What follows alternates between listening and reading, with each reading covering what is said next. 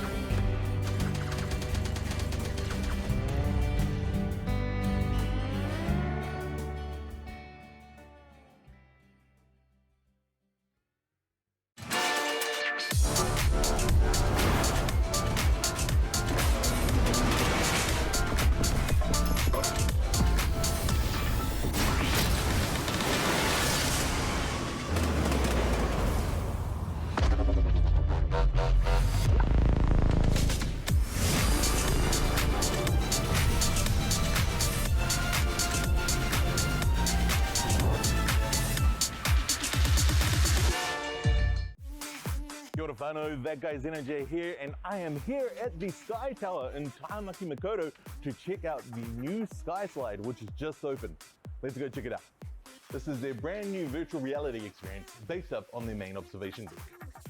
It's a crazy ride, offering 360-degree views of Auckland at up to 100 kilometers per hour. The motion platform imitates the 3D rendered open-air slides, twists and turns above the skies of Tāmaki Makaurau.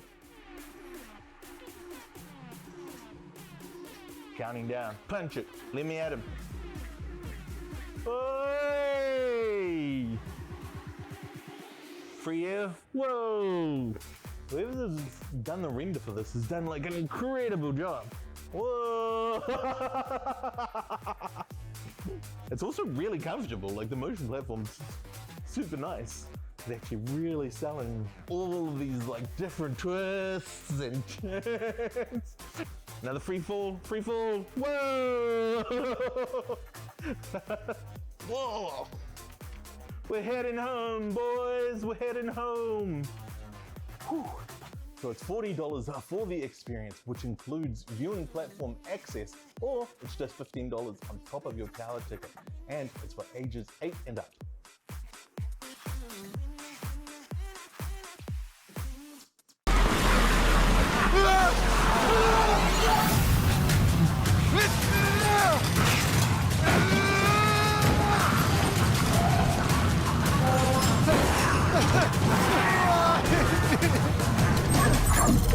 Rocat.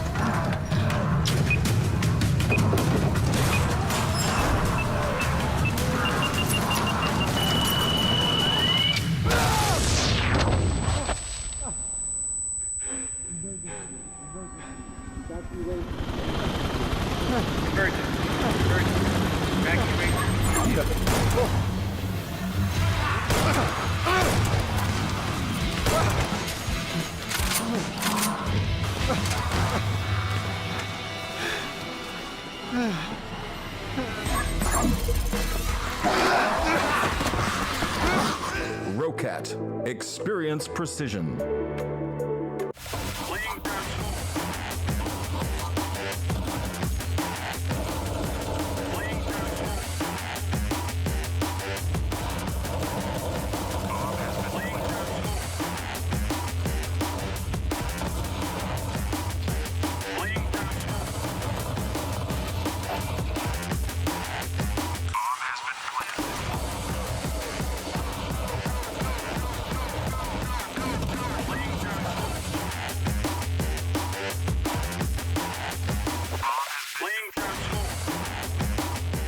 Ladies and gentlemen, hello and welcome back to the Labs CSGO Pro League for Season 2, of course, ending out 2020 shortly, hopefully with a bang. My name is Conky, alongside me is Pilski, the better Mitch, and Mitch, all I can say is, mate, we're finally down to this top 4. Yeah, really looking forward to getting into the action. We got, I would say, probably the 4 best teams in the league. A couple of them have showed some very promising results domestically. Some of them have even been over internationally lately, so I'm keen to get into the games.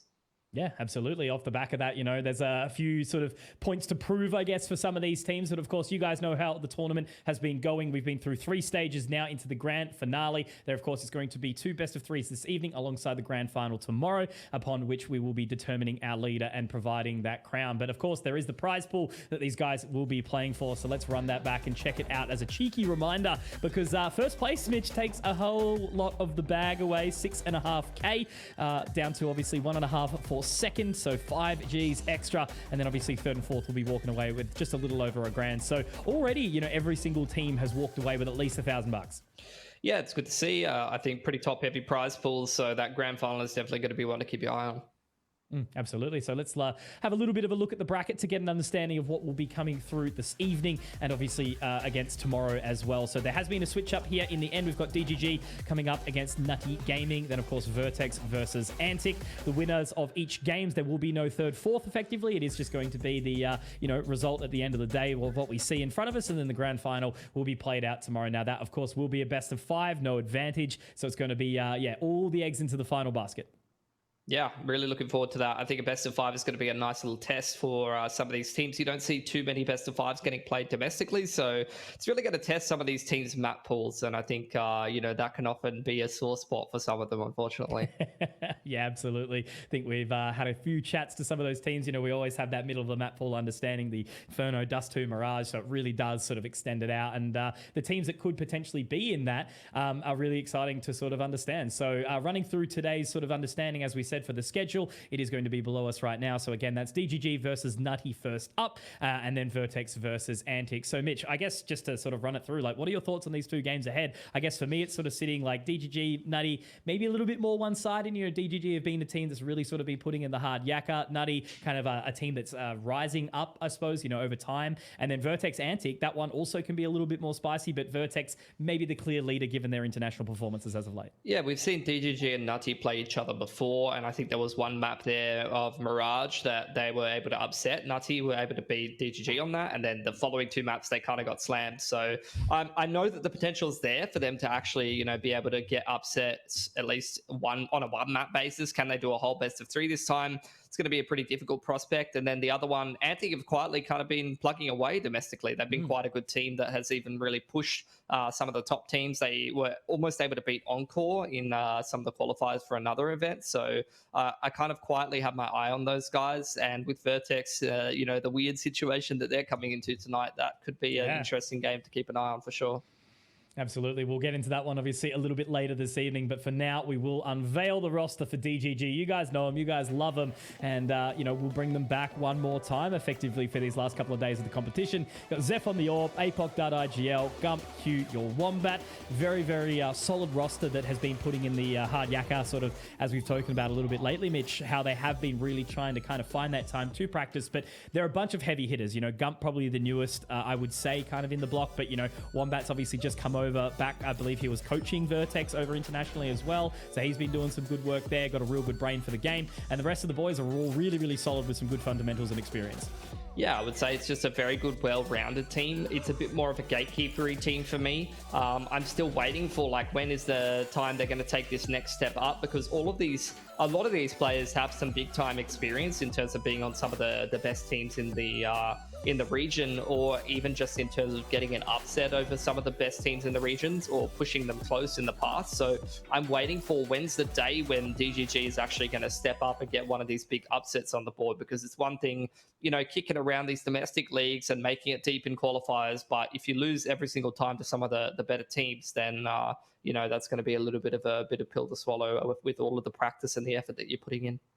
Yeah, absolutely. You definitely don't want to be sitting as that team that's kind of the one to beat as opposed to the one doing the beating over time. But of course, there is the other in Nutty as well, a team that has kind of been on the slow rise, right? There are some familiar names rather. There has been some regularity to this roster over time. So we've got Velocity, Mega the IGL, Super, Clover, Mr. Shark on the AWP. Super has been kind of one of those guys for me that's been a bit of a newer prospect, whereas the rest have been around for a little while longer now. Kind of in that tier 2 sort of scene, but, making a statement by getting into this top 4 here. They obviously had to trounce some, decent competition in the Vodafone Warriors to actually make it here. And that was a pretty spicy game as well, where Vodafone Warriors, I kind of feel, fell a little bit flat in the second 2 games. But overall, it means that Nutty is, again, slowly improving each season as the time passes on.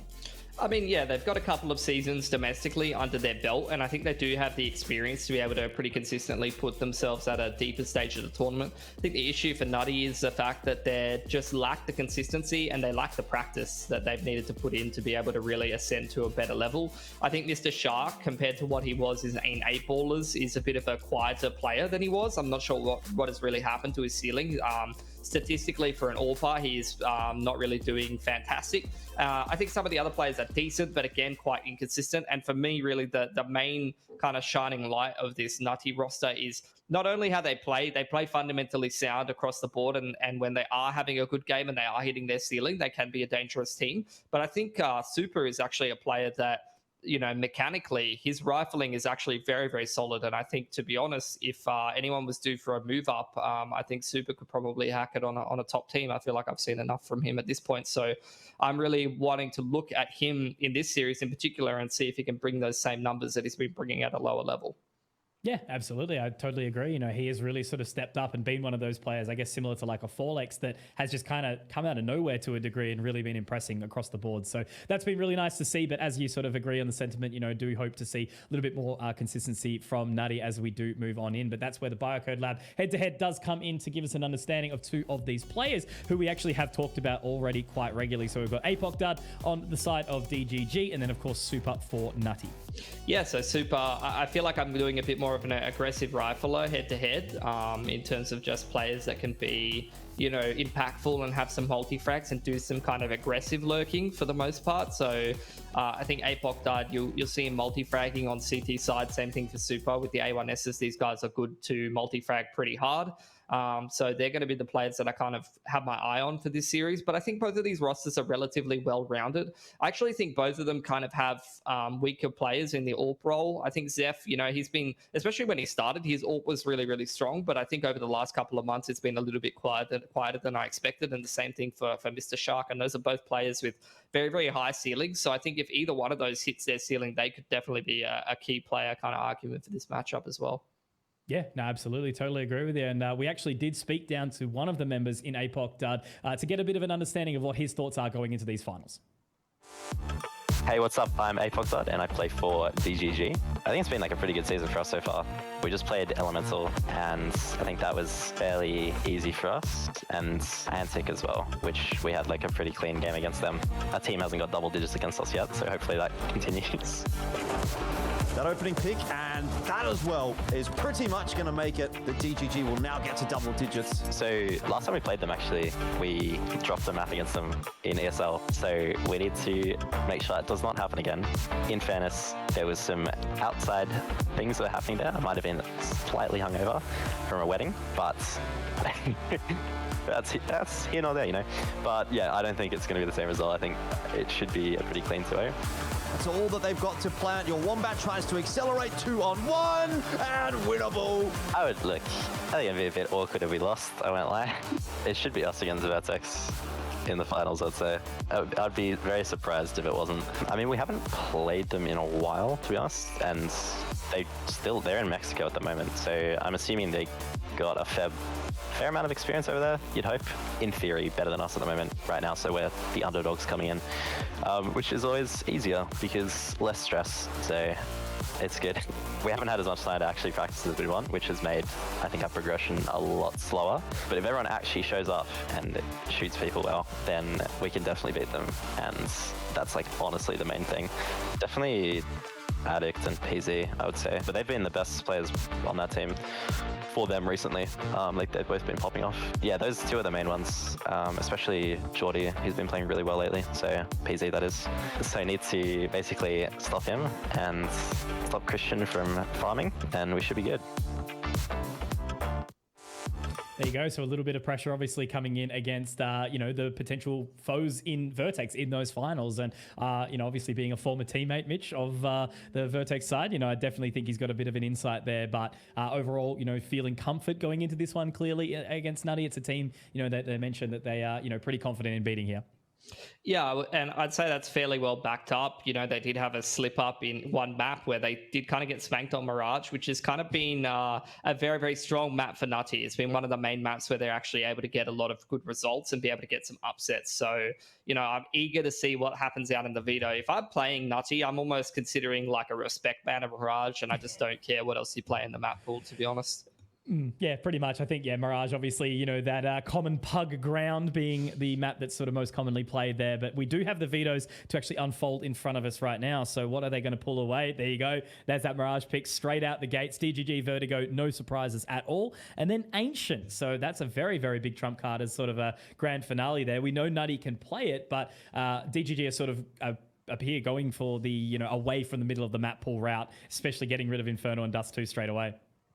Yeah, interesting to see the Inferno ban come out, because it's like the map that almost every Oz team is picking at the moment for some reason. It's such a weird one. Like I feel like, people would be leaving it towards the third map decider, but it's one of those classic things that when you're like a caster for too long, or when you're an Alice for too long, you forget how some of these games actually do break down at the end of the day. A lot of teams very comfortable just picking the map and beating a worse team on it, beating them with util and better fundamentals. So I'm not surprised to see Vertigo come out there, DGG going back towards the edge of the map pool. But at least to kick things off here, we've got a very, very comfortable map for Nutty that they were able to beat DGG on like 16-4 or 16-5 last time.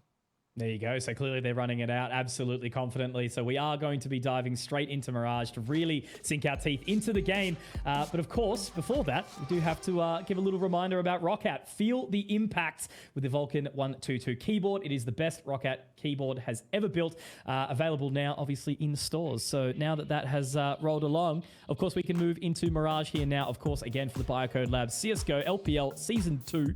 Last couple of games for the year here, Mitch. Yeah, so semi-final, we bro. Really get hot out of the gates. Yeah, so keen for the semi-final. We've been playing it out the whole season, and this is really kind of the grassroots, is where we get to see a lot of these up-and-coming players, see what they've got, and see how they kind of perform in these pressure matches. And this is going to be a perfect example of it. Nutty going to be running it down on the T side.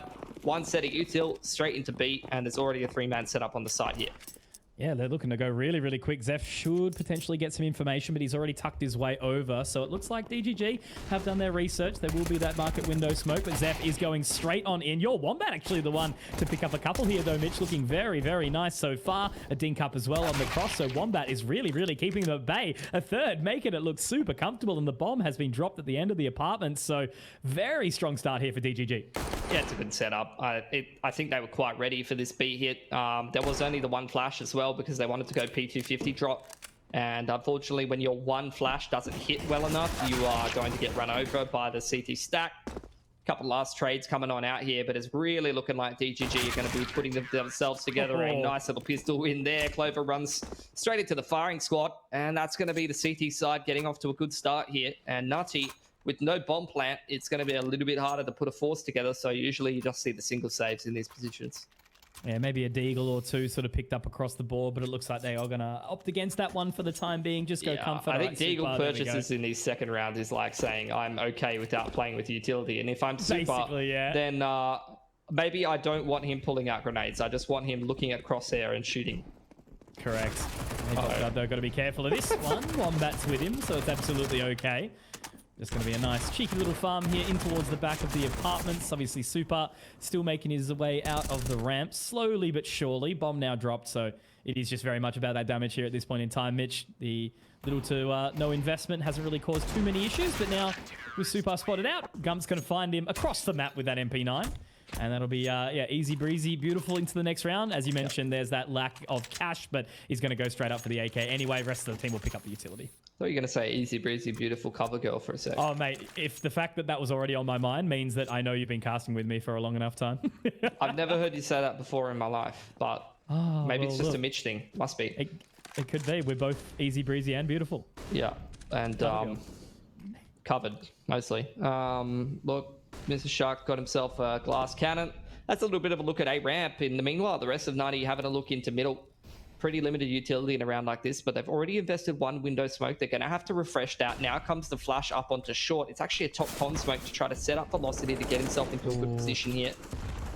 Hasn't been able to find his way into con just yet, but they have put sufficient pressure on the CT rotations here. You can see the shift from APOC. He wants to go and take ramp control, ramp info. A lot of damage spammed through the smoke there by Hugh. And Nutty will have to win this round with nothing but one flash and their guns. Yeah. Lots of pressure, just completely putting up against the wall. But there you go. They have used it effectively at the very least. That's Super, the man to just point and shoot and click. And very happy with that opening pick. So that will start to sort of make DGG question their positions just a little bit as Mr. Shark will pick up another. There still is some defenses over towards this B side. They've got 50 seconds, so plenty of time to decide on where they want to go. I mean, this is just clinical from Nutty. They get that first pick over towards short and they just freeze. They literally hold every angle. They know that the CTs want to aggress, want to look for information, and they've just given themselves enough rope to hang themselves with at this point. Punishing every single aggressive peak. APOC Dud punished for pushing through spawn side. Then that push through window gets punished by the ladder player. And Nutty just keeping things simple. Walking around in pairs, relying on the fundamentals is a really good stuff. Unfortunately, velocity very low here and no armor for Mr. Shark. Needs to be careful not to go down there. Very well played. At least only finding that one. It was a low member of velocity as well. So yeah, 1v4. Gump will unfortunately be going out of this round with not really a whole lot. They found him, and Mega, Jesus, ripping his head off at the exact same merit. So there we go. Yeah, very, very strong round from Nutty. Like a team that, I don't typically sort of put up for the, much more sort of methodical mid-round, Mitch, but they exactly did that. They put the brakes on and waited for DGG to walk into their crosshairs. I think it's a little easier sometimes when it's like your strong map, and when, that first gun round, you get yourself in the position you were looking for, you get that first pick, and things are going well. It's really the teams that, when you get deeper into the map pool, you get into the maps that they have less reps on, how good are the protocols, how good are the fundamentals. And I think for Nutty, this, that kind of round is an example of just how good their Mirage can be.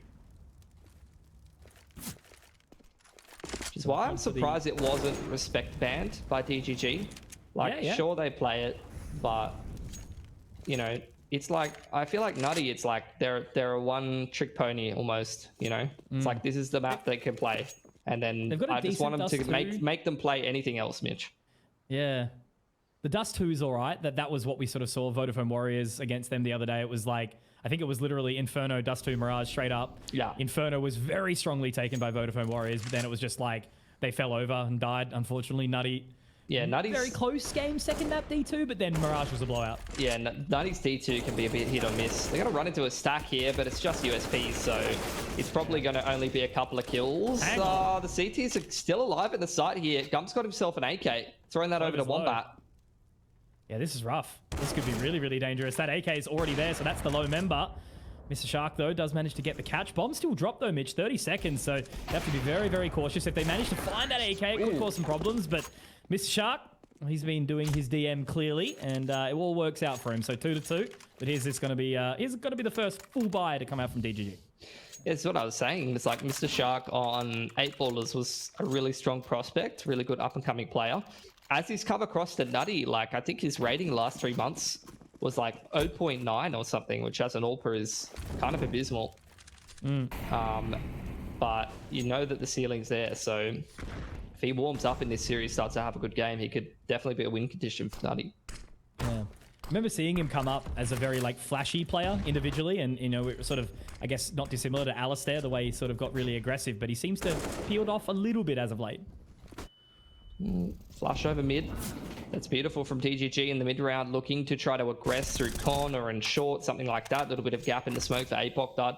So far, it's only a 1-for-1, so CT's probably still a little bit uncomfortable. You can see them still in a 1-2-1, just leaning off of the extremities, not really holding either of the sites super hard, but relying on this crossfire between APOC and Wombat. That's a classic case of A1S. That's probably like a 92 in 5, and Clover's just giving them a 1-tap. Unfortunate. Trying to reposition accordingly. Still very reactive here, DGG. They've got to be cautious. Your Wombat. Timing, but it's going to be okay. He does actually manage to collect both, and now it's going to be back onto that reliance for both Mega and, of course, Mr. Shark to start to walk their way out. Zeph really slowly trained onto that A ramp position, but the timing isn't going to fare him here, Mitch, so that'll allow Mr. Shark to kind of get his way out a little bit, looking to now throw that smoke over towards the top of Connector. Maybe afford a position in. So at least they've made a little bit of a creep out towards this site. 25 seconds left. It's a good line for Zeph. He's been absolutely robbed there. Straight through the side of the little bit of metal. Plant goes down on triple. DGG aren't going to flood. They're going to respect it. A good bit of time. Does allow them to slot back into that post-plant position. Both actually going to be doubling up into it. Whether or not one will sort of try to wrap back into Palace, but it looks like, okay, no, that's exactly what's going to be happening. But they do start to walk up, so they've got to be very, very quick about this. Is this going to be a wrap down towards top mid? Yeah, absolutely. Going all the way through, trying to reposition around accordingly. Mr. Shark almost gets the collat, but a little bit robbed there. As you mentioned, surely they've got to be aware of it now. Gump is going to get onto that stick, and not knowing it at all. Oh, Mega, will he be able to hit the line? No! Oh, not quite. A little bit of a miss blunder on the aim, but there you go. The to be fair, almost was there on the risk, but there's a reason why players diffuse like that. It just makes the hitbox an absolute nightmare sometimes. So even if you're like, you feel like you're bang on the head, it's like hitting his shoulder or something. It's been something that's been broken in CS for the longest time. Never been fixed. That is just one gun alive for DGG though. So round 6, this is going to be a big swing round, Mitch. Absolutely, lots and lots of pressure on. Nobody saw that, we promise. That's a nice lineup for underpass, Tom. Really yeah, exactly. It almost made its way there. But another smoke to go down to afford a little bit of extra protection from shorts. So again, Nutty just sort of, happy with their mid control and also happy to slow it around for a little while. I mean, both of these teams pretty light on util at this point. The majority of the util is with super and B apps, so that's not really going to be much of a help to anyone in middle. That flash well dodged by APOC. Easy opener for him as he takes down Velocity. Mega trying to make something happen off of that pick. Just walks straight inside the smoke, trying to spam APOC. Almost gets him as well. But in the meanwhile, Zeph's got an aggressive window, and he's just taking over this round, Mitch. Much more comfort there, looking way more smooth. Wombat's going to get that Molotov in towards apps. Doesn't quite tick far enough, so they're not going to have the information just yet, but that's really the only kind of remaining outcome here for Nutty at this point in time. Molotov goes out, information gathered. They're going to throw the smoke on the cross as they do start to dive their way over, but already Zeph's here. It's going to be next to impossible to kind of make a prison break outside of these apartments. Super spotted. And now it's just really going to have to be relying on that aim, but there you go. Clover does bring it into a 1-on-3. But it looks like the jig is up, Mitch, for the time being. Still does have the bomb in hand, but trying to overwhelm this 1v3 with the Galil is going to be a big old challenge as they do walk out of the end of market. He's done a little bit of decent damage, but 3 alive is a pretty happy result there from DGG. Yeah, especially when majority of Nutty have like 2k. If they don't get a bomb plan in this round, they're going to be light on util again next round. And already, it feels like for Nutty, in most of these mid rounds on the T side, almost every single time they have almost no util. They use so much of their util trying to get up mid that they don't really have any left for the mid to late round. Like they just try to get players in mid, in like ladder, in like con, and then rely on very basic util to be able to set them up for duels, or maybe even just, that's a nice flash over the top from A. Set A, block that up. Bit of an eco farm. Counter flash out, goes straight over his head and actually blinds 2 of the T's, so that's not ideal. And he's playing with confidence here. Eco Frags wants to boost the stats a little bit, but Hugh's going to take a cheeky 2 for his troubles as well. So a nice shutout round there, but the cash is starting to stack up a little bit. So hopefully Nutty will be able to move into this with a little bit more confidence in the utility. Yeah, I mean, again, it's going to be a little bit lighter on the util. That's the problem with them being down to like 2k, is they're going to like 4 to 4.5k. So limited grenades, and that's what like when we get to like 120, just keep an eye on how much util they actually have left. Like, yeah, they use so much of this getting into middle. It's a 1-3-1 here for DGG. They want to fight. In fact, they are hard committing to this mid fight here. Been the prime focus sort of most of these rounds, but that's again a really, really good over position from DGG. Very reactive, good responses. Now the utility to kind of dunk in towards top of mid. Clover does get chipped up, and now they're getting out scot-free, Mitch, so able to reposition very, very happily after taking the refight into mid. I mean, they've seen a lot of contact in middle, but it's very brave for him to just walk through ramp. I think he must have been heard by Clover at top middle, because they are 100% sure he's here. He must have made a step in ramp. He still takes one with him, though, and gets a lot of information about the positioning of the T's. Yeah, I was going to say no way he got 2 there, but 1.5 is still a very, very good result for that information, as you mentioned, and it's really put a stopper on any sort of further aggression from Nutty. Now they really kind of feel like their only option is to head towards A, and now the rotation is already starting to come in through CT. I think the issue with a team like Nutty in a round like that is like when they see such a heavy commitment to mid, I think a better team, you would see them take more agency on other parts of the map. They have gotten A here, so they have a decent chance at completing this mid round, but DGG are playing it around a little bit too well. Yeah, Super going to have to do the unthinkable here in the 1v3. Already had a very nasty shot onto Zeph in towards CT, but the reposition is just so good from DGG, right? There's the dink straight through the box, and they do line up a little bit, but the old spray adjustment can be very, very challenging inside that position. Like, I think like an EU team or something, you would see like Rop straight out Palace there, or like, I think they're a bit more heavy towards B. You'd see someone try and walk out B apps. If you see like 3 or 4 CTs middle, like you'd see one of the T's probably making a play somewhere, agency in the early part of the round. But I think when, and this was an issue with even like my teams when I was trying to compete, is like when you don't have that experience, you don't really take the agency that you could be afforded sometimes. Don't know a good deal on a bit of real estate when it does present itself, but... Or insurance, maybe? Maybe, could be. Don't speak to that Conky guy, though. He's got no idea what he's talking about, but Humongous certainly does. Happy too. This is obviously only a level of a counter eco. We did have that hero AK from Super, but that's been squashed for the time being.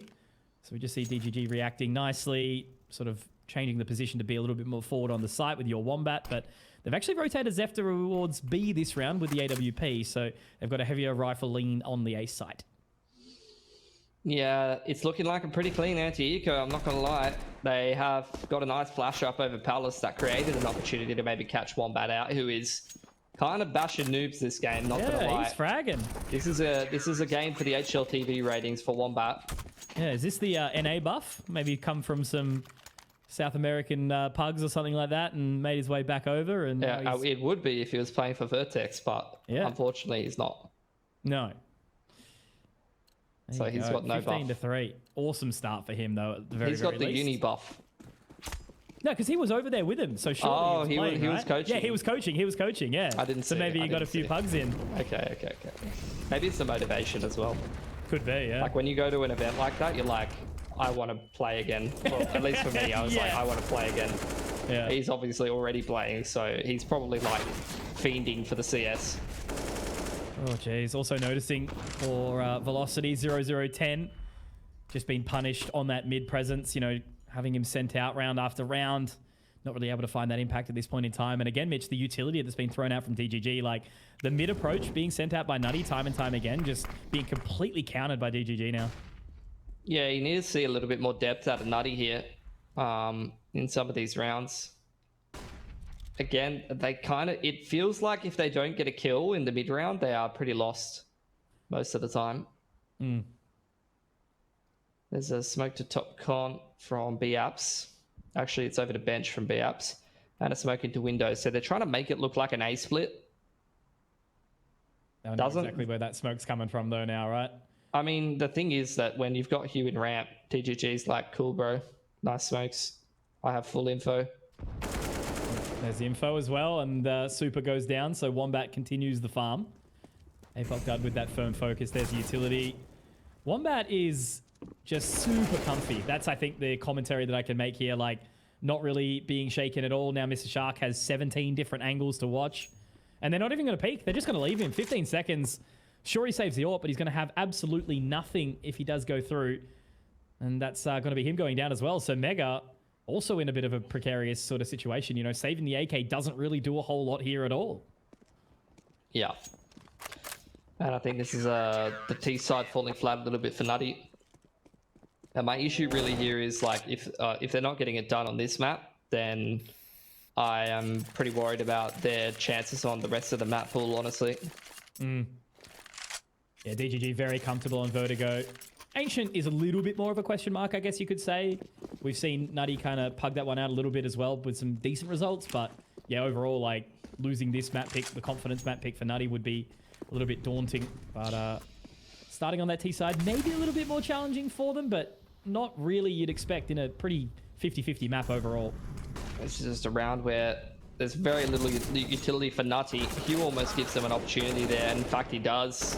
This is a round that Nutty, like, we're behind in terms of weaponry, behind in terms of utility. Mr. Shark was even saving for AWP. And they find a first pick, but Gump pegs it straight back with some B-Apps aggression. Feels like disrespect from DGG. Like, they're just aggressing. Even if they're solo in a certain part of the map, they're pushing. Understanding their opponent, able to kind of play around accordingly. Wombat doing it again. A little bit solo at this point in time. Gump now rotating around. But yeah, APOC did that reposition. Mega all on his lonesome. Wonder what the call is going to be. DGG just all over it at this point in time. If he gets that catch, that should be the information for the rotation immediately. There it is. Yeah. Now you got Wombat under Falc's caught with a grenade in hand. So that's an opportunity now for Nutty, who pick up a molly. Smoke goes onto triple, but they're planting default. So bit of a misplay there. Could have been a better position, Smoke. Oh, missed shot, Zeph. Couple of opportunities go begging there as well. Nahichi is going to go a little bit too far, however, and that's a very good Molotov, putting the sweat on to Velocity there. And now, with the bomb obviously planted where it is, it does make it very, very challenging if they can make quick work of the member in Palace, which, of course, is going to be Mr. Shark. But Clover looks to stop off the rotation through, punishing Zeph. Now onto the defuse. APOC Dud actually does stop it, and he should very well have the time. A very cheeky 4K from the leader. And it should just be right onto the wire. Yeah, there you go. Well done. DGG with 9. Yeah. Shouldn't have even been needed, to be honest. Just a round where things get a little bit scrappy, but DGG's got that clutch factor. You can't really complain too much, but I've got to say, I don't think they're going to be getting away with this kind of stuff against Vertex or someone like that. Nah. Exactly right.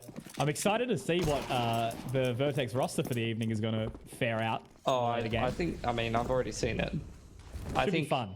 It should be we should leave it as a spooky Halloween jump scare. Oh, absolutely. Yeah, for sure. No spoilers here.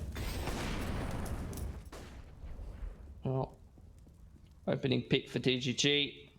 And again, you're seeing a lot of hesitance from Nutty.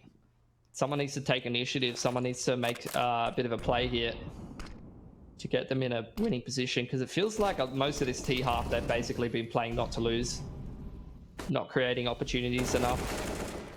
It's a good one for Mega. Punishes the aggression into ramp. Nice nade follows up though, and that's the bomb dropped. Yeah, it looks like they're reacting a little bit better to it at this point in time now, Nutty, that they've taken the focus away slightly, but Wombat picks up another. And Apoc Dud, yeah, just the full confidence. Like, he doesn't get the frag, sure, but at least he does the whole, he just wanted to set up Gump. As the IGL, what you want to do is just tag them up about 50 each, and then get your, your gamers. Yeah, you tag them all back. Swing out with the confidence, and then they think they're gods, and then all of a sudden you're playing on a better team. So this is speaking from experience, right? No, I just baited everyone for kills. Which is why my team was shit. There you go. The Pilski special. Love to see it. There you go. Bunch of shitiots. Nah, this is, yeah, look, I'm happy with what we've been seeing from DGG. Like, it is kind of a thing that we talk about, though, right? Like, if they're not stomping tonight, how are they going to look tomorrow? Yeah. Nutty, a team that has definitely got some big potential, right? Like, we've seen them do some awesome things, but you just sort of, do question, like, their, seriousness towards it. I think you've seen a couple of games in both domestic leagues where Nutty's calling has looked a bit woeful. Yeah. And I think this is another one of them where this T side is just, I'm not really sure what's going on. Like, this is meant to be their best map. Correct, yeah. And against Vodafone Warriors, like, as I said, the last game that me and Jim did post up for this competition was the final game of that, last leg of the competition before the playoffs, and Nutty looked awesome on that one. They kind of got smacked around a little bit on Inferno, but then by the time they moved over to Mirage, I think it was 16-4. And, Vodafone Warriors aren't a tier 1 competition, but they're certainly a good opponent. So it was a very convincing run. But it looks like Nutty's confidence has just been completely shot. Minimal communications between each other, it sort of seems. And what a flash. Kind of flash into apartments, like, DGG mean business. Gorgeous. Yeah, I mean, no complaints about the CT side from DGG. This is a bit of a stomp up. Clean. Very, very clean. Yeah, I don't know. Not too much to really kind of play around. I guess the only positives you can take is, definitely just on that DGG side that they are feeling the confidence. They've got a good read on Nutty.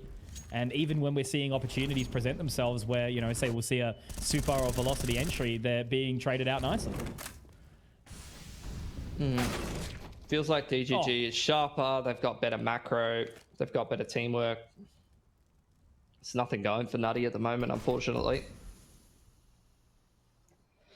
Again, DGG, they've just been aggressing all of the extremities. They've got full B apartments control, which is info enough to allow DGG to work four players on the other side of the map. It's like, I've played these kinds of games before, and it's not, it's easy from like an analyst perspective where it's like you look at the game and you're like, oh, they should obviously go back and re-clear apps, which to be fair, they are doing. But like when you're in the game, it's not easy to come to those solutions sometimes. No, absolutely not. All the pressures sort of do really start to line up. Obviously this is in the playoffs as well. So this is effectively like a bit of a step up for Nutty. They've played against teams of this nature, but finding themselves to be the top 4 in the Let's Play Live Pro League is a bit of a statement to be made, I would say. Yeah, it's a good result. And I think macro-wise, they're doing the perfect thing this round, to be honest. They did lose the pick coming out ramp there, which is a bit unfortunate. Zeph is just absolutely bold in middle stump. Gorgeous. Back to the pavilion. Mr. Shark. Yeah, this is just another round though, Mitch, right? Like, you've got 2 that are trying to slowly walk their way out ramp. Mr. Shark's still in Palace. They have the reposition there, but yeah, now there's just not really a whole lot to be able to be done here. I think like all of the macro of that round was perfect. And then like it came, I see this kind of thing happen so many times where it's like, they did everything right. And then they got to A ramp and it's like, there wasn't the jiggle or the flash over the top. It's like that last thing they needed to do. To get to after time. Oh, did he? Yeah, that's RIP. He's got $200 dues in the bank account. Last round, absolutely nothing. Yeah, not even a pack of Zappos from the shop there. Nah, I mean, what can you buy with $250 in Sydney? Not a whole lot, I'll tell you that. Maybe a pack of gum. I went to Woolies today. I can confirm. Inflation is crazy. Apoc Dud. Bread in Zimbabwe out here. University. Oh, dude. Expensive bread. They are at least trying to go for some pace, but geez, Gump. He's comfortable. Yeah. Immediately this game is just over, Mitch. To the wall, but yeah, it's done. Just GG. It's DGG right now. I guess since we do, we're not obviously having a halftime break, we are going to roll straight into it. Supar will give a chance, but there's a lot to be done here. He's going to go down. Where do you, not to close out the whole series, where do you sort of see us on Vertigo now that we're seeing a 13-2 half on Mirage? It's not good. I'll tell you that, Mitch. Hold on. Yeah. Let me go look in the vault. I require the information. So Nutty has played 0 maps in the last 3 months on Vertigo. Okay. So that's obviously usually you'd want to see a team playing the map. Sometimes DGG have lost a lot of games on Vertigo in the last 3 months, but almost all of them are to Greyhound, Encore, or Order. And then when they're playing Elemental, Arena, Rooster, they're kind of smashing them. Cool. They lost to Antic in a close game. Antic's very good at Vertigo though, which is odd because they'll come out hot of the gate on Vertigo and then potentially to back a team. I need to see them have played the map, Mitch. Yes, okay, I understand. That's fair enough analysis. That's why they pay you the big bucks. We are getting some tack pauses. We're getting some tech pauses. We're getting some spiritual pauses. Mm-hmm. We have lit the incense. My Virgo moon is rising. Mercury is in retrograde. Pisces sun. And I have almost finished staging my house. The spirits have been cleansed. Alrighty. And as they have been cleansed, they have given me the signal via Ouija board. You could see that the little ring thing, the plaque, has floated over to unpause. And we will continue with the game. God bless. Thank you, Senator Thanks, JC. Pilski. Shout out, JC. Where is this gone? Okay. Straight B rush. 4 here on the defense.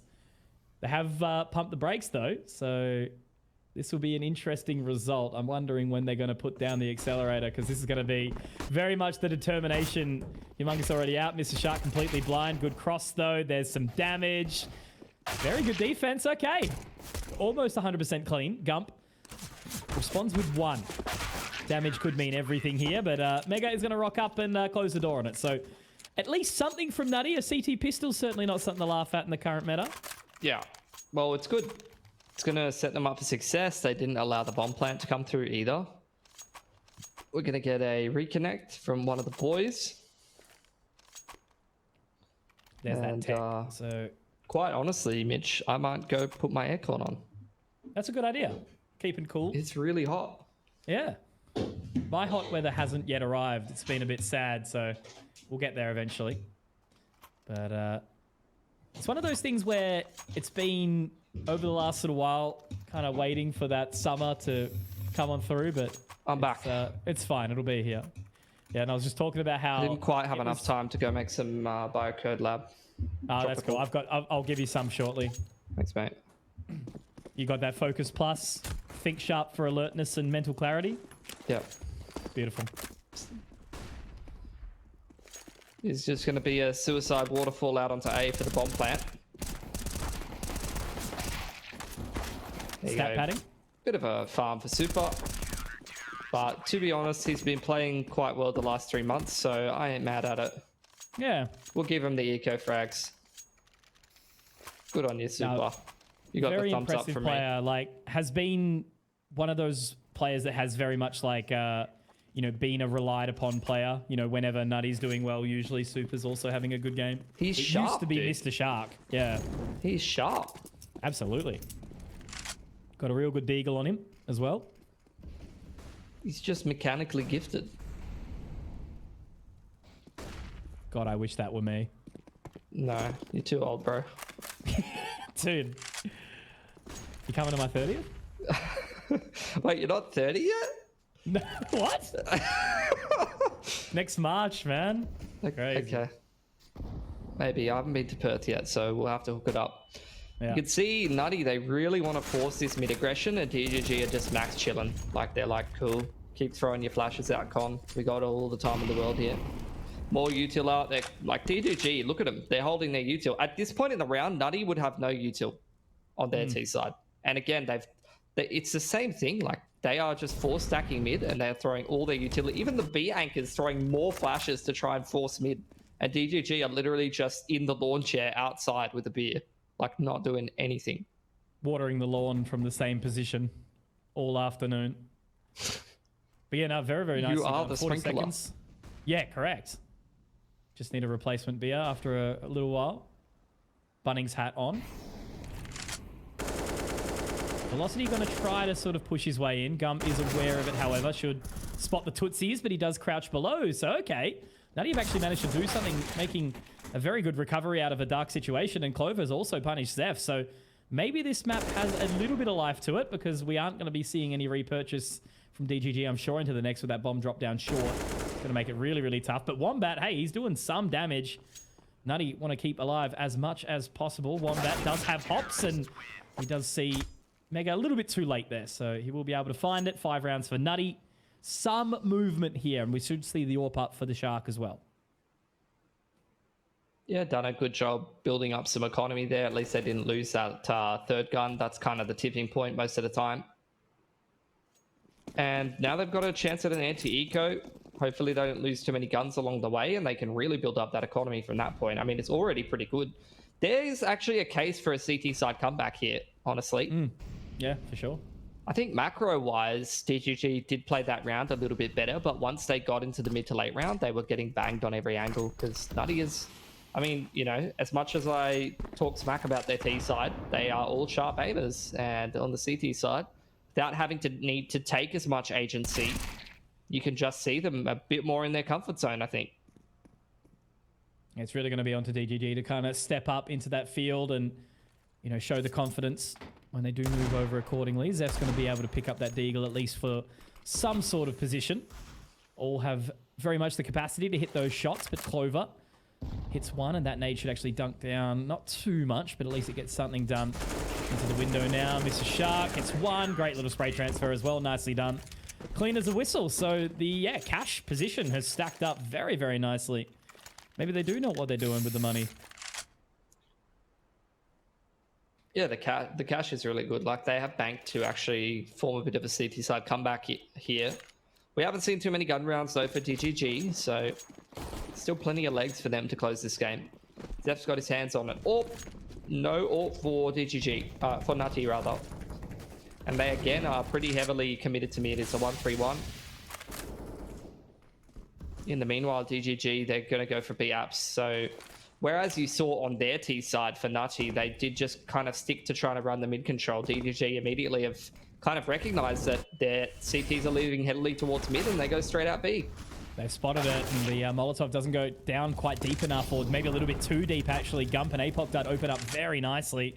Now, Gump's already all the way into market. Doesn't quite want to make his way through, but Zeph drops super, and yeah, it's like a flick of the switch, isn't it? Yeah. Giving up that mid position. Wombat's got all the lurk, all the info as well on that rotation out, so they should be able to lock this out pretty easy. I mean, it took them 1 round to adapt to what the CT setup was. Which is the difference between these two teams. You know, Nutty were trying to, for most of that T side, do a similar thing. They did change it up a couple of rounds, but didn't really work out too well for them. To be fair, they did get clutched on quite a few times, but you can see DGG, after running the mid control into the 1-3-1, immediately go for a apps pop. Pretty quick BXE, just go for a 1-4. And I feel like that's how to find success a lot of the time, at least, you know, in my experience, kind of more old school on T-side Mirage. You always want to try to be staying ahead of the curve. You want to be, you know, doing a mid default, then you're doing a Palace pop, because you're anticipating the CTs to change their setups. So at least we are seeing some form of life. Very, very quick mid play coming out here from DGG. Do have that one position from Humongous inside the ramp. Mega now clearing it out, so they are going to know as well. I think he actually would have heard some footsteps. He absolutely did. So now Humongous can just walk straight onto it. And very much sort of leaves the pressure up onto Velocity to kind of try and grab something back. Super's back CT, duck down. That's a perfect example of like one player taking agency. It's just not something you saw from Nutty on their T side. Like the A ramp lurkers just walked out and taken over the round after the pressure on mid has kind of pulled and pushed the CTs. Yeah, the experience definitely living up for DGG over and above Nutty. Mr. Shark already in position, but Humongous, you know, he's on top of triple. Has all the control in the world. Alpha position. Over. Yeah. Literally Humongous. Building a statue of himself on the A site saying, It's all me here. And that forces Mr. Shark off the line as well with the AWP, so he can't lock that position down. Velocity's super low. Still a while away. Like, do they even save here? You know, Yeah, it's you have 15 to. rounds. Like, I mean, the money. Yeah.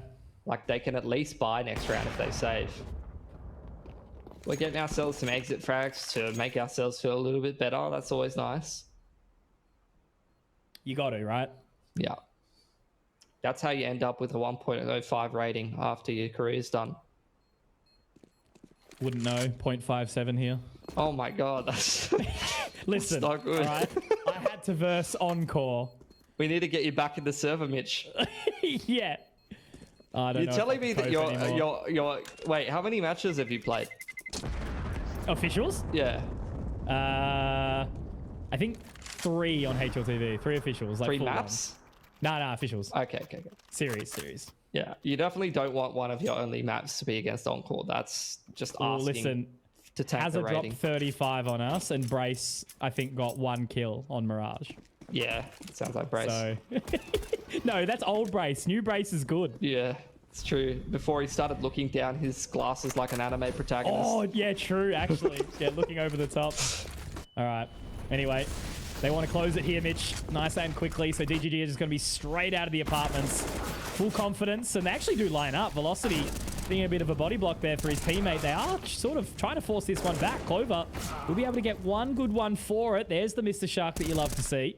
It's a very nice shot. Super also able to lock it down. And it's Apocdud who was looking to get this late lurk up towards short, but expecting the rest of the team to have a bit more control. Super's going to focus his cross there. No, Apocdud does get the kill in the end, but unfortunately now with the other site set up towards short, it is going to be a survival for Nutty. So the saved round in the end does mean that they at least net themselves a 7th.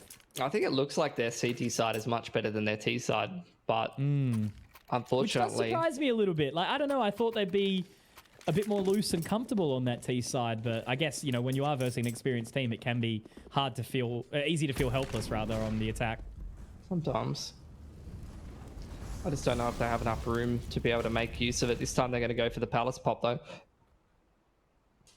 Oh, Mega, this is a bold position. They're not going to look at it just yet, though. Your Wombat, who's been having a stellar game, affords himself the trade. Super with 2. Oh, this is the vintage Super you like to see.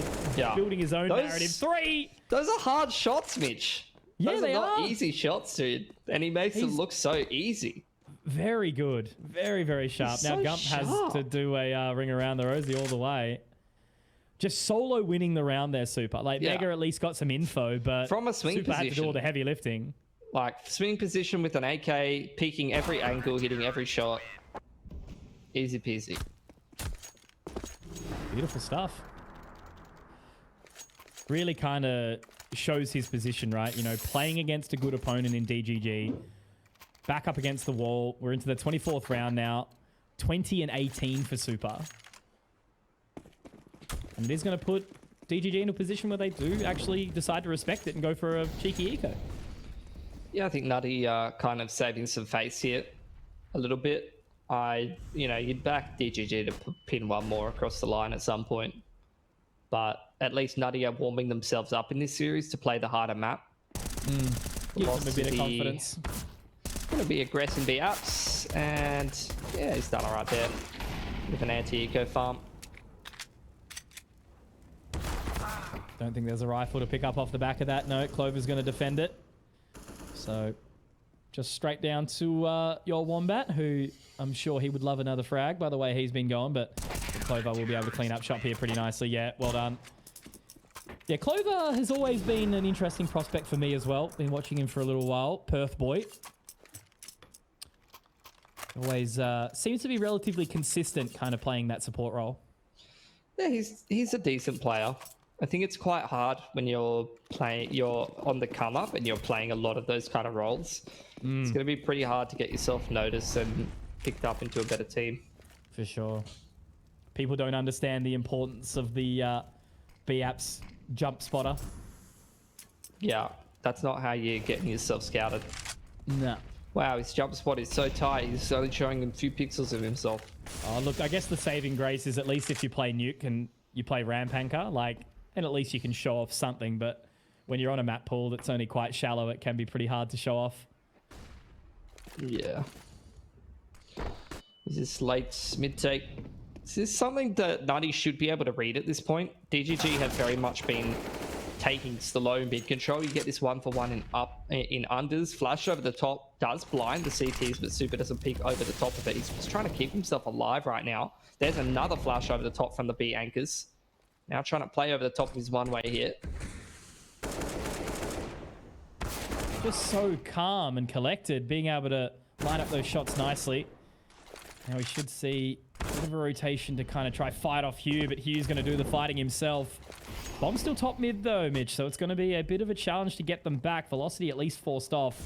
They've remained completely still, so this is actually going to bait them to try and reposition accordingly. Apox has he peeked in time? He has, but it's a spray. Very, very bold one indeed. Velocity could go for the reapproach, but he doesn't.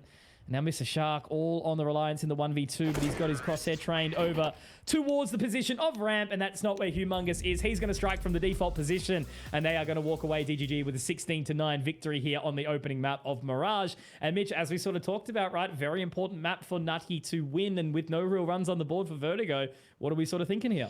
Yeah, I think it's going to be quite hard. I think that first half kind of told the tale of the series, unfortunately. DGG not taking this one for granted, as they might have done the last time that they played Nutty, and just went all out, went super, super serious right from the get-go. And I would have thought that, you know, Nutty would have had to show at least some of what they were good at on Mirage to DGG the last time that they played them. And that's sometimes the plight of being an underdog team. You are able to get that upset, but the second that you do get that upset, you're either going to turn a couple of heads, or even the team that you're upset is going to be able to make some adjustments and come back and probably beat you the next time around. So look, let's see what we're going to get on Vertigo, but it's definitely going to be difficult out here from Nutty. Absolutely. So will we see Nutty try and fight their way back, or will DGG kind of meet the opponent, or be the first one to throw themselves into the grand final? We'll take a short break and we'll find out shortly after.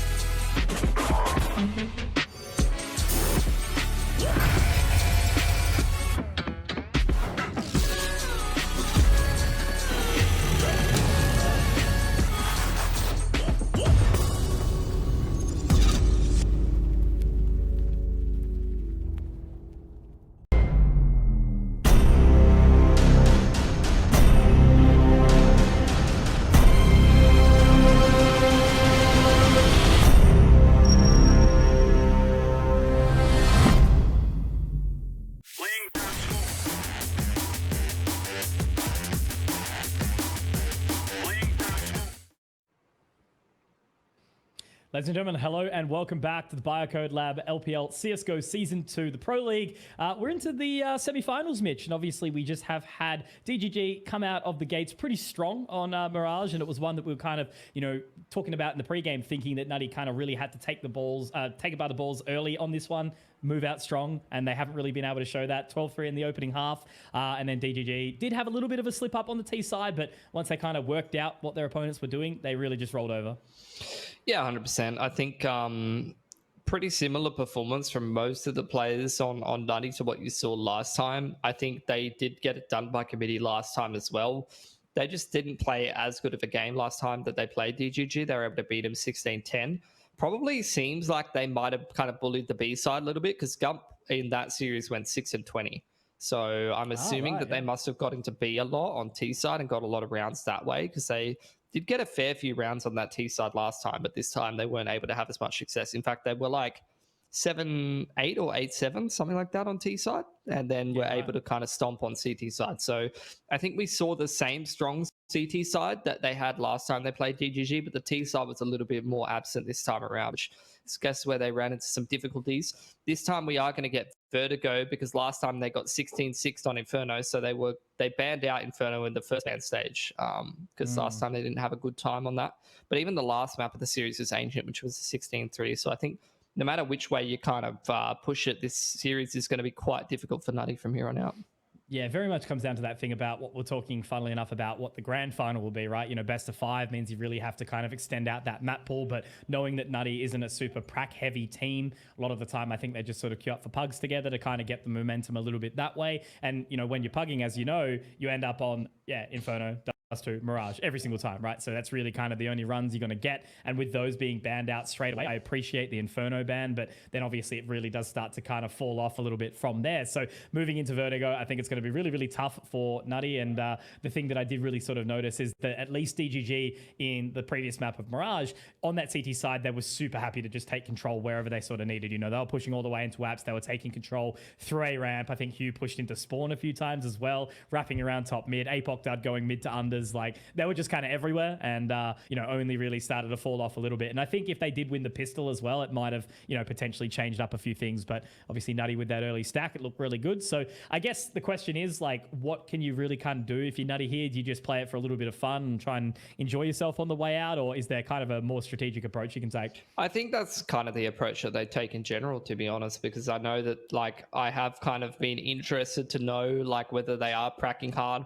whether they are trying to get to like that next level. And the vibe that I'm kind of getting from the team in most of the interviews a lot of the time is like, we're just kind of, we don't have a whole lot of time to prac, as is the case for most O's teams. Like even some of the top teams like a TGG haven't been able to prac as much as they'd like to. Maybe they're playing like 3 or 4 days a week or something like that. So, at the end of the day, it kind of is what it is. Maybe I feel like, for other games that it might be true that the incentive's not there to practice because there's not as many opportunities, but I don't really feel like that is the true for Counter-Strike. I feel like there's a lot of opportunities to go overseas and go international and, it will just take a lot of hard work for you to be able to beat the top teams in the country to be able to make it there. But there's plenty of opportunities there that are worth the incentive probably.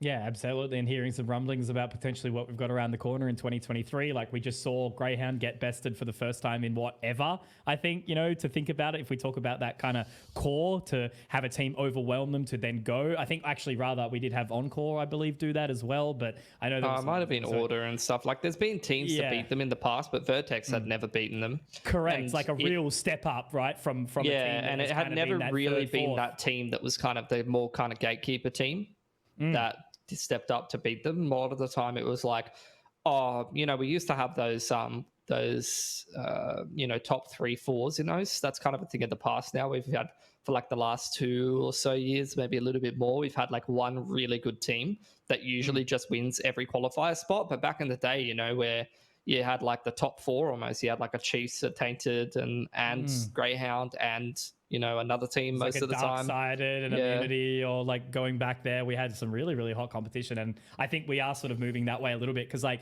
you look at the landscape of the teams right now, there are some seriously good free agents at this point in time as well. Dude, right? you Like, could we put know together that- so many good teams. Yeah, and it's just like not ADK happening. and Nedic have just come back to Rooster, which obviously means that we've got like, you know, like Danger and some other, and Viridian and those kind Which of is guys. crazy, by the way. The Danger's on the way out of Rooster. Like, how does that happen, bro? I guess like I think he's like 1-for-1 in roles for ADK, but Danger's was like one of the real step up players. He was their best player, last bro. little while. Yeah, For like the last 3+ months, he was their best player. And on LAN, he was their best player. He was nuts. Yeah, he was actually really, really good on LAN as of late. So I guess the kind of crux of the story is, right, you know, like there is the opportunity kind of now. It is trickling in a little bit more. I think there's definitely some, you know, reasons to play. And also I guess an important topic is like practice is taken kind of with a grain of salt here in a way of like what you can consider practice, like, you know, a bit more time in maybe demo review, a bit more time in running dry runs in the server and getting some, you know, strategies to be thrown out. And because, you know, scrimming to win and that kind of stuff is a little bit, yeah, I don't know. It's an interesting position. But anyway, we're not going to ramble for too long. There is a slight delay. So as soon as we've got that one finalized, we'll be able to jump into the finale, potentially, of this series if DGG walk away on Vertigo. But we'll take a break and see you back soon.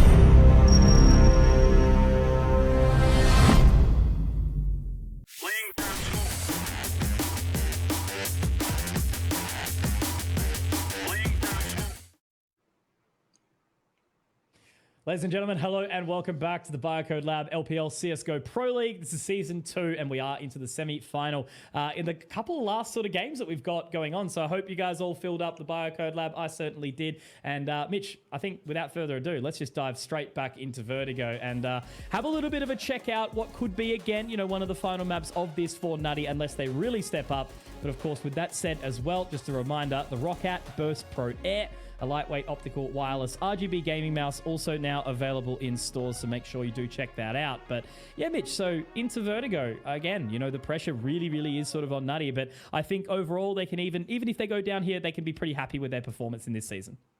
Yeah, for sure. I think getting themselves to top 4 is a big dub for Nutty, considering probably the time investment that they've put in. You know, what's the word? It's like time efficiency. You know, they haven't even cracked that much. They get themselves a cheeky top 4, get themselves some prize money. That's probably considered a dub at this point. It's a pretty top-heavy tournament where you probably have to beat a pretty good team to get the lion's share of the prize money anyway. So I think Nutty, some more good experience. And look, we won't count them out. I'm hoping that they can put up a bit more of a fight on Vertigo here, but they don't really have the reps on this map to fill me with a lot of confidence, Mitch. So it is a very slow approach for now, a little bit split. There is some sort of information down towards that B ramp position, having a bit of a look, but Apoc Dud, Zeph, bomb in hand, looks like they are ready to rock and roll. So they're allowing kind of Nutty to pace it at this point in time, but Nutty haven't really sort of thrown themselves down, and it is a very passive sort of lean off the A side as well. I think poor Velocity's in for an awakening in just a second. Yeah, I mean, he's just playing for info and wants to play for the retake with the smoke kit, wait for the other boys to rock up. Out come the tease, he's heard the footsteps, and he's pieced it. Yeah, very good. Allow control in towards the site now. They've got the smoke down towards the elevator, so they should just be able to get that plant nice and easily. A couple of wild shots over, but we do get the, you know, somewhat rarely seen El Clasico 5v5 on the retake. Zeph now getting the replant, but it's got to be careful, Mitch, because they've actually already started to pick up the pace a little bit, but they have slowed it down for a second. Did I hear someone run out of bullets entirely? No, maybe not quite, but it is a very interesting battle here as they do try their best to sort of hold on to it, but I do think that we need to see Nutty pick it up a little bit still with that kit in hand. Velocity taken a little bit lower. Mr. Shark does find one though, but quickly traded by your Wombat. Had a stellar game in the previous. Spots out another, but Clover up on the top of the box does manage to find it. Gump, however, middle of the site. Great positioning. He does get trounced, and now it's all on to Humongous in the 1v2. He has to play time. Mega has picked up the kit. Will they be able to stick it? Hugh needs to find the frag. Can't quite do it. Does get the kill in the end, but it's not going to be quick enough for Nutty. Find the 5v5 in the retake. Yeah, that pistol round was just spaghetti everywhere. And straight out the pockets. Yeah, straight out the pockets. Tears streaming down the face. But at the end of the day, Nutty managed to, you know, not cook it, I guess, is the way I would put it. And win the round. DGG, they get the bomb plant, though, which means that they get this, you know, 5 rifle buy after losing the first round. Perfectly reasonable. This economy's not stupid at all. It's all good. Yeah. Getting a very equal buy after losing the round. Nutty have gamed it well, though, right? Like, it's A1Ss across the board. But it's literally a death match. This second round is just a death match. Yeah, well, one flash, one smoke. There's just... There's no util for either team. They're just like, yep, shoot them. Look, does become a lot of the game at this point in time. Click head, win round. But they have slowed it down very much so. At least Super's gone for a little bit of positioning and found your Wombat early. When it comes to clicking head, Super is one of the best. Picking for my school sports team. Ooh. Humongous, though. That's a couple of nice shots there. Velocity does have a slight response. However, Apoc Dart is going to rip their head off. There's the lack of helmet there that unfortunately doesn't quite do it, but Velocity out of bullets. Unable to do it. Unable to connect. They are already here, Mitch. 2 versus 2. Bomb drop down close side of the gens.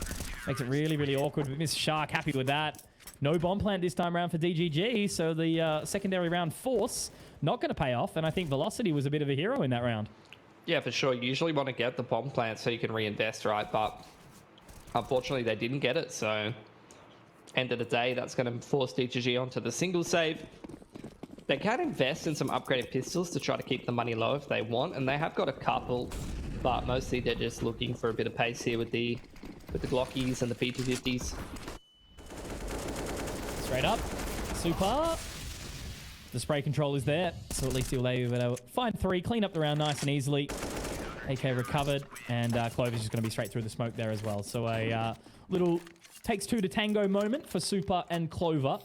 But realistically, just looking to have one of those quick rounds, throw it to the side, and DGG can set the full sort of buy up into this next round and reset themselves accordingly.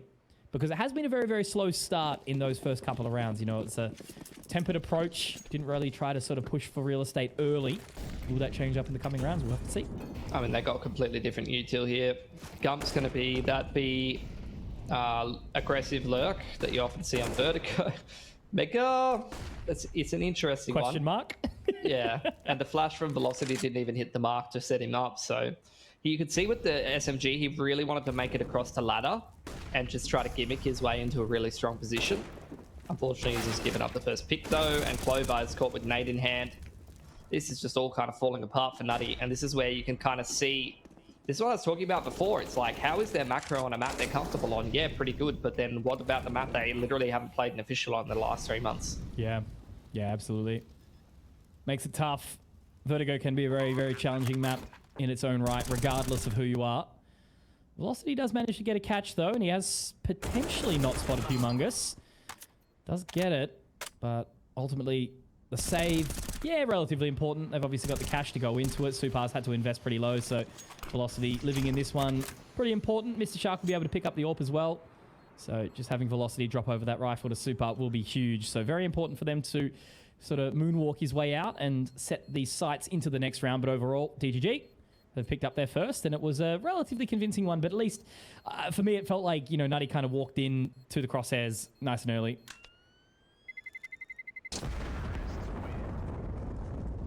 I think with that save though, they could even double AWP in this round if they wanted to. Go for something a bit crazy. I wouldn't mind seeing that in round 5. They're going to be broke anyway. May as well chuck a Hail Mary, to be honest. There you go. Oh, there you go. There it is. Yeah. I like that. Oh, yeah, cool. Honestly. Please give him a gun. Yeah, this okay, is one of those maps at the very least to you know, justify the double AWP on that CT side. I think it's the kind of round where you wouldn't be expecting it either as the T side, which is why it's super strong here. Oh, so they've turned away from the flash. Okay. And now he's naded his teammate. That's a blunder. It's all right. Super again, Mitch. Yeah, Look Super at him. is cracked and jacked. Straight down ramp. All the confidence. 8 and 4. This guy's insane. Like, please. Pick this guy up. Pick this guy up. I don't care. Pick him up. Definitely does seem to be a player that kind of wants to make it, wants to get to that next step, and he's certainly putting up a case to do that. Just being able to take matters into his own hands on the reg, you know, it's not a uncommon thing. Gump very low, now Humongous looking to reposition, and he's still just I mean, last map he had 100 ADR and they lost. Yeah. In a 16-9 as well.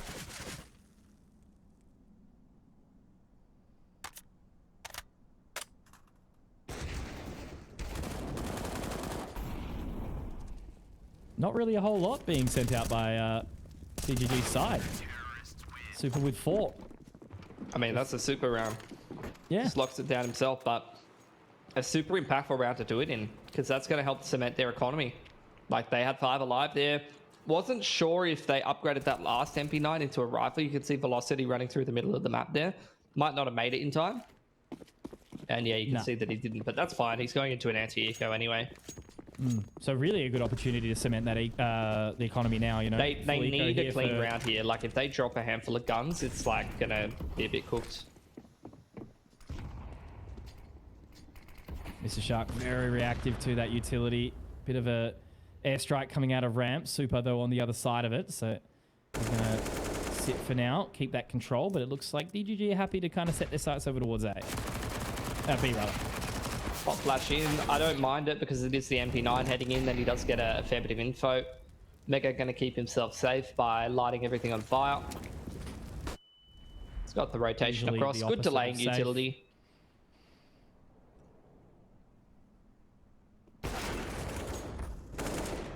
Okay. Yeah, nice. Clover pretty happy to clean that up. Nicely done. Oh, they Baits out lost the shot. Don't want to be losing one more. And they held on to both AWPs, so not too bad. About an even result. MP9 and M4. Oh, true. It was only an MP9. That's fine. So that's a good result for Nutty. They're still on that double AWP though, so this is where we see DGG. If they're going to change things up, they do have Zeph on the AWP again. I wouldn't have minded to see something a bit more like up tempo with the 5 rifle against the double AWP setup. But I'm not really familiar with how you want to be calling Vertigo, so I'm not really sure what you'd be calling against the double AWP, to be honest. You've got to have that confidence on the T side to be able to pick up the AWP pretty happily on that. Can be quite challenging to sort of go for the fights back, but you know, there is the long lines that you can take the aim duels with. But yeah, I think Zeph is like pretty comfortable playing this role. They've definitely got the reps DGG on this map, so I just don't know. I'm not sold on the Zeph AWP, to be honest. I missed the Zeph rifle. Neither am I, because he was always a rifler. He was so good as a rifler, bro. What was it, at like one of the Swedish events, I think, that they played a LAN at one of the conferences or something like that? Yeah. And like he, I don't know, like when he started with the AWP, I was like, yeah, not bad. And then since then, it's kind of been like, yeah, nah. Yeah, maybe not. Anyway, they will try to at least sort of set their sights up towards B, but there has been a bit of pressure. Some utility drop back from Gump. That will allow them a reposition as these smokes are down. But there's already 4 members now, actually, Mitch, here from the side of Nutty. They're certainly more than truly ready for it as that smoke does fade. Very good flash forward, but Mega at least does afford himself with one, drops the bomb, and now has to set his focus over towards mid. They should have the info now that there might not be anyone coming around on that flank. Another flash over towards the top to allow a bit of re-aggression in from Clover. But they do have to at least get their move set in. Good trade out from Super. Once again, the man to keep your eye on here. On the line, leg shot from Zeph. Very, very rough, unfortunately. And now Wombat, who had a stellar performance in the previous. We have a focus onto the line from Mega. I think we do, but Super's going to try and take the swing. He is relatively low, but they give that position to the more healthy players. They are still sticking their defuse. Gets back onto it, Mega. That was a little bit scary. They were all very, very low and couldn't really kind of make a call on who was to make that defuse. But in the end, they get it done. And Nutty, Mitch, like, this is not what we were expecting in any way, shape, or form, even despite the fact that DGG are starting on the lesser favored T side. I mean, it seems to me that their CT side is quite good. So I want to see them get like 12 rounds. You know, like, I don't want to see that T side from Mirage again. That's going to be painful to watch. But we put them on CT and they're banging, man. Doing good. Certainly making this one a little bit more enjoyable, you know. Even if they do go out, Nutty here, go out with a bit of a bang. DGG certainly a formidable opponent to play against. And Super's finding they're another not going opening anywhere, again, just Mitch. free of charge. They are farming. Yeah. They're playing good. They are indeed. Ancient could get a little bit dicey for DGG potentially as well. I don't know. It's hard to make that argument when it was a 16-3 last time, but I could be swayed. Just say Super a few more times and I could be swayed. Okay, right. I know exactly. Say his name in the mirror 3 times. Oh, look, God. He's Too That's good. 3 more, Mitch. He's too good. This is insane. Doesn't quite get the 4th, but this man is absolutely pad and stat and pads. Hugh now. 1v5 on the cards. Yeah, classic stat pad game against DGG, you know. Just easy. A noob team, really. Very easy to overwhelm. Yeah, absolutely. This was a gun round, 6 in 7 rounds. He's pretty good, bro. Yeah. Pretty good. All on you. And he can't really get a lot done. It's not even the double AWP that's having impact, bro. It's literally just Super running around, farming. A couple of the other boys doing some good stuff. Mega's firmly in the backpack at this point. Yeah. I think the thing is just like how they haven't managed to punish Super. Like all the space that he's finding, they're not exactly setting him up to be traded out. Yeah, you're right. The spacing and the punish flashes are not coming in really from DGG. Nah. Should be it's a bit sloppy and done. Super's just allowed free reign to do whatever the hell he wants and put up a good case for being season MVP. Pistolas into B, what do you reckon? We'll find out. Mega's got the opening. Hugh can't quite connect with the shot. Had a couple of opportunities there. Mega actually pulling out the Deagle for one, and Super's here as well. Deagles for Mega. Put the AWP away, mate. This is just ridiculous. It's like we're watching a completely different team. As I said, like, you know, the T side of Vertigo can be very, very challenging to play, but to have the confidence to pick this one up for DGG, like, they're not showing that they are confident on this map. They're not like getting their usual win conditions, to be honest. No. Like their usual win condition is like they get some map control and then Gump is like lurking somewhere and picking people in the mid round. This is just insane. Velocity's just run at Q and just shot him with his knife out. I rate this. They're such a confidence-heavy team, Nutty. Like, look at the positions that they're comfortable to take now after getting pretty decimated on Mirage. It's a bit, how you going? I just decided that we will stop the other team. So someone's given the boys a G up speech, I reckon. Gonna have to find out who that was. Good double up in mid as well. Like, playing off of each other very nicely. And it's an interesting beast. Like, one of my biggest criticisms, Mitch, is always how, you know, teams, especially locally on that CT side, aren't as comfortable to take CT-sided control, you know, into the extremities of the map that the Ts usually sort of do pick up. But Nutty is showing that they're a team that's pretty happy to do that right now. Clover's got all of this positional advantage now. Not cleared at all. Gets one. Zeph on the line actually is going to make it really awkward as well. Wombat's going to be found, and he might actually be able to find a final one. Clover's going to steal it. That's rather super. I mean, But to be fair, Super's the one convincing position. Super's the one who threw in that banger flash in front of sandbags. Of course, of course. So man can shoot gun, man can also Smart help and help sharp. friend. Smart and sharp. Yeah. Yeah. And how old is he? Let's find out. If he's like 28, I'm gonna slam desk. He is. Be like 20, right? 19? He doesn't have an age. He doesn't live. Okay. He's not like us mere mortals, Mitch. Yep, that's right. We got too much skin in the game, mate. Yeah. Been He around doesn't too have long. skin. He's just like a exoskeleton. Always just sort of throws me back to, what's it, the Harry Potter movie where he gets loses all his bones in his arm. Oh yeah. Oh boy. That's why you don't play sports. Play esports. No, exactly. Much safer. You just get Correct. mild carpal tunnel. It's just be a mild inconvenience. Yeah, we haven't seen enough. There hasn't been enough old StarCraft players to let us know what the actions per minute damage will do over time. I mean, I could tell you as a StarCraft player, it wasn't too bad for me. Yep. Dad sat me on the PC when I was like 4 and said, play StarCraft. And I said, okay. And the APMs didn't help me a lot playing the shooting games. Can you type fast emails these days, though? Sort of. I feel like my typing is fast, but bad. Okay, I'm in the same boat. Anyway, no real damage. At least the Okay, response. This is actually probably the most convincing position we've seen. We get a, deep con smoke? This is like where Nutty on the double AWP retake. This is like a EU round. It's like a round where you're like, you're cringing a little bit. Oh no. Oh no, I'm Not like cringing this. even more so now. Yeah. It's a little bit rough. Ah, that was an easy opportunity retake. there. Those should be hard retakes. Nutty is like slamming them. This is crazy.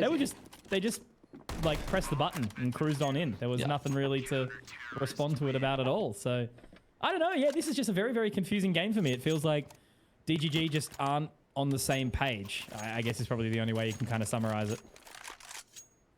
Yeah. Very strange. Very strange. See if they can claw any back towards the end of the game, I guess.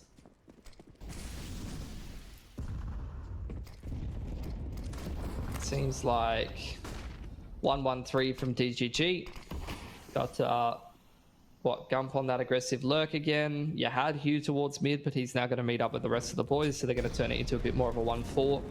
APOC hasn't been finding too many entries as well, which is usually a pretty big win condition for DGG. Yeah. That's nice. There you go. That's at least the opener that you kind of been feeling, but Super still alive. Very important player. And he is just narrowly off the line. Humongous not too far out of his sights. Mr. Shark playing a very aggressive forward line as well. So he is very much in a opening shot and get the hell out position. But Mega's here too. So this could get a little bit dicey. Right eye peek from APOC Dud. Now tries to get aggressive, but Super's here. These smokes do make it even a little bit awkward, despite the fact that they might be able to get a plant here. APOC Dud does move up towards the site. Super still here, does make some sound. He's going to hear all of those rotations they're as just well. going B. Apoc Dud, though, the lurk. Being able to pull him in. There's still 2 members here, Mitch. They're going to be able to keep all Look at 3, Gump. actually. All 3 members still here. Yeah, Gump but- takes sight. Bomb Yep. rotating over. Should be an easy round. This is just good lurking from Gump, taking initiative, giving them a contingency plan, you know? Alternate win condition.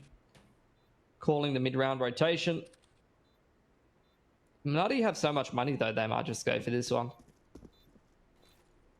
Wouldn't blame him. This would usually Some be of the an insta retakes. save. Yeah, right on the site though. Zeph is going to try hold it for as long as possible. Super gets 1 traded. At least there's been some damage dealt. Gump being a bit of a hero here. Mr. Shark now. There you go. So only 2 alive. Now, I remember a key point that you sort of made earlier on. For Nutty, how many rounds did you say they needed on the CT side before you were... Just take every round. Just win every round. Okay, okay. I want them... So 2 rounds for DGG. What's enough? Like, do you think 3, 4 is enough, or...? I think 4 or 5 is probably enough. Cool. All right. So pressure's really on to I want DGG Nutty here to now get because they're not 13 and- resetting the economy. I want Nutty to get 13 and then win T-side pistol, and then I'm feeling very comfortable, very confident. All right. That is a very much feeling thank you position. Yeah, I don't know, man. Some of these T-sides from Nutty lately, it's just hard to feel great about the T-side coming up for them.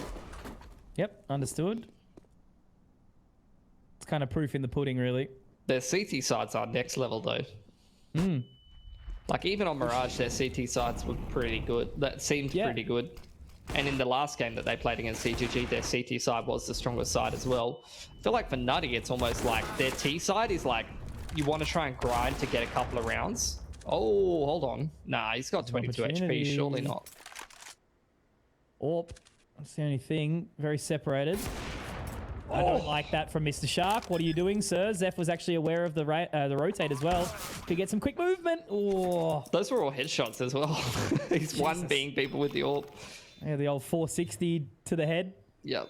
There you go. Rightio. Okay, so a little bit of sweat put on, but the main thing that I was sort of leaning on towards was like, there's no reset chance at all for the rest of this. There hasn't been. Nutty's got cash. But the thing is, once you build like that 10k bank, not 10k, I'd say like 12k plus.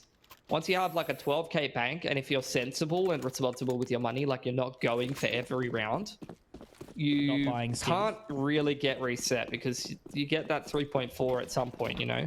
Like after you lose 3 or 4, if you're saving some of those rounds, you just keep buying. Super again. Like you could see the pace that they were trying to throw out there. Trying to get on to the other side of the smoke, but Super, similar sort of story, peeking over, happy to get in and out, free of charge. There's just been, no real opportunity to trade him out. Super solid, and that double AWP setup has really, really caused issues, which has surprised me. You know, Mega's been actually hitting some shots on that B side, and now he's picked up the M4 instead. Velocity's actually going to be holding on to the AWP, the second one this time around. Now they are up. Apoc done spotted out, but it is still a bit of an awkward position. They've got some utility up, but Super, as we know, has been very, very good at holding on to these positions. Humongous does get it, but Super, again, still here, still alive, is traded. Maybe now there's a world where they actually do get something out of this. Double AWP retake, Mitch. This is tough. Gonna go for it anyway, just because they have the money to do it. Zeph is trying his best to give them the opportunities to win, but they don't convert. Slowly trained on that line. Just really on this moment not to peek. Flash goes over the top. Zeph misses a sitter, it feels like, but not quite onto the defuse yet. Mr. Shark now does set his focus down, and sometimes it does hurt to see those rounds get lost in that way, but pros don't fake, baby. Mr. Shark will pull it away. Love to see it. Just a good old stick. Yep. Knows he's a bit of a distance away, has to make a lot of sound. Yeah, even Just does didn't the really little... have the time. Oh, especially I love it when you have the AWP and you do the little scoping in and out. Yeah, While you're diffusing. Cheeky bugger. Seen a few 10 seconds get done that way as well. Oh, really? Yeah. Not always, but it does occur. Now Mr. Shark going to take a similar line, and he's the punished hell? for it. So What is Super's this been game? taking He's that not one even lately, and he's not even on the screen yet. yeah, He's not even Zeph's in around the Adelaide, it corner works on his differently screen. there, right? Yeah, Adelaide. Everything's weird in Adelaide. That's true. Yeah, correct. You hit him with the country town peak. that wireless 4G peak. Yeah, wireless 4G. Like that's what Versus doing in like country New South Wales, I think. Yeah, true. Yeah. Yeah. All right, very tough line to be taken by Mega there. A little bit awkward. Once again, though, we'll be able to fall back towards the site. Clover's already here. Again, the win condition is super. And towards the side hall position. If Hugh punishes him, there might be a world where they can actually do it, and that is exactly what's going to happen. So DGG desperately need this round if it's 13, as you mentioned. But Apocdad going for the fight. Doesn't need to, giving away the 5v3 advantage. Now it goes back to the 4-on-3. Mitch, 9 HP for Hugh. And Velocity's going to be able to get him. So Gump does respond at least nicely. But Clover on the off angle is able to do the damage, dropping down old mate Gump. Your Wombat, though, does pick up another. Clover's got to fight, though. He's got to move quickly. Stuck behind the sandbag. Zeph doing very, very well to just keep himself alive, allowing Wombat to get baited out and pull for the frag. And there we go. DGG at least do get 3. As you mentioned, you wanted to see Nutty win all of the rounds in the half. Didn't quite happen. And I guess now the thing is, if DGG do lose the pistol, it's not an immediate GG. But, I mean, still, it's going to be a bloody hard yakka uphill battle to get your way back if you're DGG. Yeah, for sure. I think Nutty have done enough to probably win the map at this point, but comeback is possible. You just need to make very minimal mistakes as DGG, and Nutty's going to be playing with the confidence now on the T side. You can see him heading straight up ramp. Trying to hold on as best as possible. We'll creep out for the peak. Apocdad, important frag to be found there, but does overextend just a little bit, trying to drop the bomb. Mega now in position. Zeph's actually been tagged down to 2 as well. If he goes for that peak, only just a little gust of wind to take him down. All falling back into this post plant, so Nutty are doing it very, very nicely here. It's going to be a tough one for DGG to overwhelm. Smoke goes down on towards that bomb to at least afford a little bit of extra defense. Try and get that stick on the defuse. Gump does try to make it work, but he does get destroyed inside the smoke, and now they're going for it again. Wombat also punished. Oh, Mitch, Nutty, that was a pretty solid post plan, a little bit scrappy on the regress, but oh man, this is, yeah, edging to be a very, very confusing sort of game to come out from Nutty as a victory. I mean, DGG are just not turning up. No one is in the server right now for them at all. Just completely switched off after picking off Mirage. Complete opposite momentum for both teams. Credit to Nutty, they got themselves G'd up. They're all playing quite well right now. And DGG are just, monitors are off. I don't know what's going on. Must be just that thing of what we talked about, you know, nothing to lose. We've had a great season. Let's just go in and enjoy ourselves. And you can clearly tell that that's what's happening. Mega, yeah, don't like that, but that's okay. You give him the benefit of the doubt when you have this many rounds ahead. 3 alive for Nutty. Happy position to be in. 2 rounds is the difference. DGG are going to have that buy-in. They are going to have a little bit of utility to work around, but not a whole lot. And I think the main problem here is that if anyone doesn't pick up a kit, they should get at least one. Maybe Gump will be the one to do it. Nah, no kits. So if Nutty can find that plant, it's going to be a tough one for DGG. Yep, somewhat limited util, especially like only so many flashes. They already burnt one in the early round there. So they only got 2 flashes in the mid round to try to create these opportunities, which can be troublesome on Vertigo. Those mid-round flashes on the CT side, super important. I mean, Mega just dry peeks him in mid. Yeah.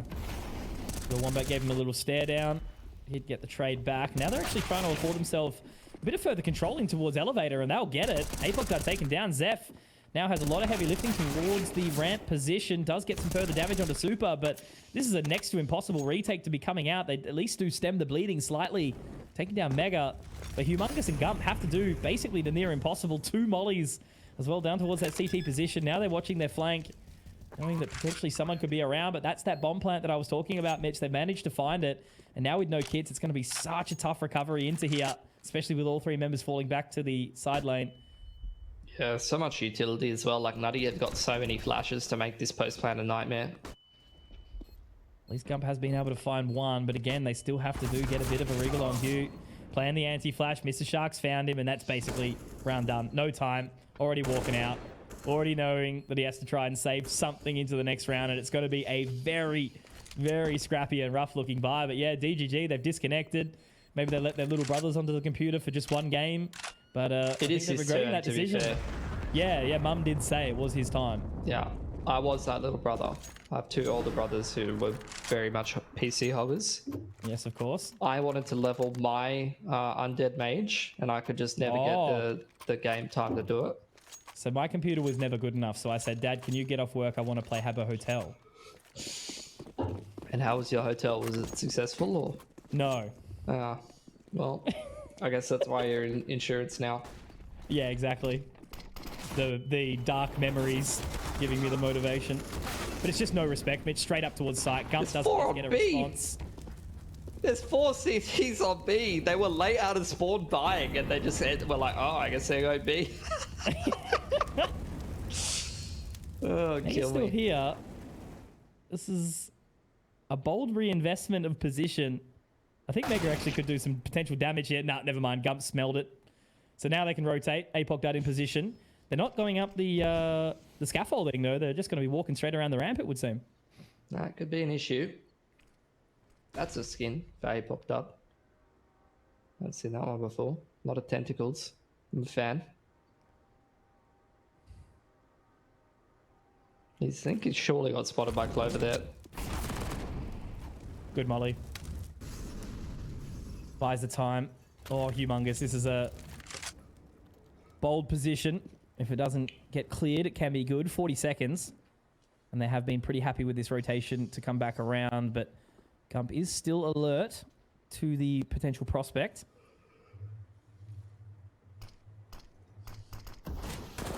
Smoke to left side sight. Still haven't checked Hugh yet. And he's going to mop up one, but in the meanwhile, Clover's found one as well. Pushes it into a 2-on-2. Not sure they're even going to get on the site. Bombs in the open. The crab spray from Gump. Snaps him up. And look, it's a 4th for DGG. It's nothing to get excited about, though. They are getting absolutely slammed on their map pick when their opponent has not played it at all in the last 3 months in officials, which is a bit shocking, honestly, for a team of DGG's caliber.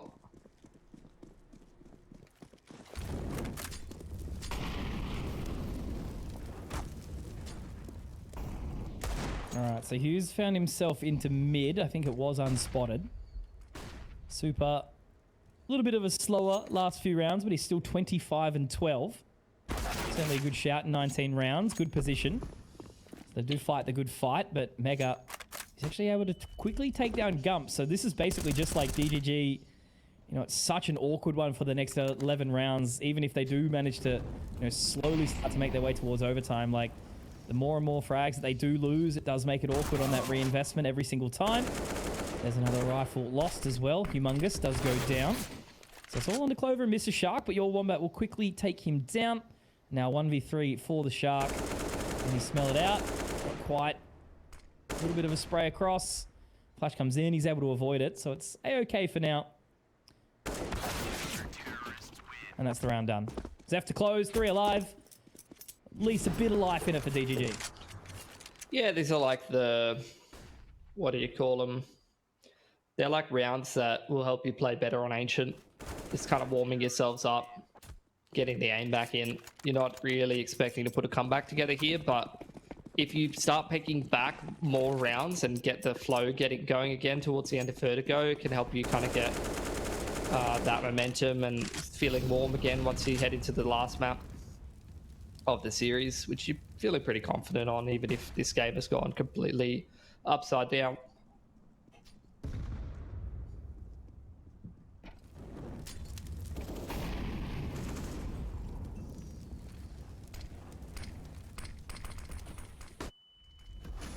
APOC Dud's hearing all of that.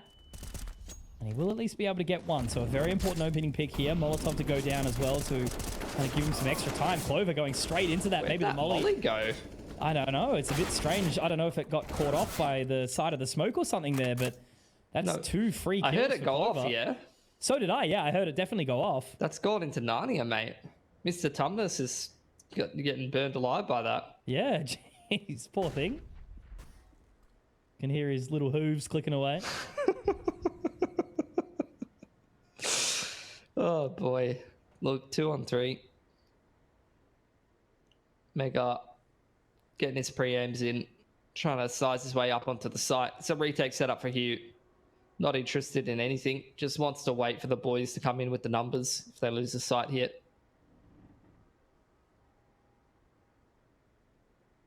Have at least got some further control. Mega though. That's the bomb. Yeah, going a little bit too far forward with that one. So now they've got the info. Should be able to fight the good fight here. All have kits. There is utility, plenty.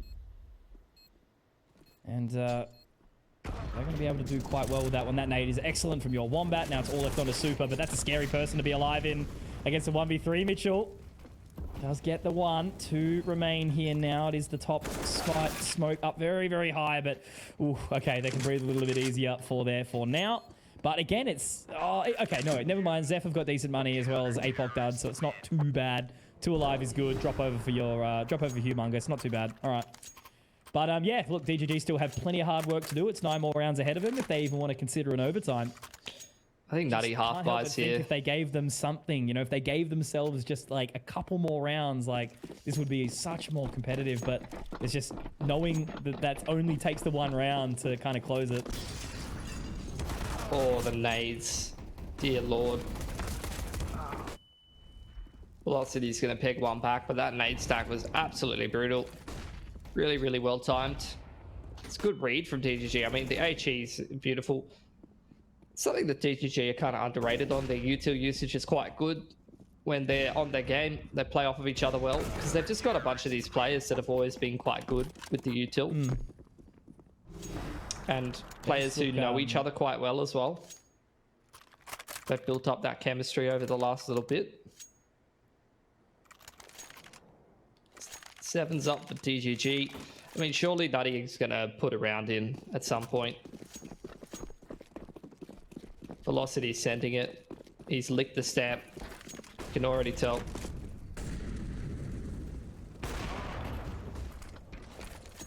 Good opening.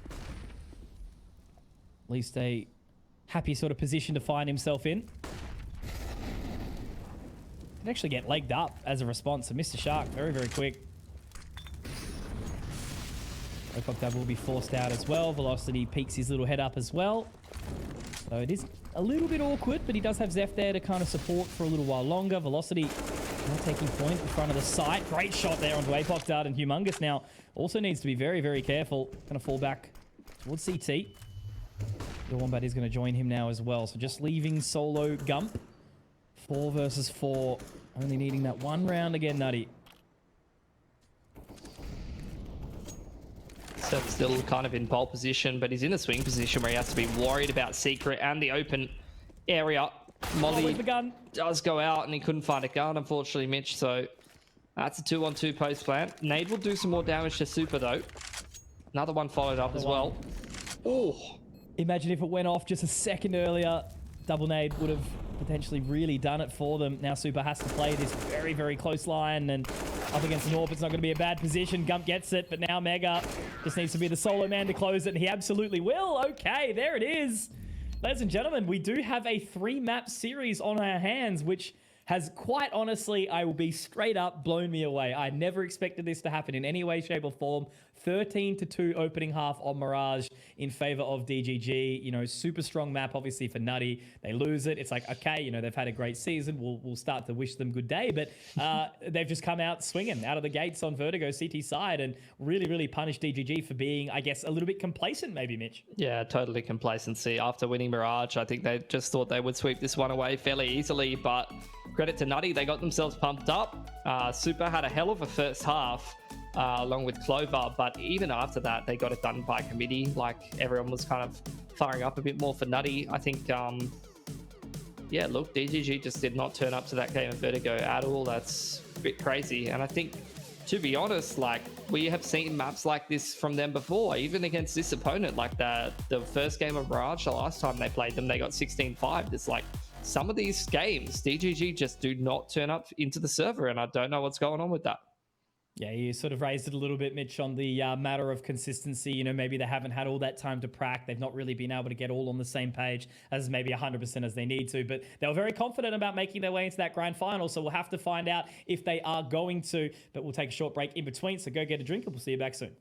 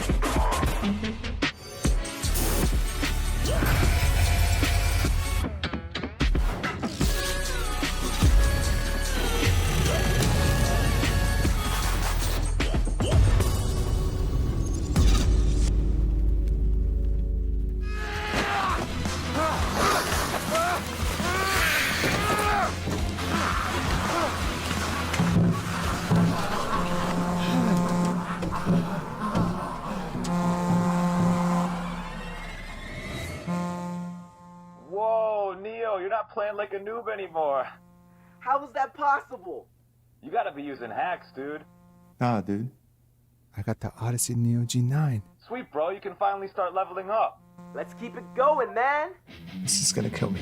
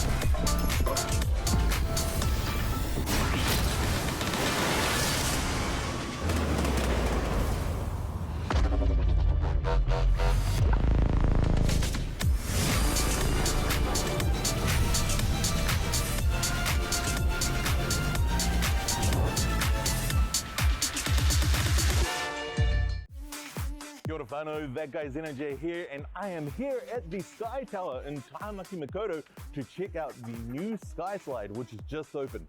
Let's go check it out. This is their brand new virtual reality experience based up on their main observation deck. It's a crazy ride, offering 360-degree views of Auckland at up to 100 kilometers per hour. The motion platform imitates the 3D rendered open air slides, twists and turns above the skies of Tahamaki Makaurau.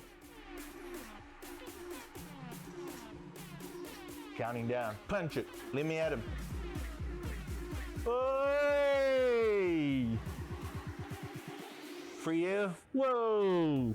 Whoever's done the render for this has done like an incredible job. Whoa!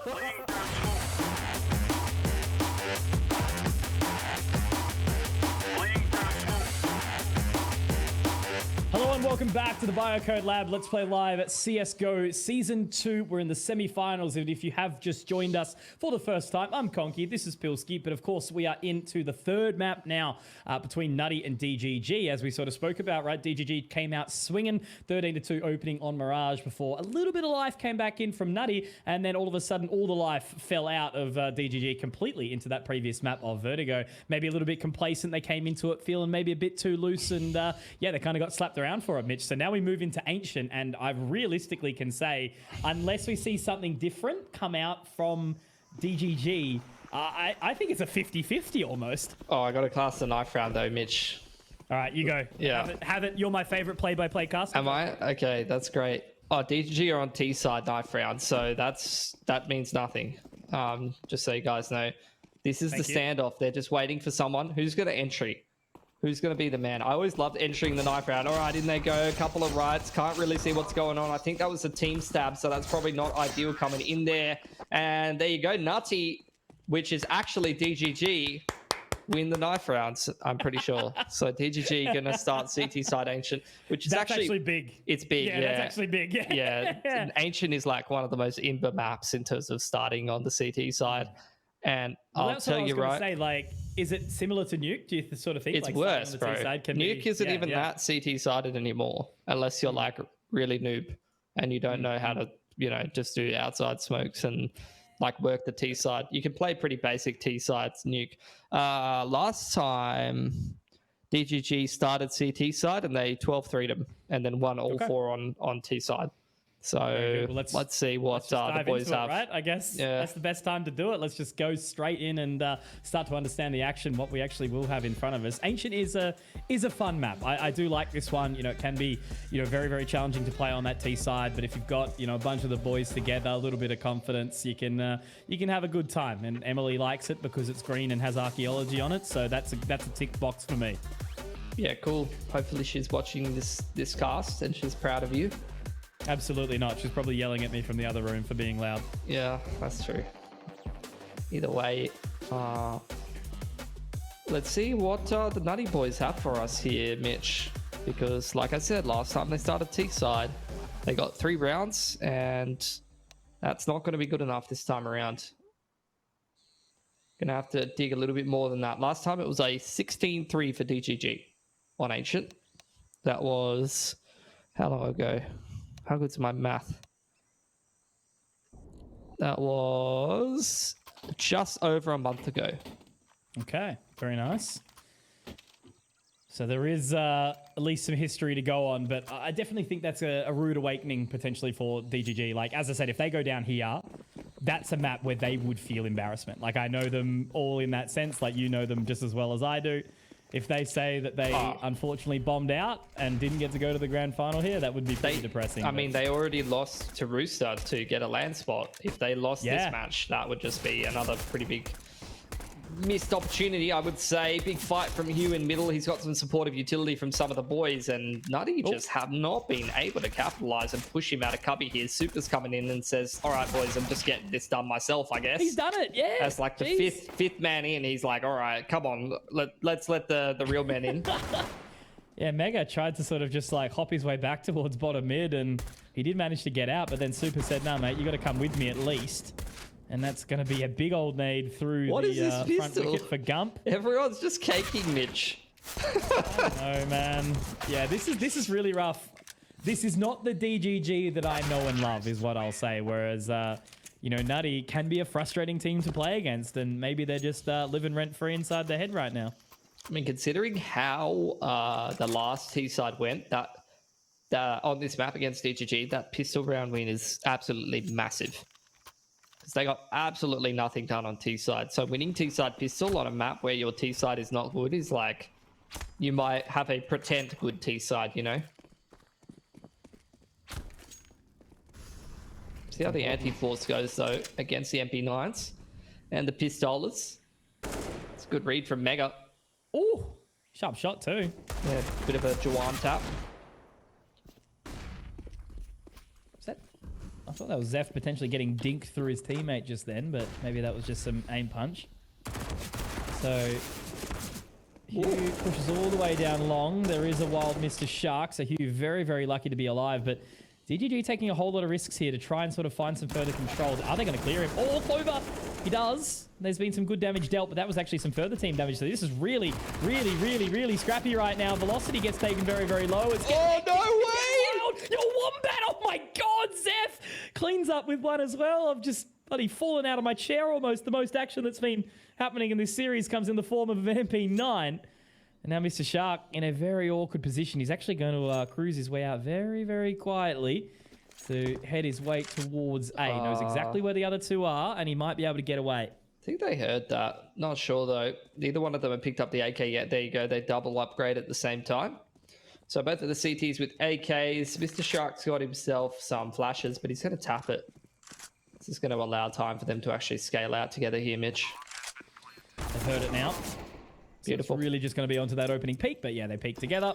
And hand in hand, they will be walking their way into an opening round here. So at least DGG are showing us that there is a possibility here. But yeah, your Wombat, that spray through the smoke, my God. I think there was some team damage inside Cave as they were trying to get their way out. The, you know, a little bit of trigger discipline. I think it was from, oh, geez, it was from Wombat, actually. I do, but no, Gump. Anyway, irrespective. Whoever was in Cave with that 5-7 did enough to kind of set their focus away, did some damage, kind of caused a little bit of a scrap inside Cave for Nutty. And then by the time they got onto the site, the rotation already came through from DGG. And they were just able to lap up the lower players with those MP9s. Those second round wins, though, are like some of the biggest things you can do in the current meta of the CS economy, right? Completely changes the game. If you win round 2 all of a sudden, completely different story. And usually you would expect a force back and reply, but as Nutty got the bomb plant, they will only need to single save before heading into that next round. So this is what we call a bit of a discussion round from Nutty. Yeah. Just having a chat and spawn before they have a little bit of a walk over here, but they're heading into a bit of a blender. You probably want Gump getting the majority of these with the MP9. I don't like that smoke either. That really caused some issues there. The AK will be recovered, so that's not too bad. But losing anything to these pistols is always a little bit of a rough prospect, I guess you could say. Gump's repositioned. Super, though, has gone up to try to collect something. I think he was maybe looking for a pistol there, but there is nothing really close by. Taken by Gump. So this should just be nice and easy. There you go. Apoc Dud joining the fray. So 4 alive. Not a bad position to be in. Their money stacks up nicely, but this is that first purchase. Couple of members aren't really going to have much to work with, though, Mitch. It's just going to be kind of a handful of flashes to really move their way around the map accordingly. And as we know, that T side is very, very challenging to do if you don't have some really kind of nicely set executes with the mollies and everything to boot. See what they're going to do first gun round here, Nutty. DGG doing that mid domination. They missed a molly, unfortunately, on the backside there. Not sure if that's really going to matter. Velocity, aggressive as ever, going to be putting himself in pole position to find the entry. DGG went aggressive on ramp side, but didn't get anything out of it. Hughes going for it again as well. Will he overlook the shark? Knows he's close, but the damage isn't quite done just yet. They do actually send another flash over the top, but it's not going to be enough. That Molotov is excellent as well. Does sweat out Clover, but unfortunately not 4 leaves there. Only enough for 1. Now it's on to Super and Mega. Mega has picked up the pace very much out towards this A site, but a couple of members inside Donut, Mitch, I think they would have heard him, so they should be able to rotate over accordingly. I think they spotted him on the cross there. You can see Gump repositioning Wombat, quite happy to sit in Donut. It's a really nice setup for the CTs. That smoke hasn't been thrown appropriately either. Super's not feeling confident enough. He's just tapping it on the corner of the site there. He's just going to stick it. It's ballsy, but he gets away with it. Mega just looking at him as well. Tries to make the effort to get him into the donut at least, but it will be a relatively clean sort of response from DGG. So that's a good fight, Mitch, to kind of have straight back into it. You know, 3 alive, starting to play that economy game that you talk about. And, yeah, I think already you can see DGG, their CT side seems pretty good. Like a lot of teams in this region, you don't see them use that mid control to abuse lane like you see the EU teams do, where they just dominate mid and then they have CTs kind of pincering from both cheetah as well as mid, or they're like fighting ramp and kind of bullying the T's. DGG did that really well that round, even though they were a man down. And this is just the impact of winning the second round as CT, Mitch. It's like, how often do you see T's who have got full bomb plants having to save twice in the first 5 rounds? Yeah, no, crazy. Definitely shifting the narrative for sure. Apoc doesn't have the utility to throw down outside of a smoke, which does make it a bit precarious, but he's going to hold on for now. And now Mr. Shark tucked in the cubby. I was about to say, like, I like the use of the double molly, like one of them deep, obviously, then the secondary, if they even try and smoke the molly to get out, it's still going to burn them up. So it makes it tough. Super. They've got to be careful to not lose their heads to this Deagle. We know how sharp he can be. He's very, very close to hitting some of these shots, but surely they're going to march over now. Yes, they absolutely will. Yeah. Jumping and karate kicking their way through the B long doors, and 4 rounds now found nicely. Cash should start to stack up really well as well. And Nutty, I mean, that's the issue, isn't it? Convincing position maybe with a buy. I mean, DGG have just got so much cash, which is dangerous because you're playing against a fully kitted CT side with all the util, all the bells and whistles. Makes it hard on the T side unless you know how to deal with it. Again, here's the mid take. Double mollies invested.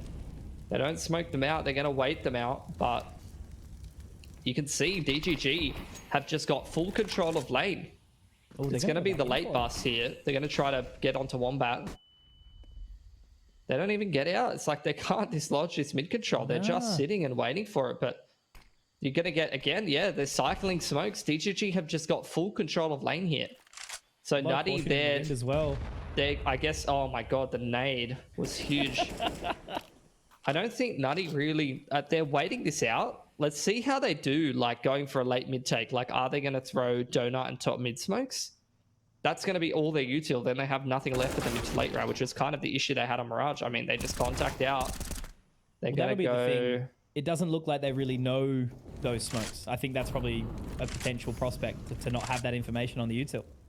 Yeah, maybe not. They're doing... until Gump comes out there and doubles up, they were doing decently enough trading out.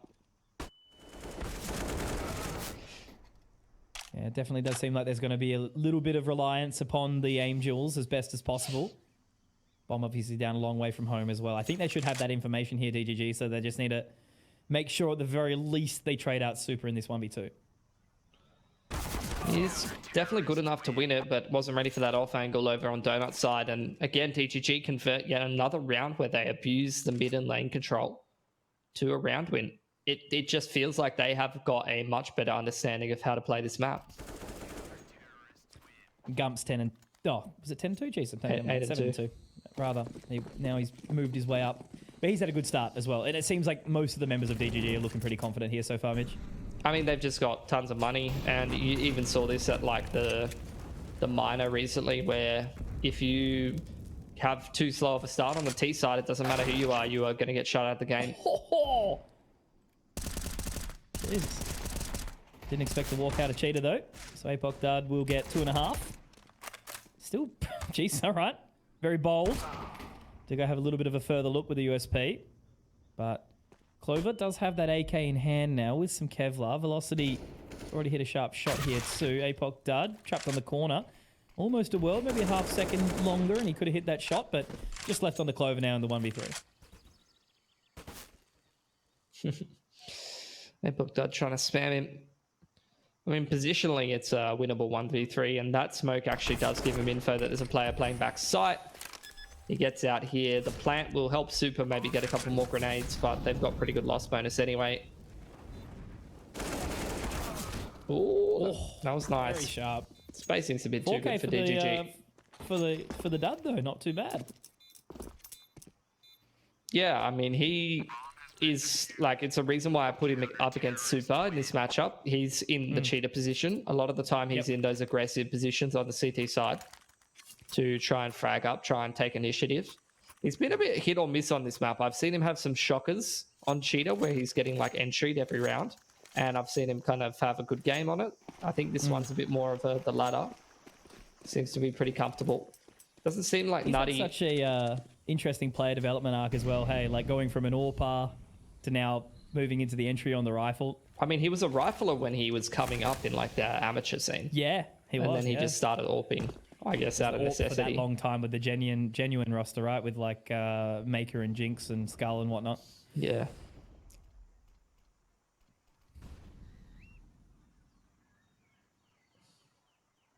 Slow walk under the boost. Zeph's actually spotted him. Gets the leg off as well, so that does make it a little bit rough for Nutty. Smoke's going to go down, and now they do actually throw one on the lurk as well. So that's going to send Zeph packing. Should be able to get out, though, here as well. As Gump's actually found Super. Where's that found? Towards mid, potentially. But now it's a little bit rough here. Hugh does manage to get the shot back, but just full control. Yeah, DGG looking so cozy, Mitch. Yeah, they have all of mid again. They have all of ramp and lane. They have full cheater. It's like they have full control of the map. They know exactly what's happening at all times. It's like very, very obvious where Nutty is going right now.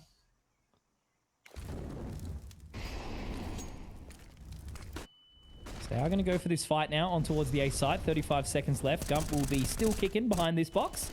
Not going to clear him, and that's 5 alive for DGG. Easy as you like. Complete change of pace here. Yeah, look, I'm feeling it a little bit now. Like, they've certainly started to bring this one back.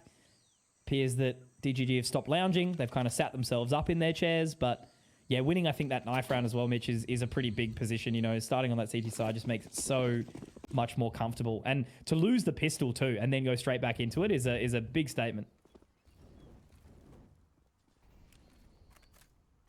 Nutty going to try and change things up and go for a quicker kind of exy, but they just get collided by Zeph and stuck behind a molly.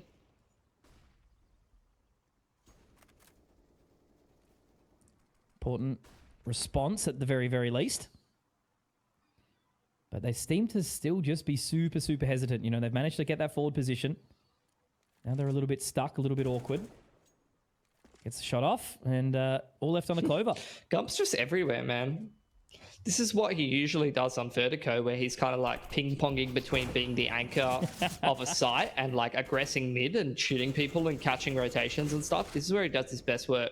So I think this role on this map, you can just see exactly how effective he is at just like picking the right times to aggress middle and get a pick, and then like go back to like being on the B site or playing from Donut.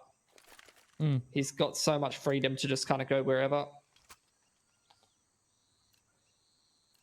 No tack pause coming out of Nutty. They are buying, question mark. Plover's buying. The other guys are not buying. Mega's bought, but bought no grenades. This is just mental boom. Like, It is something that I have seen from this team a fair bit. yeah. A lot of times where they just don't appear to even be all on the same page. And the T side calling sometimes. Like, it feels like when the game's not going whoever's calling feels like they just kind of give up. Yeah, because Mega has been leading for quite some time now across, many sort of different rosters, and I felt like he hit a bit of a ceiling, but he does have those games that kind of make you sit there and think, like, geez, this guy's actually not too bad. And then flatlines for a little bit sort of straight after. So I do hope he improves and continues to improve, but it's, again, that, like, level of sort of commitment time, right? If you do want to kind of make it and really sort of push into that top 4, you do have to be willing to really put in the hours to improve as a team and also individually. Can be quite tough, especially if you're working and things like that, but yeah, depends on how much you want it, hey? Yeah, I mean, maybe they'll be happy with this top 4. Yeah, and I think they should be, right? Steady improvement. It's always good. There's that double molly that we talk about, though, and look at how low they are already. I mean, this is the 1, 2. This is the protocols and the response that you usually see, where it's like you put out the molly, you scale the flashes over the top. The problem is that they haven't dealt with that cheater aggression, and that's what makes this map so challenging. It's like, yeah, cool. You dealt with, you put out the mollies and you busted mid, and you're trying to isolate the guy at Cubby, right? Who's trying to scale out through Donut or the mid window and get to Cubby or get in that close position. But then old mate smokes left side cheater and comes and bullies you from lane. And it's like, well, great, you're running through a smoke into a guy up on that high ledge. So late in the round are they trying to fight this mid control as well. Again, not really seeming to be all on the same page. Mr. Shark was just watching his teammates run out mid and die. And unfortunately, Super a long way from home as well. So yeah, this is a completely different change of pace. This is just more confident from DGG. Yeah, building up a good map pool affords you. End of the day, if you can play the fringe maps, you can play yourself some ancient, you can play yourself some overpass. You will be rewarded for that, especially against teams at this tier. Even for DGG, like, they don't exactly have to kind of naturally have a really, really wide map pool because, what is going on with forcing this their money way in, right? Mitch, are they buying or are they not buying? I need to know, bro. I don't know, man. Again, it gets scrappy, and this is where like it's such a hard conversation to have, because how do you kind of react to this? What we're witnessing right now as a caster.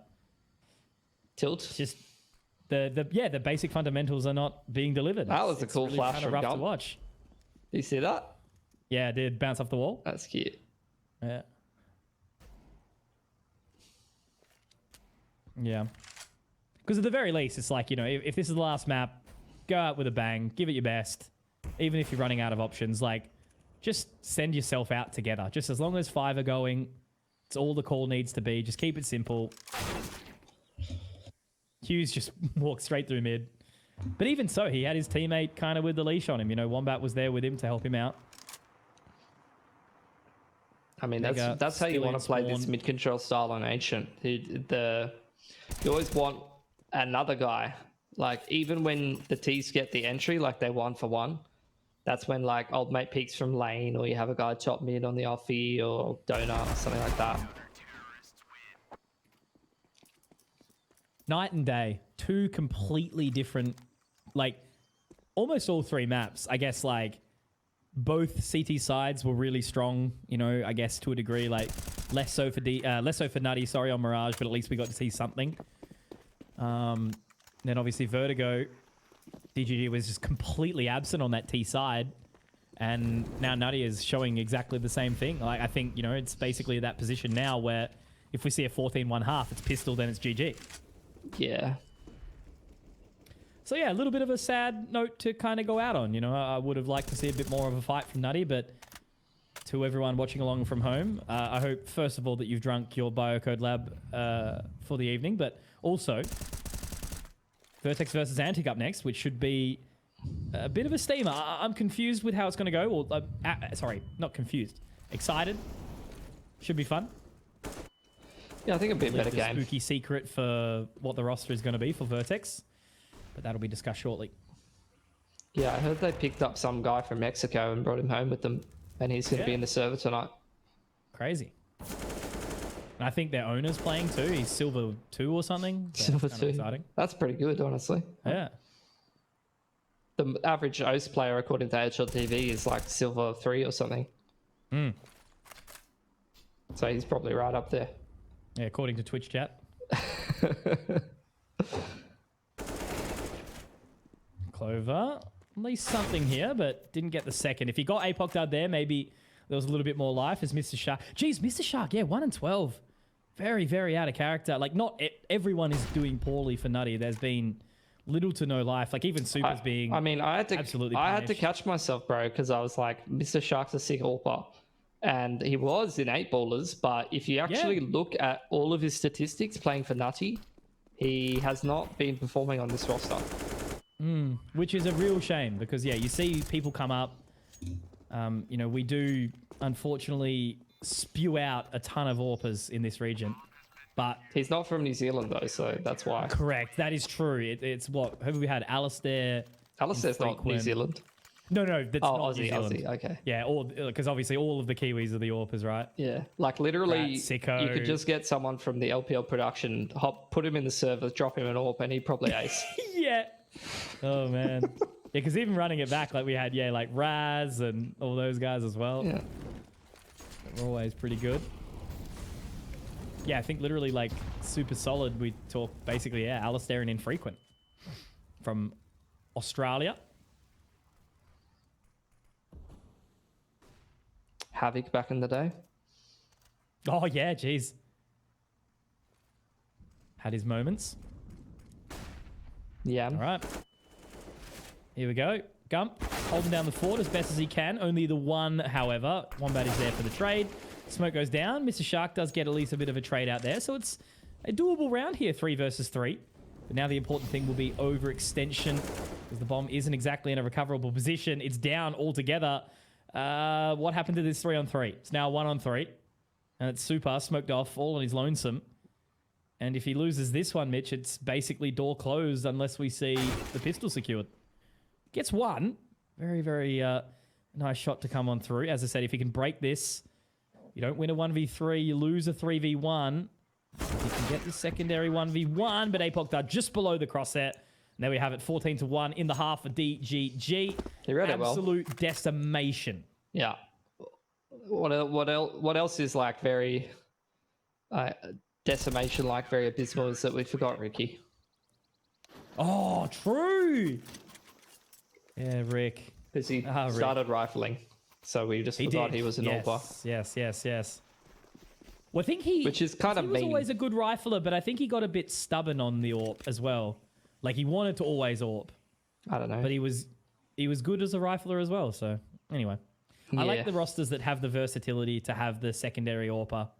You know, so like Greyhound obviously now with Ali and Sicko. Sicko good on the rifle, but can pick up the secondary AWP when it's needed. Well, DGG gonna chuck a B exit. Smoke goes backside into Donut, so it's gonna force us into a bit of a retake dance.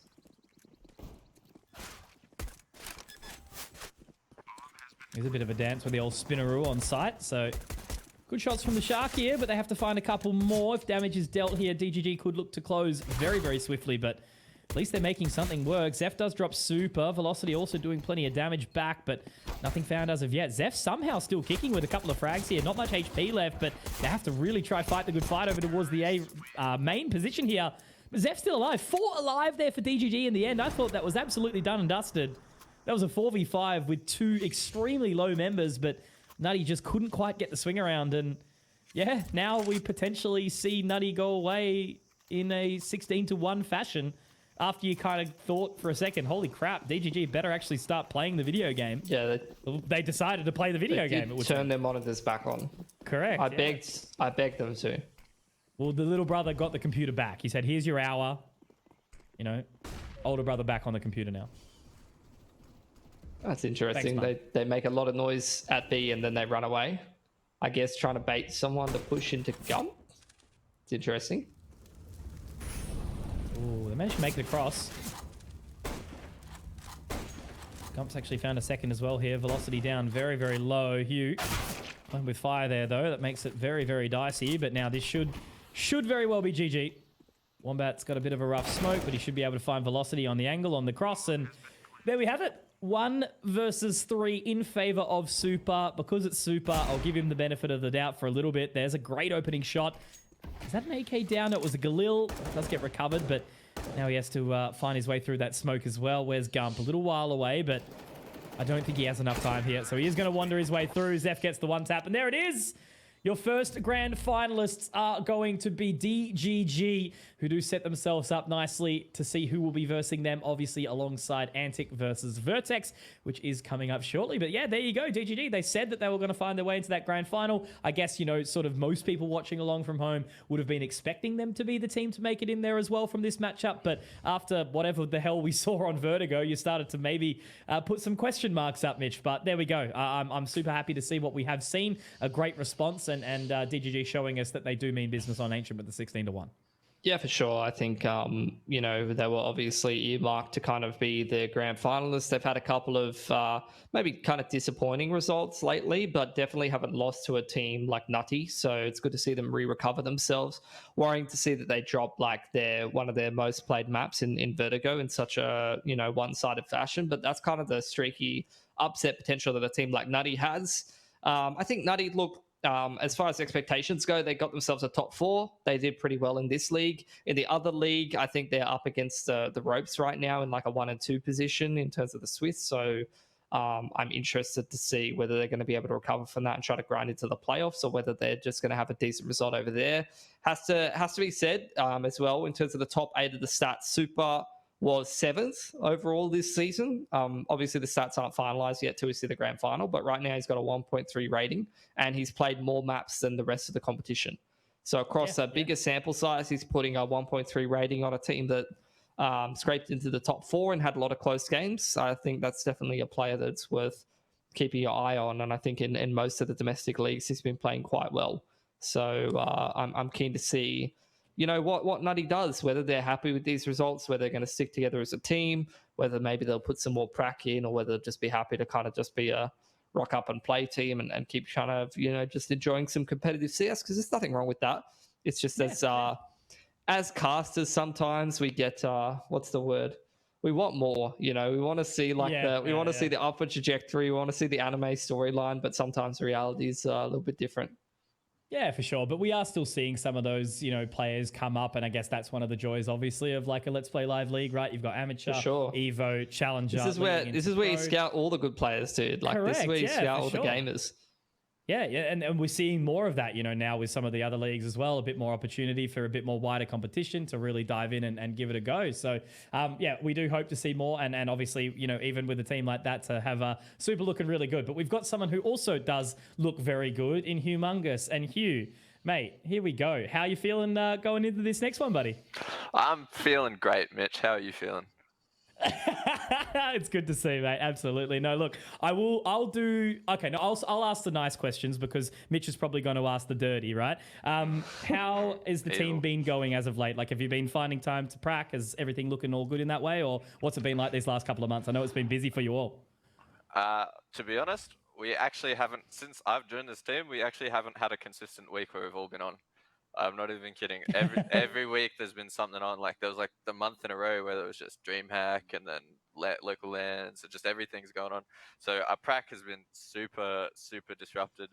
And then Will was away for the past week as well, with the Vertex boys. So I don't know. It's to be honest, it's been a bit cursed, but we're still here, so it's all good. I guess I'll chuck two questions at you. The first one being like, is a result of that like sometimes you guys are a little bit inconsistent? Like that second map was of question marks for me because I didn't see that Nutty had played that in the last 3 months, but that might just be a bit misleading. Like, just felt like you guys were, I don't know, like maybe complacent, or what was the vibe in the team after winning that first map? Yeah, I don't know. I guess complacent's a good word. On Vertigo for sure. I think we just, I don't know, came in a bit flat and then didn't really get going until like really towards the end of T side, and then the gap was too big, so we couldn't really do much. Yeah. But yeah, I don't know. I agree with the inconsistent part. I think just sometimes we just come in flat and it takes us a while to warm up. Something we're working on. I don't know. What do you think, Mitch? I mean, Billy. I don't know. I think I've definitely had games like that before, where you like win a game, you win like the first map, and you think like, surely we win the series now because like we're going into a map where like the other team hasn't played too much, and then you just expect, oh, I'm going to throw my utility. This guy's not going to try and shoot me in the head, and then you're like, oh shit, he turned his monitor on. Like, it's hard. I don't know. Yeah, that's pretty much how it goes. Yeah. I also wanted to ask a little bit about like the calling structure in the team, because obviously like Wombat's like doing a bit of like side boy coaching for Vertex, and I know he's like doing a bit of the supportive work. I see him throwing flashes for the boys and stuff. Who like is Tom RGLing? Is that what's going on? Yeah. So like, is it like a bit of a committee approach, or are you guys very strict on who makes the calls, or what's the deal? To be honest, it's mainly Tom. At the moment, I think McLean Gump is probably the second most vocal on the other wing. So it's me and him wing, and then I'm sort of like the more quiet wing at the moment. And he's like a lot more vocal in what he's doing. And then Tom's sort of controlling our CT sides and our T side. So he's got a pretty heavy burden at the moment. But yeah, it's mainly Tom. Cool.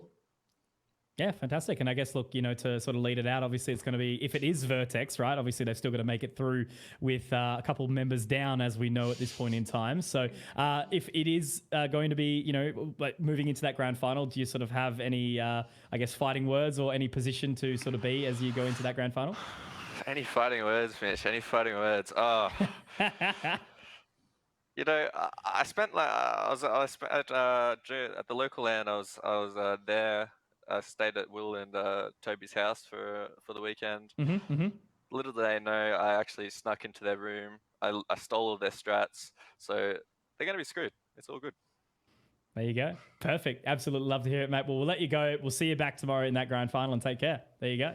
Awesome. All right. So, look, I love this one that we see sort of, right, obviously Hughes played with so many of the others as well. Like those two rosters in DGG and Vertex have sort of been all over the shop, but there is Antic on the other side, as we do know, still to go up ahead. So this next series is going to be an exciting one. We can't wait to bring it to you all. But until then, we are going to throw it to a little break, and then we'll be back with the second series of the evening.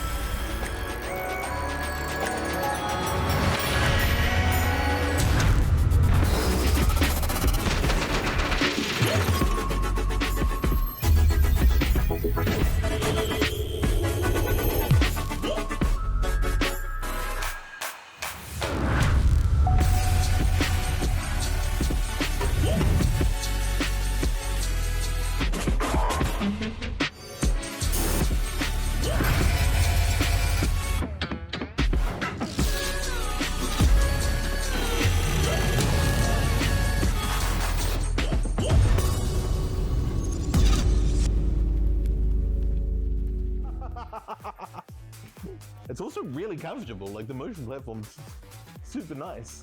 It's actually really selling all of these like different twists and turns. Another free fall, whoa! Whoa! We're heading home, boys, we're heading home. Whew. So it's $40 for the experience, which includes viewing platform access, or it's just $15 on top of your tower ticket. And it's for ages 8 and up.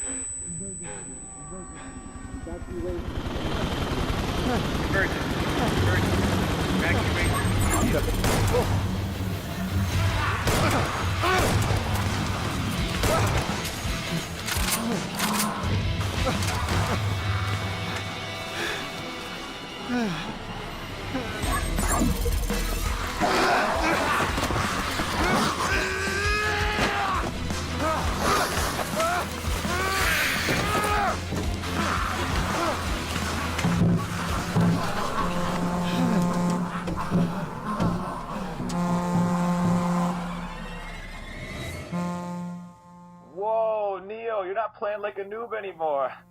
How is that possible? You gotta be using hacks, dude. Nah, dude. I got the Odyssey Neo G9. Sweet, bro, you can finally start leveling up. Let's keep it going, man. This is gonna kill me.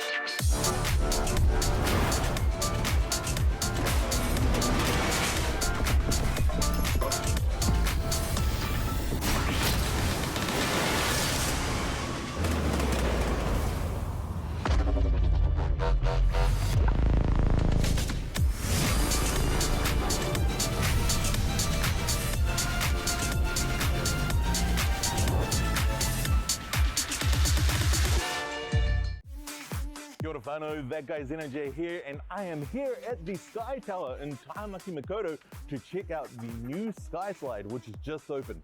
Let's go check it out. This is their brand new virtual reality experience based up on their main observation deck. It's a crazy ride, offering 360-degree views of Auckland at up to 100 kilometers per hour. The motion platform imitates the 3D rendered open-air slides, twists and turns above the skies of Taimaki Makaurau. Counting down, punch it, let me at him. Hey! Free air, whoa! Whoever's done the render for this has done like an incredible job. Whoa! It's also really comfortable, like the motion platform's super nice. It's actually really selling all of these like different twists and turns. Another free fall, free fall. Whoa! Whoa! We're heading home, boys. We're heading home. Whew. So it's $40 for the experience, which includes viewing platform access, or it's just $15 on top of your tower ticket. And it's for ages 8 and up.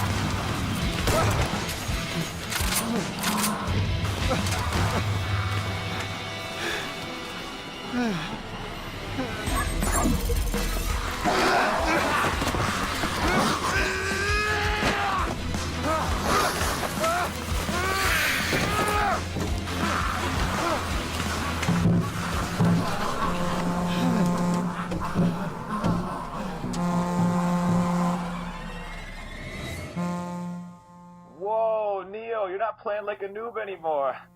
How is that possible? You gotta be using hacks, dude. Nah, dude. I got the Odyssey Neo G9. Sweet, bro, you can finally start leveling up. Let's keep it going, man. This is gonna kill me.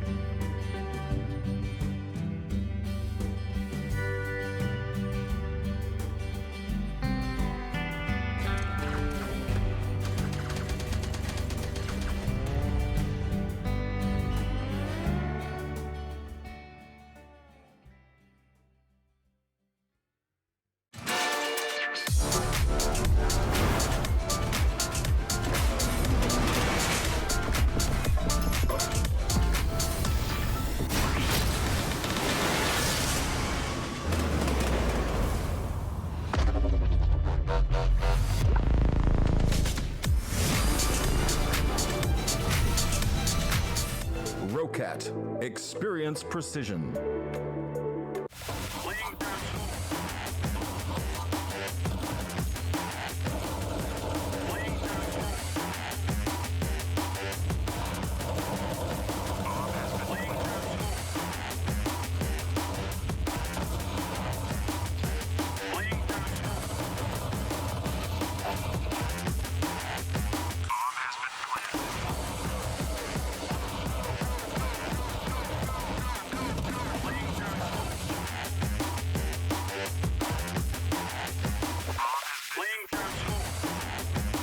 Ladies and gentlemen, hello and welcome back. I tell you what, Mitch is dancing that an intro, but every single time I see all the names come up in the kill feed, it's like, man, we've had some serious bloody players. But if you guys have just joined us, welcome back. It is the Barcode Lab Let's Play Live Pro League Season 2. We are moving into the second semi-final. I'm Conky, this is Pilski, and we are diving into now Vertex versus Antic, which is going to be a spicy one here, Pilski.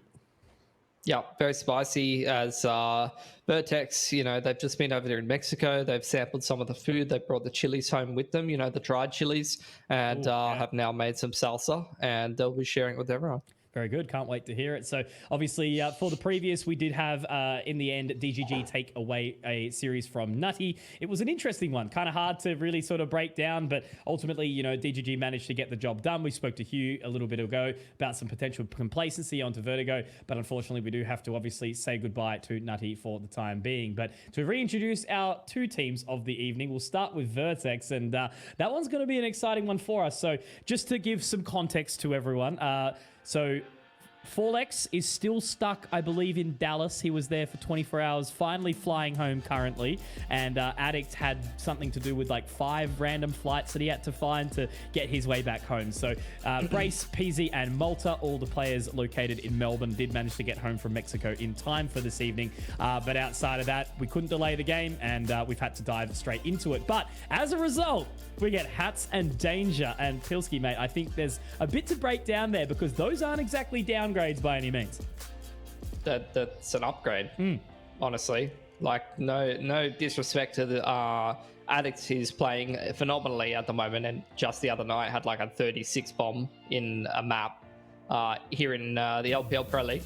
But Forlex doesn't have as much experience as Danger or Hats, and they're both pretty good players in their own right. So, to be honest, if this was Vertex's real lineup, I'd be like, yeah, cool. Yeah. Like, this is the game I was talking about, by the way. This game was ridiculous. You can see Addict is 31-7. Oh my God. In that game. Yeah. So to give some context, you know, Vertex has been a team that's been really, really coming up as of late, as we all know. You know, it's sort of been they were a gatekeeper team for a little bit, Mitch, I think would be the kind of way to put it. But now, as of late, not only have they been beating Encore in some other competitions, they also beat Greyhound to actually win on land to take themselves to Mexico, where they versed 0-0 Nation. And whilst they didn't get the full win away, they did manage to put up a relatively respectful result, I would sort of say, for the position that they did manage to do against some veterans in Taco and Cold Zero. Could have they won? Absolutely. I certainly think they could have dragged that one through, but at least it's something. So we're seeing our scene improve. We're seeing it in the form of Vertex. And of course, that doesn't sort of shy anything away from their opponents in Antic, who have also been doing some really, really good things. So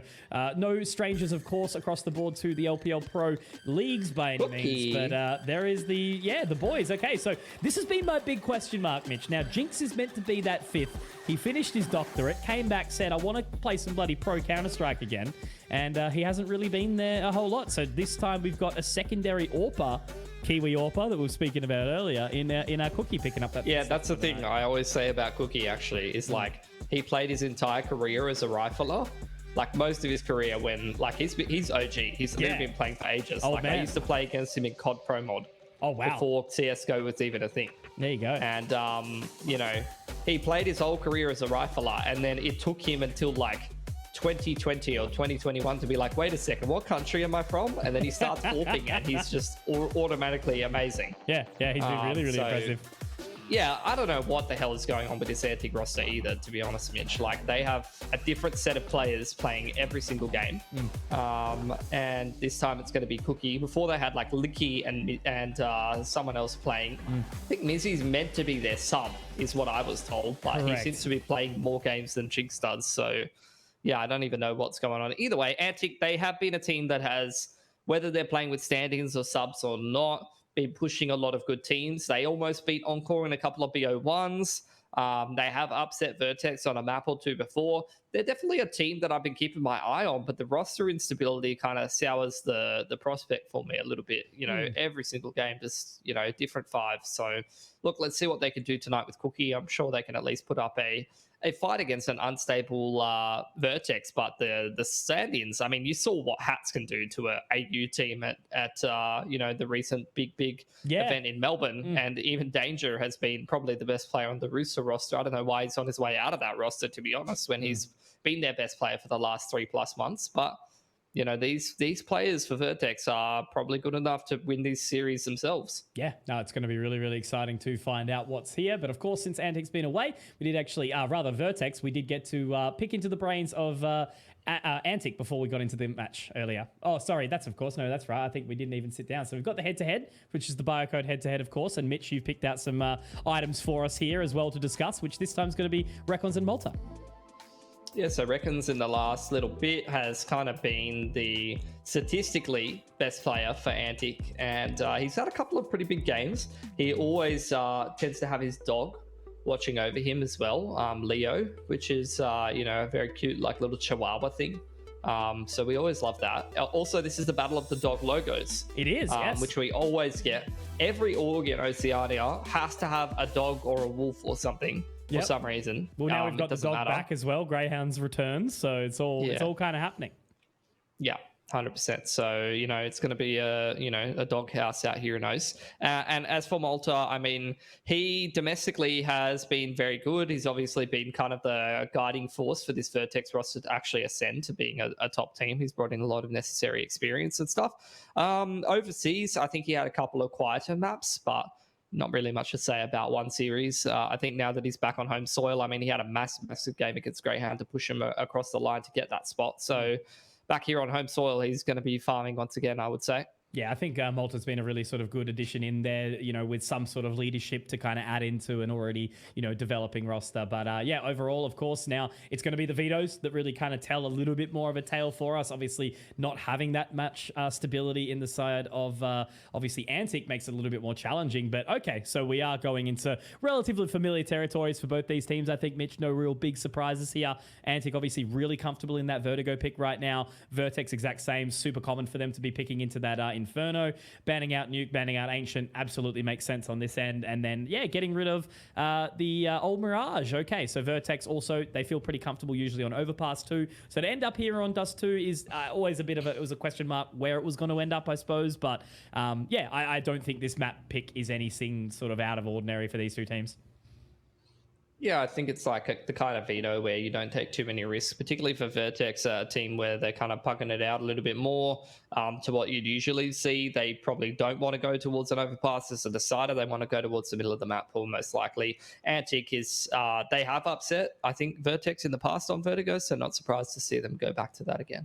Absolutely. So let's get straight into the meat and potatoes of this evening, which of course is going to be Vertex versus Antic. Are we going to see the battle of the subs, I suppose, come out here? Obviously, again, it's a big one. A little bit of a shame that we don't get that full roster, but of course, when travel is only just sort of returning still in the world, it can be a little bit challenging to have that happen from time to time. Travel aside, Antic wasn't bringing their full roster. Oh, yeah, I don't think 100%. I've seen them bring their full roster maybe once. Yeah, Jinx gets floated. Like, I really was super excited to see him back, right? Because he was always a very, very kind of, promising prospect as a player before he decided to take the studies a little bit more seriously before stepping away for a while. So imagine deciding to become a doctor, bro. Like, come on. Crazy, bro. Yeah, that's not a real career. Wanting to help people, dude. That's wild. Yeah. Like, do you even make any money being a doctor? I don't know. Yeah, nah. Esports way better. Esports in OC probably the way to go. Of course, yeah, true, exactly. Stable salary, benefits, dental plan, everything. Yeah, that's the benefits of the Ivory Tower, right? Oh my god, Malta getting run out. He's able to get out of dodge. PC backs him up. That's a one-tap dirt nap for Night Raid. See you later. Very, very quick here. They are going to continue the pace as well. The utility goes down. Got to block off the site. Great flash as well. And it's just actually one straight in towards Elevator as well. So that's going to give sort of some extra open space. Hat's already cleaning up house as well. And Skull Hunter, Damio, at least getting a cheeky little response here. But Skull very, very low. It's going to be a lot of heavy lifting to be done here by Damio as Brace swings out. They've dropped the bomb. Minute left on the clock, but Damio is going to have to overwhelm a 1v3 and Danger straight through as well, looking to just completely bully them out of this round here as, Damio just has to still try and find something here on this recovery. Yeah. He has been quite good for Antic in the last little bit as well. Something going on. Like, I don't know what they feed these Portelli boys, but he's been pretty solid, and you can even just see that there. Oh my god, a couple of taps on the Glock. It's a 1-on-1 against Malta. He's got the Vexite stickers too, Mitch. You can see it. Yeah. Malta's walking around the corner. This is round done. Oh, no! Don't choke it at the end. NT. I'll give him that. And there you go. Yeah, bit of BM back from Malta. Yeah, no, he really is. And because Damio kind of came into the fold a little while ago, didn't he? When it was kind of that 2D Skull Hunter Recons roster that we saw, and then Damio kind of got added in as a recent 5th edition, but now he's become a bit of a namestay, and I've been impressed with how he's sort of been performing. But it is a little bit inconsistent; it fluctuates. But he's got the Portelli genes flooding through him for sure. Yeah. What I will say as well that I forgot to mention in the pre-show. Look, we'll wait for the mid to B to come out here. Going to get the little poppy out of Skull. Yeah, okay, we'll give him they got the flash. They'll send it out. Good nade. Very, very good nade. Should be a nice, easy cleanup here. Race over the top. Yeah, Danger's also holding on from the side. Danger has B on lock. I remember that one firmly. Don't come to Danger's side, bro. Yeah, legit. You're better off without. What I'm actually keen to see. On Vertigo. Liaz and Danger. Yeah. What I'm keen to see that I forgot to mention in the pre-show though, Mitch, is I'm really keen to see how well an analyst goes in the server, like Hats. Oh, you know, yeah, I don't of know. course. I don't know if he's ever really played before, but you know, obviously he was recently on the analyst desk at the RMR. Yeah, he was. Yeah. And you know, some of his analysis was all right. So I don't know if that's really going to translate into playing or not. Yeah. I was going to say, what was it like for you? You know, play-by-play caster doing analyst work. Was it challenging or? Well, you know, usually the color caster brings the hype, so of course, I was that's able right, to, as a play-by-play caster, do the analysis pretty good. Yeah, of course, that's true. Very, very good. Will they hold on around here? Yeah, it's a tough one with the MP9s. Yeah, I mean, it's a bonus for Vertex, right? But they want to get at least 3 kills, but they might just win the round. As Hats has got beyond lock, not Danger this time. The spray control for PZ, he forgot it wasn't 2016 anymore, and you can't just spray down people with the UMP at range like that. They nerfed the damage. But he did a lot to Skull Hunter, at least. So cruising back through the connector, up towards this A-ramp position. We do have Danger up standing high and dry. But it looks like Cookie is going to try and take point in towards mid. Looks like obviously in that sub role, he's just kind of being a little bit more free-flowing. Kind of try, find what you can, my friend. See what's around. They are poised at the bottom of the ramp. Looks like there's going to be a cheeky smoke in towards CT to try and isolate the positioning. But Hats has already got the spot here. Night Raid's been taken very, very low, Mitch. 30 seconds. Does jump up on top. Hats taken a little bit lower, but Brace is there. So they're making good work of these MP9s. Now recovering a couple of AKs. Down towards the ramp. Skull Hunter tries to take the 5 very aggressively, but he's dropped very low now. It's going to be super awkward to try and hold this one down. Now they start to march along. Skull Hunter gets some forward positioning, but all in Night Raid 1v3, and he's going to be taken quickly by Danger as well. So already these two in Hats and Danger stepping up to the plate. But I guess now we go to... Nah, look, they're going to buy. We won't go too far off the beaten path here, Mitch, but like... They might not. Hats depends how much they value all per util. Yeah. Some teams will hurt. Yeah, they're okay, good. Smart team. We can use this now a little bit then to sort of say like super teams around like, you know, these free agents that are coming up from, you know, Hats, Danger, a couple more obviously. You know, I think Tux wants to potentially, you know, get his toes back in. Like there's some Gyra, etc. Like there's some good prospects out there at the moment. And Ricky's kicking around. Yeah. You heard Tux wants to play, really? Yeah, pretty sure. I saw him in what like role, you know, because I know he's been doing some individual coaching. So yeah. But look, he can still play. Would he potentially be like top 14? Maybe not, but could he use his time to make a prospect team maybe or something like that? Absolutely. Oh, I think he's great leader. Player. Yeah, great leader. Like, you know, I just assumed he didn't want to play, but I didn't know. I obviously don't know. I don't talk to the players as much as other people. He's a good boy. He wants to still do some things, I hope. So shouts to one of the poster boys of Oceanic Counter-Strike, Tux. Yep. He's a great fist bumper. Well, he was one of the, you know, few that basically everyone knew and everyone respected. You know, he managed to wrangle Infrequent and Texter. Like, that's already a statement to be made. And made Texter into the player he is today. In a different title, but still excellent. Yep. Not good enough for Franchise League for some reason, though. Yeah. But that's another statement. That is a really good start for Vertex, Mitch. Absolutely. They have got $1 million. If you guys ever need a loan, go hit up Hats. He's packed. A small loan of $1 million. I mean, yeah. Read that again. I won't leak anything, but you know, yeah, he's doing all right. Okay, so first real opportunity here for Antic. Hoping to see some big things out of them. Night Raid firmly trained on towards that line. PZ playing it very, very passive and doesn't feel anything, doesn't hear anything, so he doesn't want to try to take the fight early. It's going to just be a little bit of a delayed battle of attrition at the ramp as Vertex trying to get a little bit more forward now. I think Malta's usually the B player, so they've kind of shifted up their roles to make the stand-ins more comfortable, I'm thinking. And it's actually Hats playing over on that other side of the map with Danger. Danger, in the meanwhile, though, has lost his life. Cookie's not on the AWP, so I'm wondering how he's going to going back onto the rifle role with Night Raid, who gets picked by PZ. Yeah, that right. It's going to be a tough AWP duel for you to win. Really makes it hard, but PZ, wrong time to quick switch there. So that actually gives a little bit more of an opportunity back to Antic now. 4 versus 3.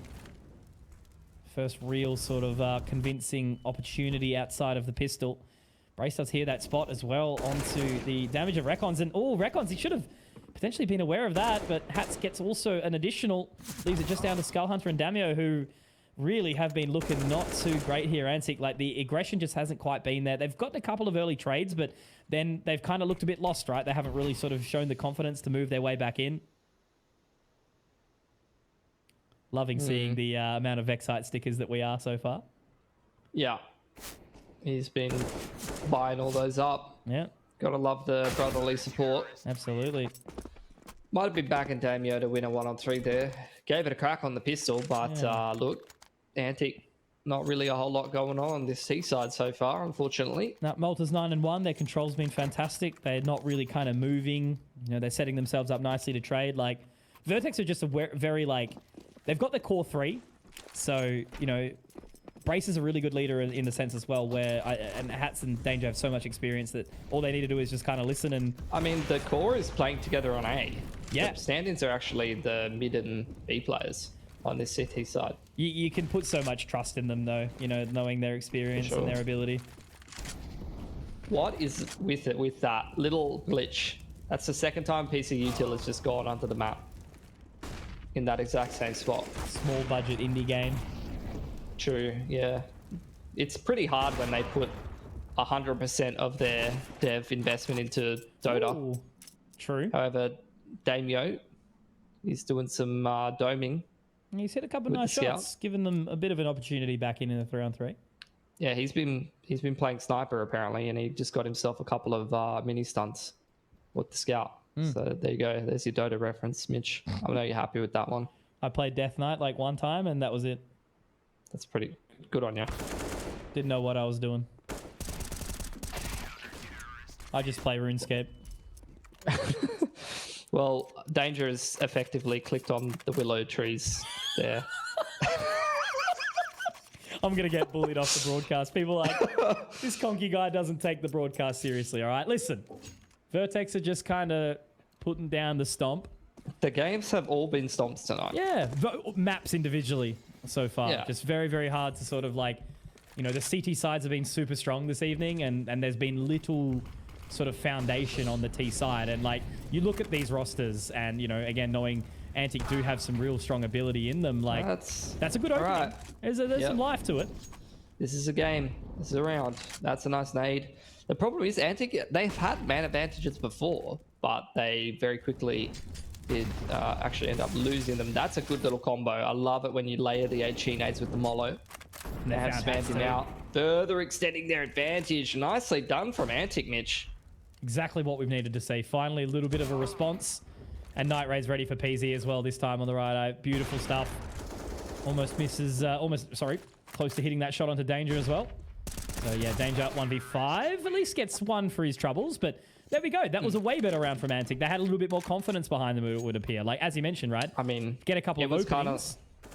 Yeah, it's like the snowball kind of round. Yeah. You know, Night Raid's posted on the angle. He's doing the angle hold simulator T-side AWPing, where you just wait for the CT rifle at the peak. But it has been kind of increasingly important role. Like, it used to be, you know, T-side AWPing as angle hold simulator. You throw some util for the boys. But in the current meta of A1S, like, being able to punish CTs aggressing on the AWP is super important, because on the CT side, you do want to kind of just go for those early aggressions. You want to try and see if you can beam someone with the A1S and get yourself a first pick. And yeah, Vertigo is a very important map for that as well. Like, you know, having those early contests towards the B ramp, towards the A ramp, rewards kind of the good fight.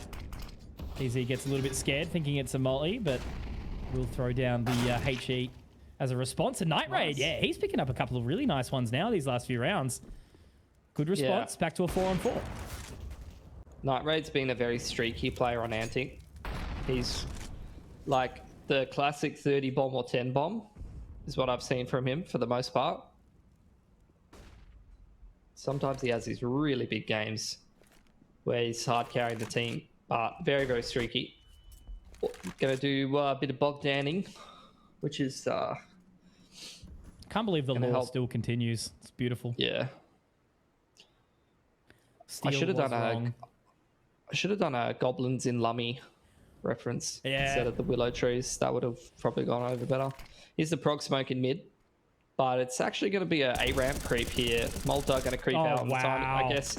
Yeah, so there's this gun. I don't know if you've watched Counter-Strike before, Mitch, but there's this gun called the M4A1S. Okay. And what it does is it kills the entire enemy team. Sure. I'm still relatively new, so I do need a little bit more of that. I think this is only my second time casting this You're game. doing well, man. Oh, thank you. You're doing well. I might have to play it for once as well. Play it? That's a stretch. Yeah. Casters don't play the game. No. No. Very enjoyable one, this one. It has been a big part of my life. Anyway. Recons, good Let's response. go. Again, another opening. This opening pick. Certainly not unfamiliar territory from Antic in the last couple of rounds. They have been able to at least apply that early pressure because Mitch as well, like, look at the damage onto Brace. That was the contest in towards A ramp as well. Now they can reposition into mid.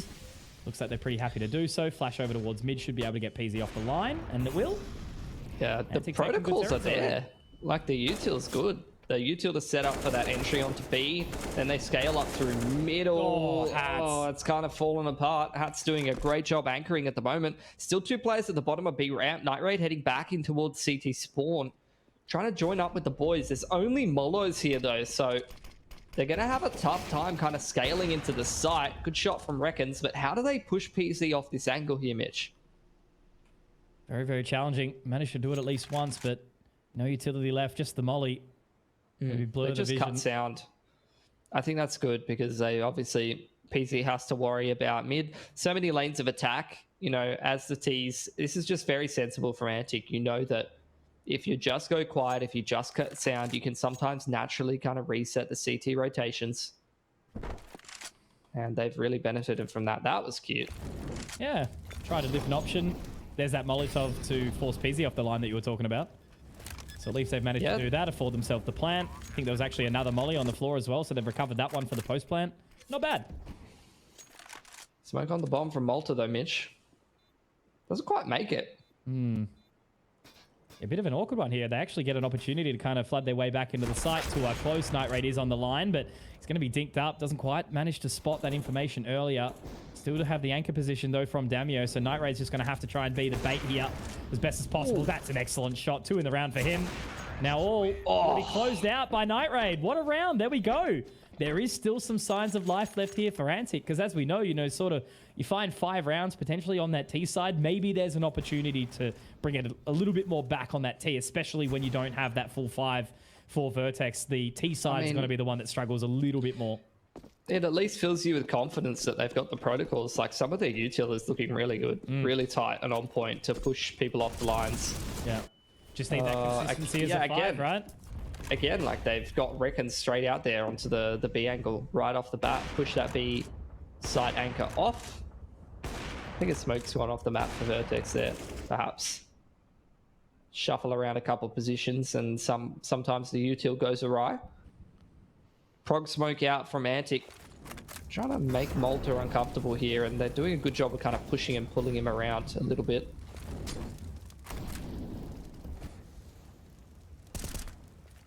So still no opening just yet.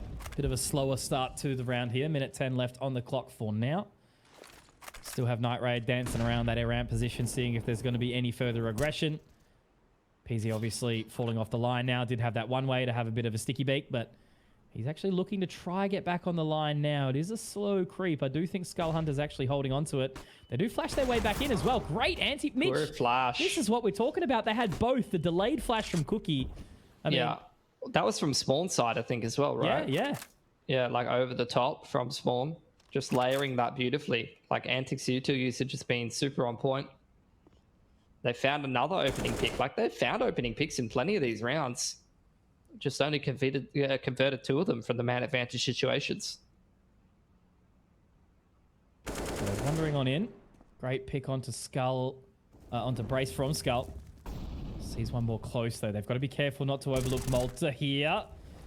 And unfortunately he does. So that actually gives a little bit of extra life back into this round from Vertex. They pulled the rotation though, Mitch. So at least it is going to be a 3-on-3 on towards that site. Now Danger burning up. A little bit rough there for now. They have picked up the pace a whole lot though here. That smoke does go. HE rather, and Malta able to pick up another in the round. That'll be his second now. It goes back onto Night Raid and Damio. We saw them lock this down only recently. Very tight line from Night Raid. Does narrowly miss the shot. Now he's been sprayed up as well. Look at the pressure forcing him into disarray right now. Now Damio has to try line it. Oh, it's close. Danger. A iron wall just there. And that's going to be Vertex walking away with an 8th. But yeah, Antic, again, their fundamentals are very, very good. And they're just having a little bit of a tough time overwhelming Vertex in some of these gunfights. And some minor mistakes I would add in as well from Antic. Yeah, I think those tight lines haven't been working out for Night Raid. Like, he's so good in the post play. And I feel like if he was holding some more sensible angles, he could have probably won that. Anyway. Picking small things. This is a bit more of a swing round, especially if Vertex can win this round without allowing Antic to plant the bomb. They could have a bit more reset potential here. As for Vertex, though, they're also running out of cash, and looks like Antic yet again want to try to make their way over towards middle. Danger flashed off the line. PZ's actually all pink B this time, so they're trying to scale up into this site, and he's going to be shotgun all pink for Gen. Oh, there's the C4, hand delivered to the CTs.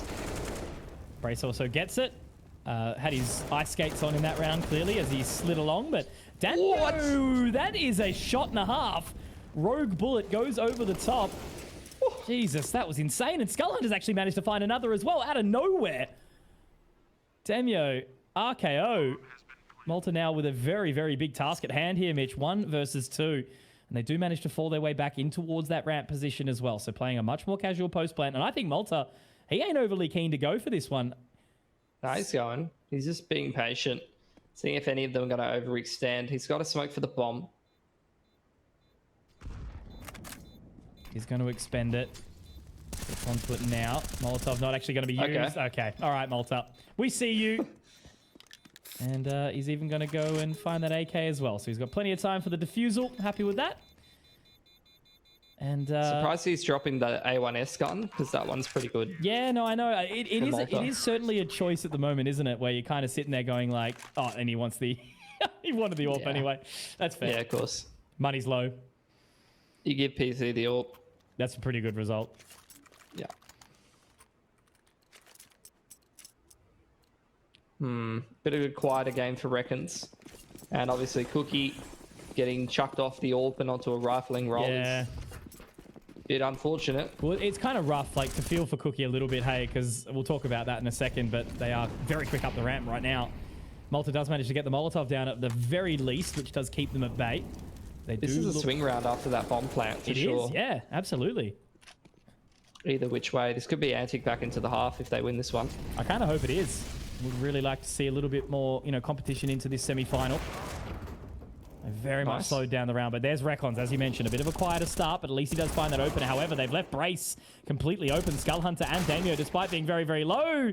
Skullhunter managed to rip off a couple of heads, living up to his namesake. Now it's all in a danger in a 1 versus 4, but it's almost winnable with how low some of these members are. Oh, God, sweating. Look at that reset, bro. Work. Yeah, it's PC's hard. double eco. Yeah, they have to on round 13. This could be a 9-6. For sure, this could be a 9-6. Absolutely. What you need to kind of see in a game like this as well.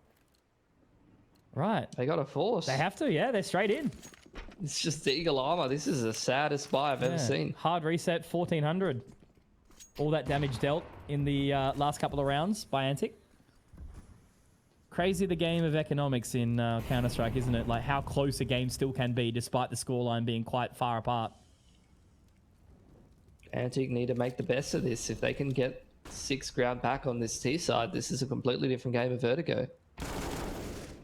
Oh, that's a spooky one. PZ gets the smoke down. But they happen to walk off from that one. No contest just yet. Yeah. I mean, they're going to be aware of the money situation from the CTs at this point. You really don't want to force these kind of rounds. Slow and steady is usually always the way to go, because you know, over the long term, you're always going to have more utility than the CT side, regardless of whether they forced or not. You know, you wait out a round. The CTs are often going to make most of their plays in the early to mid round. That's unfortunately a situation that's gone begging. Hats doesn't recover the AK though, so that's the silver lining there. That's the joys of being a sub, right? Just having the confidence to walk through the mid smoke, go for a wild shot, hope it sticks. And Brace also doing a little bit of damage, but at least Skull Hunter keeps his medal. PZ also keeping a firm eye on towards Night Raid. Great shot, great flash. Excellent stuff from Malta. Makes it really, really awkward. Now PZ can recover the rifle. Malta picking up another on the top of the small box. And Recon's all in his lonesome. PZ gets 3. What a fantastic round from Vertex.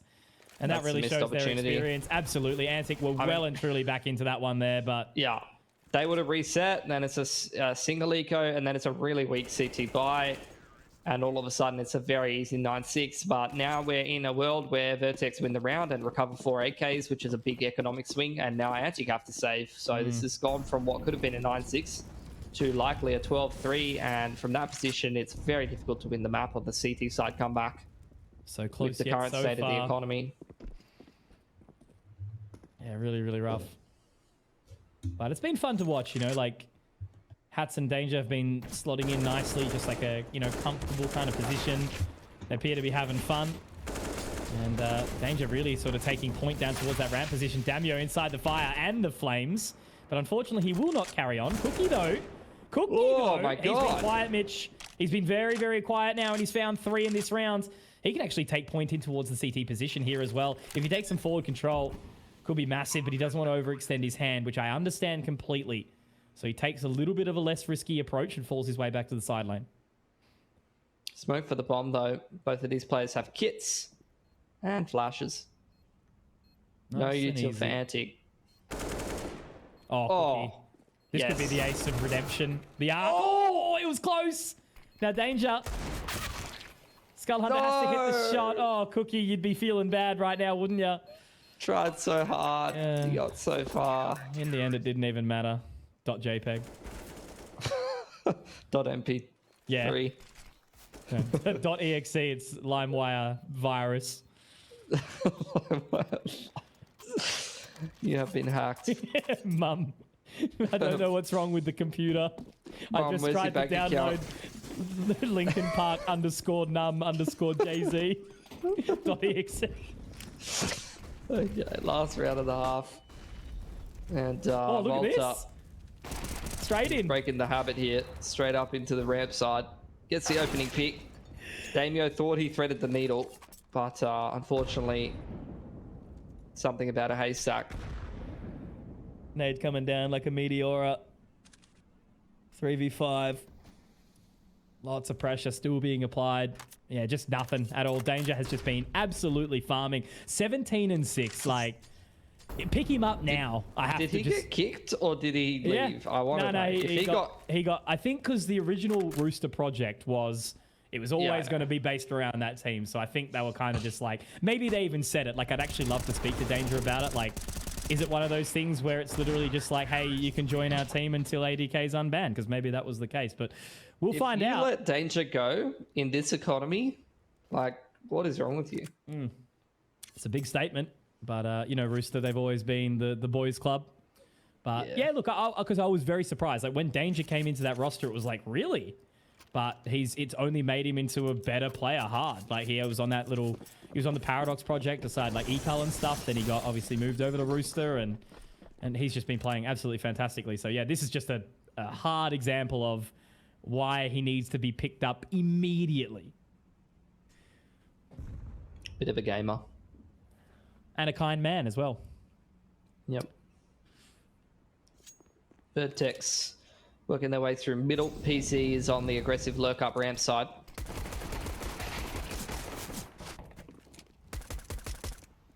Four versus 4.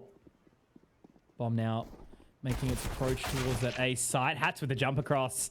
Completely throwing Damio into disarray. And it's an aggressive plant too. Looking to sort of do it up for CT. Night Ray gets his head ripped off. And look at Brace's positioning. That's why the plant goes there. Brace has got all the wrap. And where did he go? Did he go through mid? Must have, yeah. Late mid into CT. Walk through the smoke. Spitting bars. Yeah. Vertex looking super comfortable. And this was Antic's map pick as well. Doesn't bode well. Always do wonder how that must feel as like Antic, right? Like seeing the roster swap. Obviously, you know, you understand like Forlex stuck in Dallas for 24 hours. Addict having to take 5 different flights to get home, still hasn't arrived. And Antic going, okay, you know, we'll play up against, then, you know, following along with Twitter. Oh, geez, who are we going to be versing? Oh, Hats and Danger, sure. Yeah. Rough position. I thought they would have been able to beat someone fresh off the analyst desk, though. Yeah, true. Fair. Yeah, exactly. Just a caster, man. Not even. It's an analyst. Oh, are you saying an analyst is below a caster? How dare you? Oh, boy. Put Elfish Guy on the desk. Don't put him in the server, that's for sure. I've seen the effects of that. Okay. Cookie, anything? Nah, done and dusted. Just a nice quick round to get rid of for Antic. The money, though, there was actually a bit more investment. Yeah, I didn't even notice. For Sport Deagle Armor. Bold. Which, look, he's been pretty good the last 3 months, so I wasn't going to mention it, Mitch, but you brought it up. No, listen, man, don't do me like that. Look, I have high respect for Recons as a player, but yeah, he has been a little bit up and down lately. Well, getting a quick one out, B. He's going to be expected to step up here, Mitch. Let's see how he goes. It's going to be taking point on B. This is a like 2-1-2 approach from Vertex. Hats, there you go. Hats just double entries. Solo B. taking B, yeah. Oh, he's got the, never mind, he's got the boys with him. Yeah. So this 3v3. Hats a little bit lower, but they have managed to put Danger all the way up towards the Gen side, taking points. Skull's looking for it, but Danger right on the line, sharp as ever. 21-6. Just not feeling the strain at all. Damio and Night Raid have a long way to come around, and like at this point in time, do you ask for the save? You don't, because Hats has been taken down. Bomb planted, pincer approach. How do they fare? Well, Night Raid's going to eat a nade, so that should fill him up for dinner. He's going to cop a little bit of a bink as well. Probably thinking about the save at this point. Damio wrapping around. Night Raid gets brace in the meanwhile. Smoke's starting to fade here. Danger's put up a good position, though, on the other side of the gen. It's that one and done, trying to split the peaks. And whilst he does at least make it a little bit spooky, Damio's there to collapse and get something done. There was a kit down, irrespective anyway, so they do manage to close out that round. And Antic find 4, so at least there is something for now. That's in the worst way to win a round, though. You got one alive on the CT side, which means pretty terrible util for most of the boys. Someone's got to go down to like a Famus. Maybe even Cookie might have to Famus or MP9. And meanwhile, the T side who got the bomb plant have a full bite with full util. And as the CT side, this is what I'm saying. When someone gets an opening like 11-4, 12-3 half, it's like GG, and it's the way the economy works, unfortunately. Like CT side comebacks are just so emo.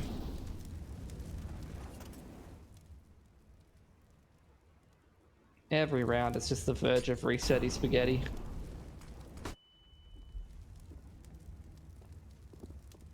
Just good on the tees, put that pressure down.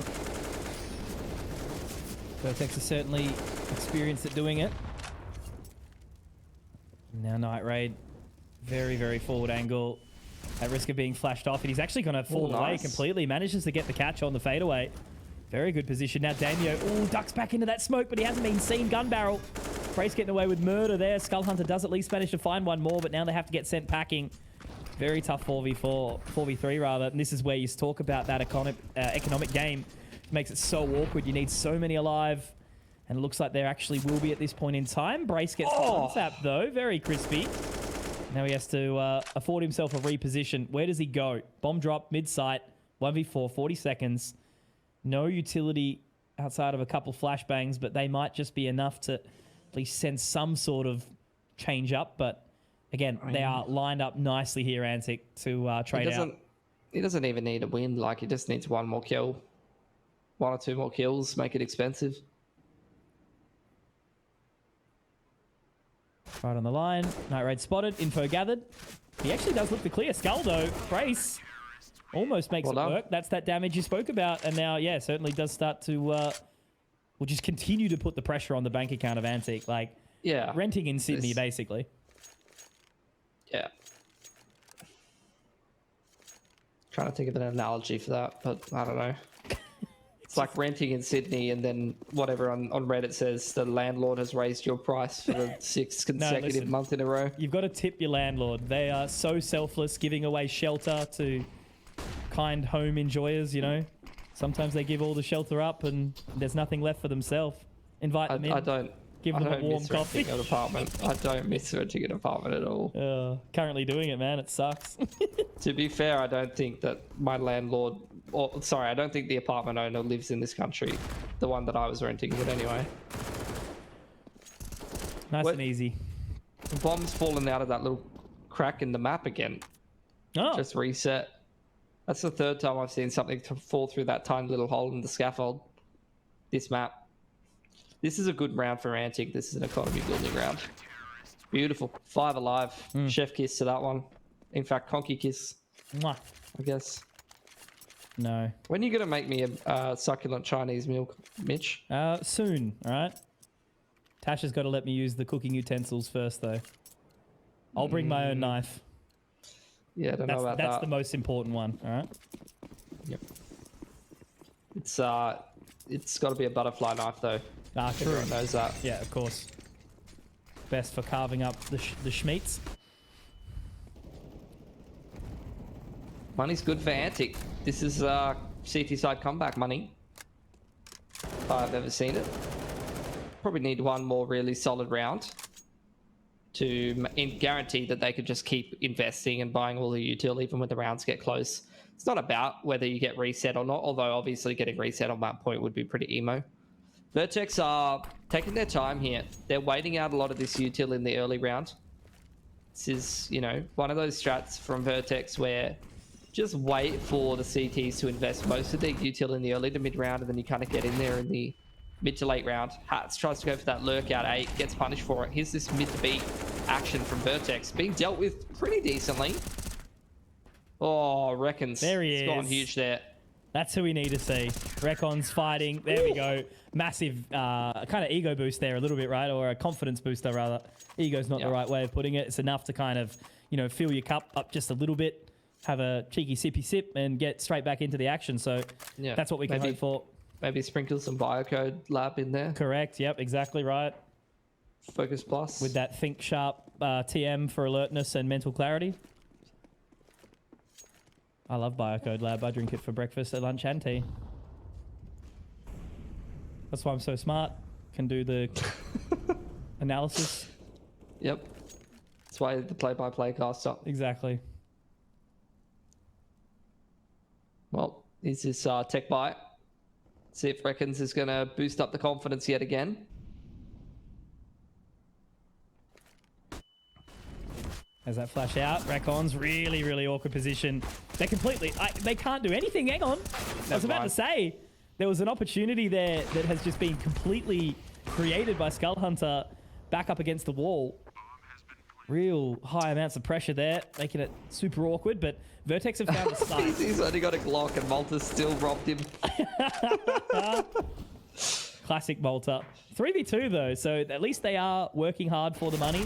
Danger not spotted. Malta getting forced off the line. That's payback for stealing PZ's weapon. Cookie finds PZ. And Malta alone in a 1v3. Doesn't even get a shot off. So there you go. Antic find 8. And Mitchell, this is starting to become at least a game of Counter-Strike. It's not a game of Club Penguin at this point. You know, we're at least getting some more action. Club Penguin was lit, by the way. We're not in the DJ booth. I'll take you to the Club Penguin dance floor. Oh, God. Do you remember Neopets? Nah, never did that. Anyone in the chat remembers the goodness? CT side money's really good now, Mitch. So it is, yeah. They're set up. Cookie's on the AWP. I'd love to see him start double AWPing, maybe, honestly. He's gone for the aggressive pick. That's the loose sort of mid-approach there. I mean, if he starts getting rolling, like that's... I mean, you saw Reckons fragging up. All the people that were kind of quiet T-side are starting to play the game. So this game's going to get a lot harder for Vertex to win now. If this keeps going. Especially because they're kind of, you know, trying to plug and play the stand-ins on this T side, and at least it's not looking as smooth as the CT side where you just say, all right, Danger, you're pretty good at holding B, you just go do that. Yeah, the only sort of really close moment that we've had in the last couple was that force buy, or the half buy with the pistols. You know, they took more control and more space on the site. They seemed to be happy to move a little bit quicker. So maybe that's what we need to see, you know, throw the strategy out the window just a slight amount, play a little bit more of a loose approach on one of these gun rounds. We'll see. But there's a response from Brace. Still has to deal with pesky Night Raid. Skull Hunter also on the headshot line. So PZ setting his crosshair up. Night Raid with the peak. Beautiful stuff. Excellent play from Night Raid there. Oh, they get there's the double gifted AWP. a double AWP as well. How's it going to go?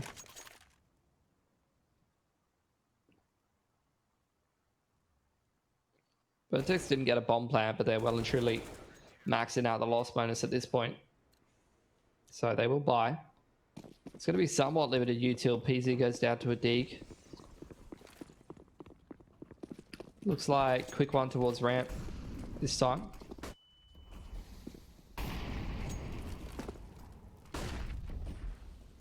So slowed it down once again. Damio happy to sort of pepper some damage towards. Whoa! There you go. That's a shot.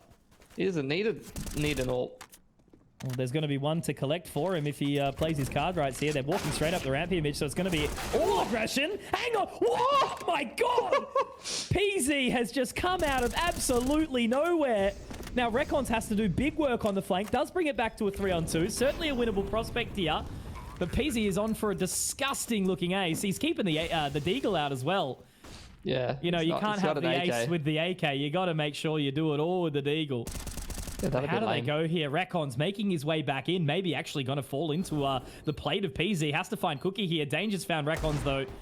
All left on to Cookie. 1 versus 2. And I think PZ, no, Cookie's actually done some damage, but Danger, oh my God, really had to sit up in that round as Vertex. PZ's had enough. He just wants to close the door on this game, Mitch.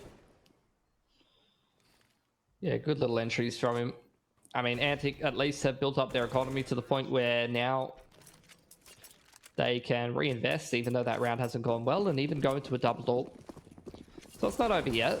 Can they claw back 6 in a row? They'll need some more solid rounds to make sure that they're not hamstringing their economy as they like grind their way back up into this one. Pace from Vertex straight up ramp here though. Danger being put in the pole position. He's being spammed by 2 different CTs. Loses a handful of HP on the way up, but he's still got pole position to go for an entry if he wants to. All been forced back. Only Skull Hunter kind of in a really difficult position to fish out from where the other 2 CTs are. But it looks like he is keeping his composure for the time being as Night Raid tries to get a bit more of a forward position around the ramp side. Having a little look. But Vertex have very much pumped the brakes. Happy to just chill. All 5 members are here now. Brace is going to send the bomb into the hands of Hats. There you go, Mr. Sub. Do the dirty work. Night Raid's fallen. Oh, this is rough. This actually could go well. It does somewhat. Hats has managed to get 1 response, but Damio with 2 is certainly not something to laugh at. Now it's going to put the advantage back into the hand of Antic. Just giving control of this site for the time being. Quite happy to let Vertex set up a post plant, but they're actually going to flash their way through. Brace set up in pole position with the Mac 10, and he just rips them apart there. Reckons pegs one back though. Oh. I was going to say. Versus 2. This is where the experience comes down to play. How does he break up into 2 1v1s? Both members hand in each other's pockets. Cookie and Recons, they've both had a bit of a resurgence here in this latter part of the second half. Hats very much on the line. They are playing it very slow. Smoke goes down. Warning shots are going to be sent. Hats, though, getting a little manic. Is he going to swing off? Yes, he will. And Recons and Cookie are going to be able to close that. That's a fantastically played duo round in the 1v2. And they get the job done. So Antic at least find double digits here, Mitch. Like, this is not a done game. Not a sealed deal. Ooh, retain double AWP as well. Yeah, exactly. At least it's something. Like, even if they do not end up picking up this map, you move into Inferno, a map that everyone, you know, sort of has a bit of confidence on in Oceania. So, yeah, there's some life here, and Antic can be proud of what they've done so far. I think Inferno is going to be probably easier for Vertex to play. If anything. Yeah. It always does end up being... I sort of put Vertex and Greyhound being 2 incredibly solid Inferno teams here locally. I mean, this isn't really Vertex. This is like, I don't know, Pugtex. Virtus the Hound? Stop. You can stop anytime. Wait a minute. Grab my cup, put some liquor in it. One for one. Over on the A side of the map, Malta's doing this aggressive lurk. I broke you. 3v3. Not broken yet is the spirits of Antic. Damn yo. A little bit rough though there, only with the USP. Didn't have a chance to sort of reload. Now Cookie and Skull have to do it all. Hats, very, very good position. The Skull Hunter manages to get up just in time. 1 HP. Now that Molotov is going to delay the plant for a little while as well, as PZ also trying to move very far forward. Could potentially get onto the line here, but Skull Hunter just in such a dangerous position. Low HP. PZ will find him. Now it's all onto the Cookster. And is he going to be able to be the Iron Chef here? Well, unfortunately, the food have no umami. We will find out shortly. That's so hard. Well done. Very, very nicely not beating found. the high-low there. Nah, exactly. Very, very nicely done there from Vertex. That was a really entertaining game, Mitch. I've got to admit, like, to have that level of, enjoyment to come out through a series like that, like, you know, when it is a little bit scrappy, it's not that full roster.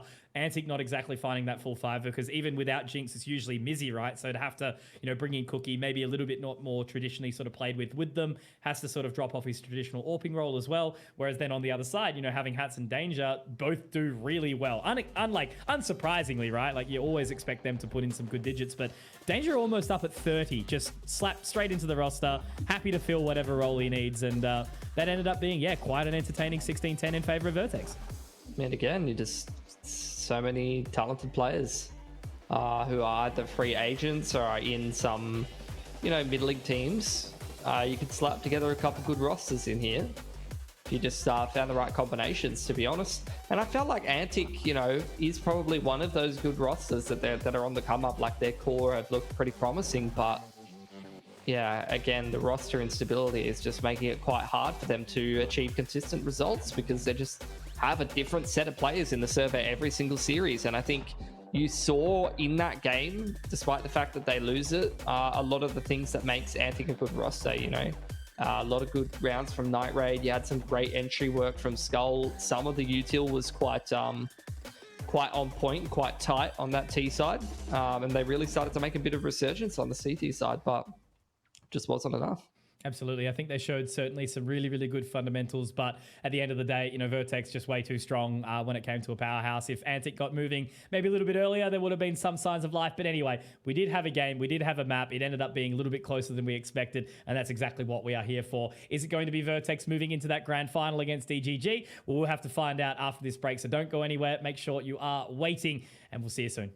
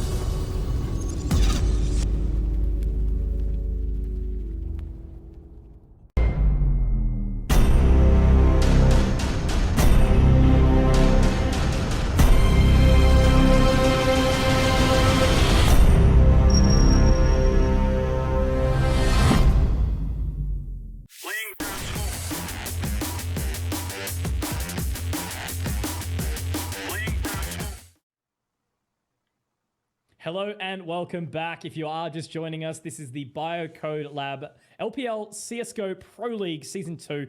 We are now into what could very well be the final of the final map rather, where we've just obviously seen Vertex take down Antic 16-10 on the opening map of Vertigo. Now, Mitch, obviously it was Antic's pick here moving into that one. Vertigo's been a very strong suit of theirs, and now we move into what is actually a very, very strong map for Vertex in Inferno. And then, adding in kind of, a little bit of hats, a little bit of danger here, the strength just potentially even comes more to strength outside of the fact that they haven't, been a full 5 or anything like that. Yeah, I think it's going to be a bit easier to kind of work your way around a map like Inferno than it is Vertigo. As a bit of a pug, the protocols are pretty played out. I think most people have a lot of reps on it at this point. So I think it's going to be a little bit easier to plug and play the stand-ins, although both of them probably did get a fair bit of game time on Vertigo. So they're going to be, well aware of how to work that map, and they're able to put the pieces together well enough. It was a bit more of a struggle on that T side for sure. But now they've got to kind of, as they picked Inferno, start out on that T side and kind of work their way into the game, which, some teams are quite good at. Sometimes it can be a little bit of a struggle. I've seen teams get shut out of the game on T side Vertigo from time to time. But I think if you've got enough experience, you know how to work the map, then you shouldn't have too bad of a time doing it. Absolutely. We've got Dust 2 obviously on the back end if we do require it. But at this point in time, I'm sure you're probably on a similar page to me, whether or not we see this go to that third map, it's probably a pretty big question mark. I would say it's pretty sort of hard sold here that Vertex have got a very, very good chance at closing this one right now. And we've looked at the top 4, when you kind of approach into seeing both these two opening series, right? Obviously, DGG, very well-rounded, very experienced team, besting Nutty, which was their first time making it into the playoffs. So that's already sort of something that you kind of, painted a picture in your head prior, if you're a viewer and someone who does sort of, spend some time watching the Oceanic Counter-Strike. And exact same thing could be said, and then when you sort of start to raise some questions, it's like, okay, maybe like obviously Vertex a little bit down on the members, but when they're able to bring in those emergency subs in the sense they've, it's kind of, there's a lot of players that realistically could fill that role, and having the core 3 of Malta, PZ, and Brace, like it can be so easy. As long as you can shoot well enough, you can fit in with those 3 players individually very, very easily. Yeah, I think last couple of games on Inferno for Antic, they got a 16-4 win over Warriors. They lost 8-16 to DGG, and they lost to Vertex about a month ago as well in a pretty one-sided game. They're getting most of their rounds on CT side as well, so at least they're going to get that CT start that they'd probably be wanting, and get themselves into their comfort zone. But if they're going to make a better run on Inferno this time around, they're going to have enough T side chops to close out the game. Yeah, absolutely. And I think, look, obviously, even on the side of Antic for Cookie, you can start to pick up like that double AWP setup that we see a little bit of comfort on. He's obviously, pretty happy to sort of pick that one up. And we have seen some signs of life on Inferno, as you mentioned. So it's definitely not like a hard sell shutout game or anything like that where we know that nothing's going to happen. But I feel like if there's a bit of momentum, obviously Vertex going to be starting on that T side, having picked here. If they get that pistol round, they get a few rounds and really start that momentum. If they take early control of Nana, if they get into apps nice and easily, I think it can be very, very hard to kind of warm your way into this CT side for Antic. Yeah, we'll see how it goes. Obviously, early establishment of the CT economy will really help them out a lot, be able to get full util and, be able to work the map like you'd want to see with the protocols. Obviously, a big win condition on that T side is if you're able to really pressure the CT side economy, not let them get the util, put them on saves, it's going to be a lot closer of a half than it will be when the CTs have all their options open to them. Yeah, for sure. So I think, pacing to start off is going to be very, very important, and just seeing how they kind of do it. But as I said, I think Vertex can have a little bit of fun with it, and that's exactly what we're going to find out now, as we do have Inferno loaded up for you all. A very, very common staple, of course, in Oceanic Counter-Strike. It's always been an interesting one. It's regularly picked, and a lot of teams seem to struggle with that CT side on the occasion. But as we know, Vertex do have a very, very solid CT side, so they'll have no issues there. But starting on the T side, at least they will give Antic a bit of an opportunity to kind of cement themselves a little bit. So they need to be very much out the gates here, Mitch. Very, very confident. Otherwise, I think we can already start to talk about what the grand final is going to look like for Vertex versus DGG. But until then, we'll give Antic the opportunity and hope they can start out strong on this CT side. Yeah, they got 2 nades here. see where those are going to be positioned. Looks like both of them are over towards B. Maybe you'll see them dropped over towards CT and maybe get like a double nade onto the plant, something like that. Yeah, I'm going to fall back, so you could see a double nade in the choke here, Mitch. Just going to hold. Looks like it will go over the top. Smoke down. Locking off CT for now. It's on the plant. Yeah, well done. That nade now. Gonna hold on to it just for a little while longer. Sends out. Should. No, PZ's actually gonna do a little bit of parkour around it. It's planted over the opposing side. PZ doesn't quite manage to get into emo though. They lost 2 through the smoke, Mitch. Yeah, just rough as guts. Danger now with a very hard task. Same as Hats. I think a 1v5 might be a little bit a little bit unreasonable for a chance at a win there, but not a single lick of damage dealt to Antic, and potentially one of the cleanest retakes I've ever seen, given the fact that they did find 2 or 3 through the smoke. Yeah, let's see if Vertex are going to force here, though. They got bomb plant. So they got cash to be able to do so. Some armor on Brace, Mac 10. What's the approach here? What's Brace's spawn? He's actually kind of like towards the back, so not going to be expecting anything too fast, I don't think. But with Malta on the techie as well, this could be Apps pop in the mid round here, perhaps. Perhaps. Still very, very winnable, as we know. Of course, that bomb plant buy, always the spice.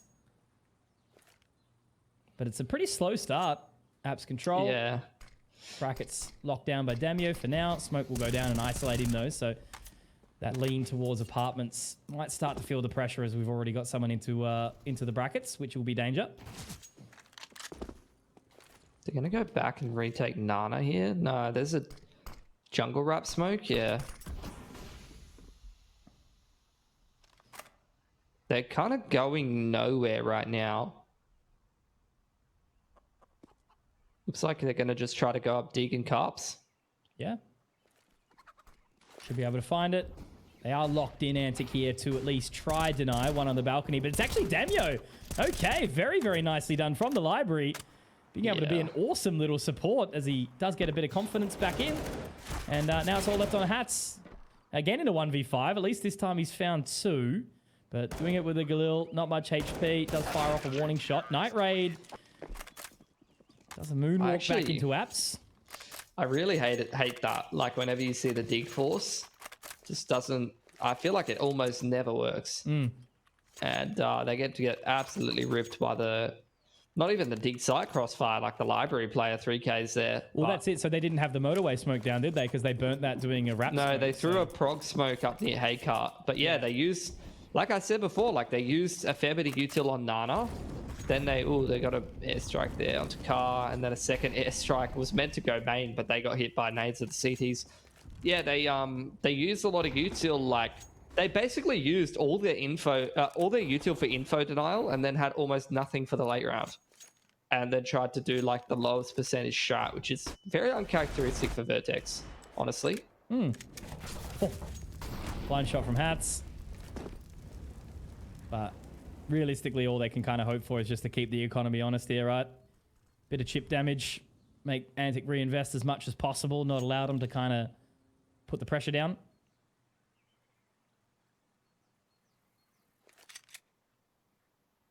Try and taking guns off the CTs, make sure that, like we talked about in the pre-show, they don't have their economy build up too much. PZ making 1 foot step in Apps there, trying to psych the CTs out. It's just Night Raid over here. Able to lock it down pretty well. Vertex not really sort of throwing themselves too hard out here. Still got PZ wrapping his way back down. Night Raid straight through the smoke. Nice and easy. Predictive bullets there. Kind of simple to work it out. PZ's got nothing but a Glock. Now picks up the dig, but Night Raid spots him. So cheeky 4K to pad the stats there. 7-0. $7 trillion. 0 bosses. Something like that. I mean, As far as anti-ecos go, usually don't get too excited about multi-frags, but when it cements your CT side economy for a little bit, pretty impactful actually. Yeah, that's exactly without losing guns. Still a little bit poor though for Night Raided Skull mostly. It's finally Vertex, their first proper gun round here. Obviously they had to force by before, but now they're going to be able to work the map a little bit better. So how are they splitting up the responsibilities? It's Hats and PZ over here. Looks like Hats is going to be that player to play Broom and the half wall and try to work Nana at his own pace. That was supported by Brace and PZ. Towards V, right, on his former role. Yeah. Can't remember whether he did that on Greyhound or not, but he definitely used to do that on Order. No, he'd always assist in win B, but that was more on CT. So Malta does get an opening. Cookie with a response though, so that's not too bad of a trade. Damio finding brackets control. That's clean. Very nicely done. Danger's super low now. Yeah, this has been very limp, I would say, from Vertex so far. They just haven't really shown much confidence. It's just kind of been a slow approach. Wet pool noodle, kind of slapped around a little bit, and then they fall over after a while. So like an old episode of Gladiator. I'm not entertained. Shouldn't even reinvest here. No, it's Pistola. Just the half buy. It's not a ton of reset potential, really. With how clean some of these rounds have been, Mantic's been doing a good job building their money up. This position is anti-eco, borderline kind of suicidal. Yeah. But it's going to work out. Damio's having a bit of a farm, honestly. If it works, you don't question it. That's what I've learned. No. That's what everyone's told me. Yeah. Pushing smokes is only stupid if it fails. Kind of doming. Dude, he's been like... I think what I started to notice towards the tail end of Greyhound was he was very much in his own head, putting a lot of pressure in himself. And, he did have small side anchor rolls as well. I think he's always been the kind of player that, he will focus on the team aspect sometimes more than his individual game. Yeah. Oh, it's nice to see. I think it's going to be like... Summary is, it's nice to see him playing a bit more of a looser approach. Well, I feel like it's... If he does go onto a lesser team, it will... we'll hold that thought because we're going to get an take. HE nades. That's good. Good damage from Antic. Well worked there. They're going to leave Reckons here on Sandbag. No one's got the util set up for him though, so he's in a bit of a trouble actually. Skull's going to bail him out with the molly though. No brackets control yet for Vertex. It's just util being traded back and forth. Antic has used all of their grenades. So the longer this goes on without Antic finding an opening pick here, the more favorable it'll be for Vertex. Yeah, Damier's actually trying to find his way through. Will he be flashed along? Just sitting in that smoke, waiting patiently. Hats is also ready here. I think Hats actually finds two. One, two, there it is. Super clean. Now there's the call. Finally, we see a pace changer. Mitch getting their way up towards B. Skylander might actually be able to find the cross though. Oh, Hats is lucky. Managing to get away with a real good position there and happy to sort of try and take some further control of Coffin. Smoke's going to isolate, however, so it's still a winnable position here. But do they want to risk it? Nah, it's more sensible to save here and min-max your economy. There's still so much legs in this half here. You want to play for the exits though and take guns off the tees. Make it expensive for Vertex on the way out. Yeah, exactly what they're doing. Sitting in position, making sure they all get out happily. Because that's where they can start to sort of make that question, do you invest into the double AWP? Cookie's got cash. The point I was going to make is it's not really comparable as such. But it's almost... Oh, they're actually going to exit CT. This could be very bad. This is going to be very bad. They're going to lose all their guns. Yep, that's actually massive for Antic. They trade 4 for 1. So that's going to force the reinvestment and actually might make Vertex very poor. If Vertex lose this round and don't get bomb plant, they are going to actually be soft reset. So that's very well worked from Antic there, taking the guns away from them. Well, how's this changed? I mean, it is early days, but Danger was having an absolute field day in the previous, and now really 4 members struggling to get off the ground. Yeah, it's the start of the T side. But yeah, it could almost be like for Hats, like being like a mini Azza almost. Okay. Like, yeah. just goes back to a lower level and starts absolutely doming. Putting a bit of leadership, getting a bit of respect, building a roster up around him. Beautiful. Great flash from Brace. Hats has just been dominating B. Yeah. You can tell he's calling for it as well. Beautiful. Great reposition. Good reads. I wouldn't even say, I wouldn't honestly, not want to see him leading, but definitely aggressive rifling again. Yeah. What's like a thing, it's they're in the mid tier. Well, actually, we'll talk about it in a sec. Nah, they're saving. It's fine. In the mid tier, there seems to be not enough people to kind of, I guess, look up to, I suppose, you know, and that's what we kind of are lacking. You know, you think about all of those old leaders from the, you know, sort of the 2017, 2018 era that all retired just before sort of 2020, I suppose. There's not really many people that are kind of still kicking around that have got the worlds of experience to kind of bring up some of these newer players, because there is some seriously good talent that we're spotting, like, you know, seeing players like that Isaiah from Elemental. There's a lot of that prospect that I'm sure that's a bit untapped that just need kind of someone to, not even to lead them, but to just point them in the right direction. Give them a little bit of maturity, give them a little bit of knowledge. Yeah. There's so many like CS concepts that I learned from people who played like 1.6 and Source like professionally, like way back. We think about how at the start of this game that I would just never have learned on my own. Yeah. Yeah. Like mentorship is very, very important. Yeah. People need to learn that it's not all aim. Well, it's again a good start until Hats gets involved. Hats cannot be stopped in Banana.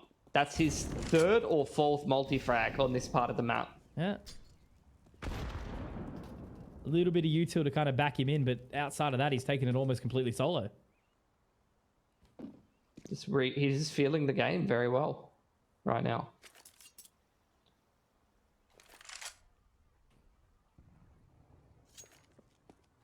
Man advantage. You'd expect Antic to aggress somewhere in this position, but they are kind of just sitting one apiece across the map right now.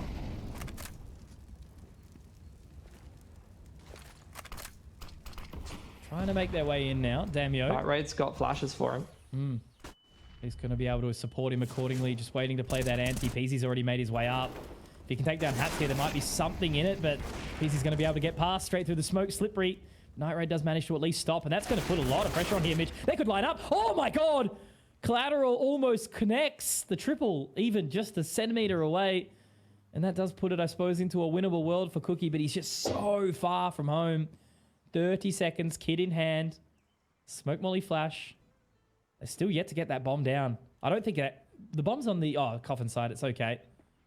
But they're still just buying so much time. Cookie thinks it's actually potentially been a rotation. He's gone all the way back to 8. Probably will just save off of this. Yeah, or... bugger. No, he knows the damage has been done, so I guess he wants to go for it. Yeah, went for a gamble to send his way back, but didn't quite pay off. Surely mollied a new box or something, which is going to end up being a mistake. Never mind. He's found it. Pulled him out. Hats now. Has to continue to go huge. Cookie's also having a good start as well, so it's battle of the subs here. He spots out Hats. Does a whole lot of damage. Cookie needs to find the fight. 10 bullets. Is it enough? Shoulder peek. Hats confident. Knew he wasn't even on it, but he doesn't care. Goes for it anyway. 14 and 6. Take a hat. Take your hat off to him. That wasn't where I was meant to be going with that, but it happened, so. Yeah. Did a good old Abe Simpson hat off and then back on and walk out the door. Walk out again. That's essentially what Hats is doing for Vertex for tonight. He's walking in, he's winning them the series, and then he's probably just walking straight back out again. That's it. I do wonder where he will end up next. You know, what's available for him. Do you build something? Do you join something pre-existing? Time will tell. I think he said he was just chilling for a bit, and then he's going to decide what he wants to do pretty soon. Get back into it, maybe. Yeah. You know, you think you've been, especially given the couple of years that they Yes, had. Cookie. Cookie, come on. To Malta of all people. Malta. The jump scare. Just in time for Halloween. Oh, poor Malta. Yeah, love to see it. Someone please clip that and send it to Elfish Guy on Twitter. Tweet at Elfish Guy at Malta.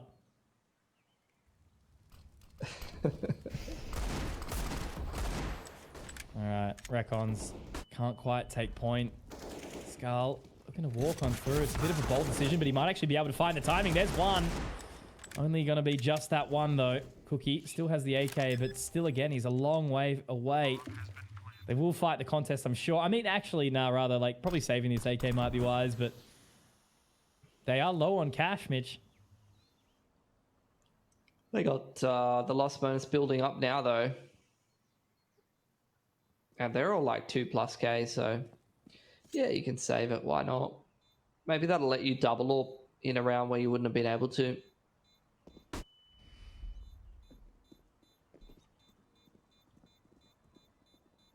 Play some exits. Nah. Gonna just miss the mark. Might be able to slip in and get it. Okay. He picks up a... Okay. Okay. There's the Recons that we know. Good on you, Reckons. This is beautiful. Get you those exits. Get those. Samsung replay. Gorgeous. Good dig shooting. Doesn't win him the round, but he gets some style points. It's look at the money on the team side. Yeah, that's what I mean. Yeah, it's grim. They can reset off that. It could be impactful if they win the round.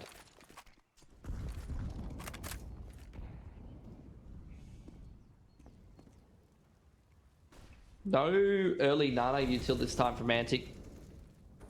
So Vertex going to be given some control over there. They have a little bit lighter on the util this time after dropping those guns as well. So it's actually a round where they're going to be happy with that. There's the retake util in the mid round from Antic. And off the back of that, Vertex having just taken bracket and now starting to pressure carpets and walk towards middle.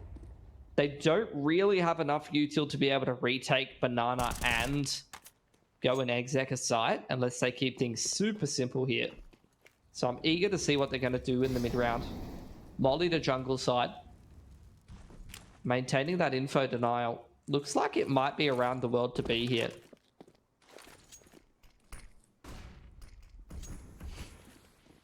Gonna start to put the pressure on, but it's actually kind of forced a little bit of more of a focus towards A. Brace has slipped the crack straight through into CT. It's going to be a very, very tough hold here from Recons, but Brace does have to find the timing still. Skull Hunter catches him off. I think Recons actually spotted him. Did. Molly doesn't quite meet the mark, though, so this is going to be a little bit awkward because look at this now. Vertex have pumped the brakes. Brace does manage to find Skull Hunter, though. There's going to be big, big amounts of pressure on the Recons. He's already been spammed through the smoke as well. Brace is doing absolute bits, but still 15 seconds. This is rough. Easy. Has to cross. Oh my God! Night Raid as well. No smoke. CT exactly as you mentioned. It leaves it all open. 5 seconds. Danger does manage to get there. Oh my God! Danger! Coming out of nowhere. Who is this man? He's had no kills and then he gets 3 1-taps. Cookie 1v2. This is so rough to be in. Creeping in towards the construction area. Brace took all the control. There is a kit. There is a flash. There is an opportunity. Brace gets taken. Now Danger. Can you be the big man here? Will he be able to find the shot? He's only down to the pistol. No, he'll get taken. Cookie gets found. And my God, what the hell was that round? And Reckons all of those exits now are big, big impact. They because are. They have just soft reset Vertex. Oh God, that round was a clown fiesta. This is why people type Omega lol CECS.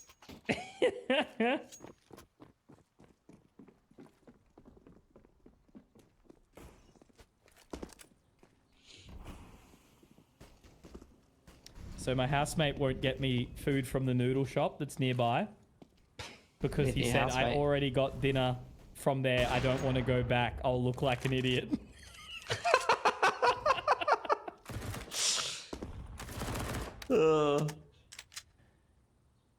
Man's got social anxiety. The Chad move is just to rock up. Yeah. Anyway. Second dinner.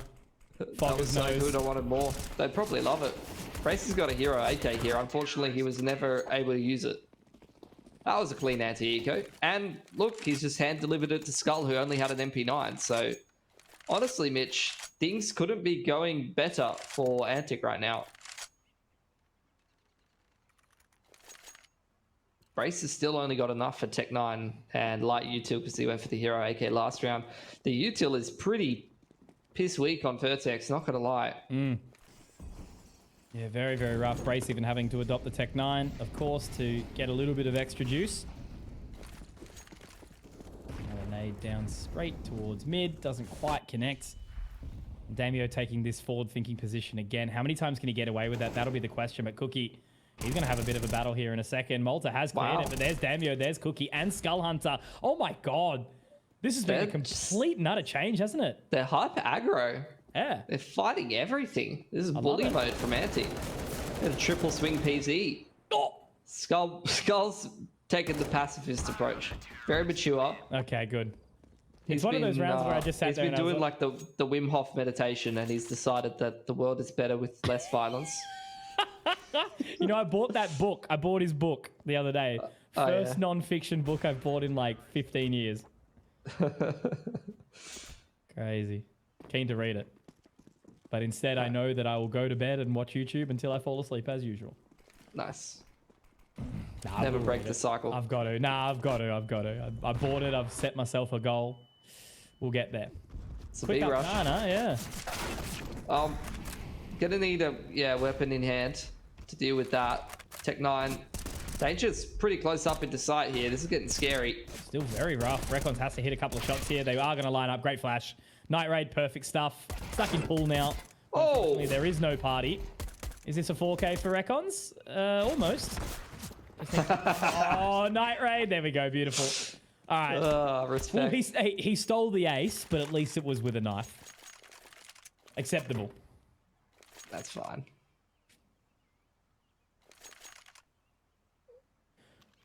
I don't think Malta's been able to psychologically recover from getting Zeus. No, 1 and 12.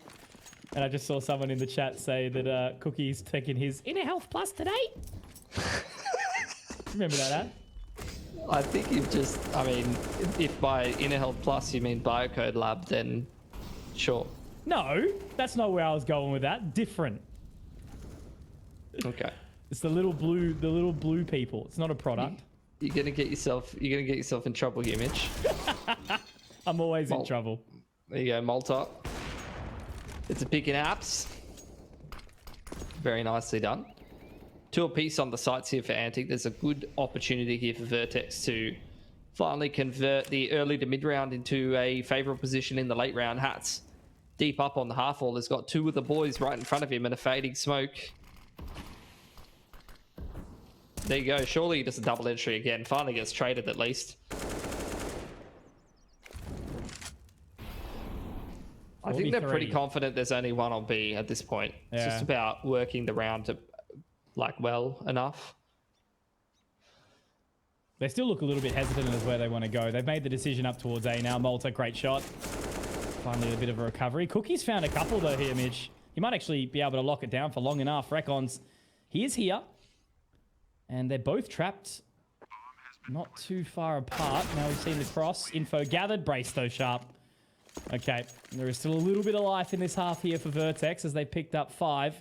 Because that'll be the big ticket question. I mean, how is Antic going to go on the T side? Yeah, I think it's already good enough, honestly, for Vertex now that they're going to move over to CT, right? Because looking at the last 3 games, I mean, 3 isn't the biggest sample size ever, but the majority of the rounds Antic have been getting have been on CT. Yeah, for sure. Very heavy CT. Yeah.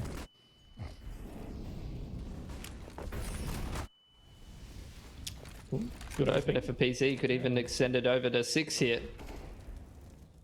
6 is doable. Certainly so. Look, 5 is doable as well, but Night Raid's got an answer for that as Danger does get the trade. Good position to throw himself into. We already see Malta doing his patented apps lurk as well. Hats slots back through this smoke. He might actually be able to catch a couple here. They're going to hear all of this information. There we go. Hats has got it. Oh, a little bit shaky, but he gets the shot, and he's heard the last as well, who's moving in towards second mid right now. And that'll be, should be a done and dusted round, I'd say here.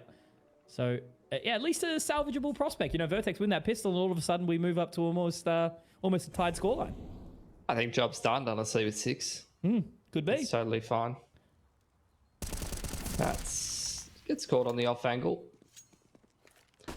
Yeah, it's a winnable 1v2. These players are both low, Mitch. Yeah, Molly goes down as well. That forces him off the line. Recon's playing this to a T right now. Only thing is, Malta is in a very, very good position. Smoke goes down. Oh, a little bit shaky. Oh, God. Might be able to put the pressure on. Not enough time. Malta's won. Very nice. Recon's does in the end get the 3K, but not enough to secure the 10th. So in the end, yeah, Vertex, they make it an opportunity. They give themselves a shot. And it does appear that at least they seem to be picking up the pieces, because Hats very much carried that one forward. Like, you look at across the scoreboard, 17-13. Yeah. Next player is PZ on 6. Yeah, he won them at least like 3 or 4 rounds with those B entries. Man, it's been a while since I saw a Hats carry. Little while. Usually it's not necessary. It's on the team that he's playing on. Correct, yeah. Especially not on a map like Inferno. They've been able to get an opener here. A little bit of damage being dealt back further by Danger, but now they do force their way through the gap. There was so many members here, but the damage has already been dealt. Now it's all on a PZ in a 1v3. Now, where was that kit, Mitch? Did they pick one up? Usually they are a team that enjoys a kit pickup. Kit enjoyers? Yep, certified. Looking for it. I couldn't tell you, Mitch. I couldn't tell you. Don't think PZ can either. Nah. Rough prospect. Always a challenge to go back into this position. Doesn't see the head of Skull Hunter. Sitting crouched. So it should just be an easy closeout from Antic. And yeah, winning that pistol very much sets them at least a little bit of momentum. And that's round done and dusted. Should be surely. Done. There we go. 10 for Antic, double digits, and a chance at a third map here. Yeah, they're doing well on the T side. T side pistol definitely, like I said, you know, for teams that have a bit of a rougher T side historically, getting the pistol is definitely going to beef it up a bit. Have to play less gun rounds to close out the game at that point. It's not counted out that yet, though. I mean, we do have this second round force on Inferno. These could be pretty good. They won their second round force on Vertigo as well. Putting the pressure on with those CT pistols. Gonna do the ye old smoke cycling. Double nade between Hats and no, PZ's on the other side of the map. Still got some HEs though that they can kind of, you know, throw in there periodically. So PZ smoking off. I mean, just that one piece of util, how impactful is that? Look at that. Smoke on bracket side and a molly invested, and just the one smoke from PC just makes them not feel confident enough to go off the back of that util and take the map control. Now a smoke on the choke at B. Vertex are using this util very nicely. Malta's still got a smoke here, but he might go down. Skull. Aware of it. Nice. Is that smoke recoverable, or is it the flash that was last equipped? Not sure. But yeah, they've done they very well there. Two smokes, and they've afforded themselves a whole minute on the clock. Now finally, Recon's making his way up. I don't think it matters now, Mitch. Nah, not anymore. They lost man advantage. Reposition. 2 members on A now. It's going to be locked in towards the site. I mean, Danger's got an MP9 at this close range. PZ joins him on the site. Maybe, just maybe, there's an opportunity. Unless someone wraps. Nope, there you go. They've overlooked it a little bit. Danger. Nah, he's going to get spotted from library side. Never mind. Skull's better. Round's done. Antic find a new home for themselves, and they'll take the Deagle and 5-7 into the next round, but that's not really going to be enough, is it? It's going to be 12 for Antic, I'm sure. They're putting themselves in the position to win. I don't know if this is like the travel fatigue getting to Vertex a bit, you know? Could be. Long way to come home from Mexico. Yeah, I mean, I've done that kind of plane trip, and it's brutal. But when I came you back don't really properly recover from that until like it literally takes a week sometimes to like be like, okay, I feel normal now. The only benefit of when we were over in Dublin was that we were still working on Singapore time, so it was just the travel, you know, that throws you. I didn't have to deal with the jet lag too much. I think Canada was 14 hours as well. That throws you so hard. I think we did like a couple days back in Hong Kong to kind of like readjust before we came back to reality. Break it up a bit. Yeah. Well, Antic, they're in pole position to be closing out Inferno here if they have a clean anti-eco. You can already see they've got about 1,300 plus on all of their boys. They have a nice anti-eco here. They're going to be staring down a 12-6 lead. They only need 4 to close, and they have at least 3 buys in the back pocket. And past that, the loss bonus will be helping them out. So it's going to be a bit of a grind for Vertex to get back into this one. They're going to have to win a couple gun rounds in a row. And if they are not won cleanly enough, then the reset potential is always just going to be, you know, poking at them.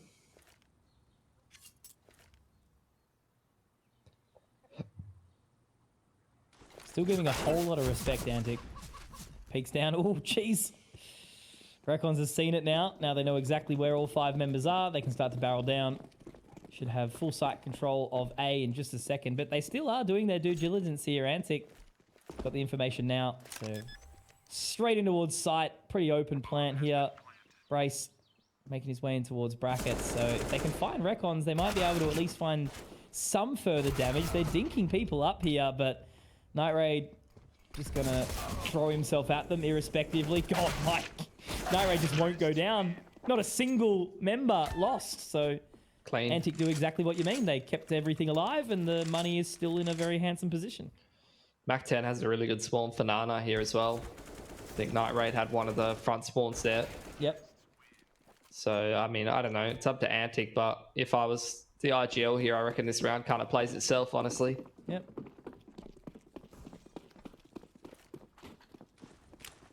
Time will tell. Flashing there you go. to Right up the front. Nana, yeah, exactly right. And they're definitely duking it out here. The damage has already been dealt a little bit by the utility. They do send 1 piece back. Malta sent off. So they are looking to at least make the great pilgrimage towards the top of Banana, fighting for it. And they will be successful. So they've at least sent both members of Vertex back to the site. I think they're keeping the roles relatively similar. Danger's chucked in Addict's pit role. And Forlex is usually the dig side player, and Hats is kind of playing around there. Antic, after denying info towards Nana, are going to start heading back towards A, but just on that time, you can see the info gathered by Vertex. Malta slides back across to Sandbag. There's that bracket smoke. Brace drops Malta the smoke behind him, so Malta has a smoke on B that he can use to delay a little bit longer, but here comes this bracket's take. Forced off the line. A lot of pressure here, but Danger's there to pick up the pieces. Making it look easy. So slowed it down. It looks like there is still a bit of poise over towards the top of Banana. It is going to be Recons, and they pulled that rotation away, Brace. but Malta can reposition. Brace has found another smoke in CT, or he's been dropped it, so that's going to shut them out for the rest of the round. He's even got a counter flash as well. They have to go through the smoke now.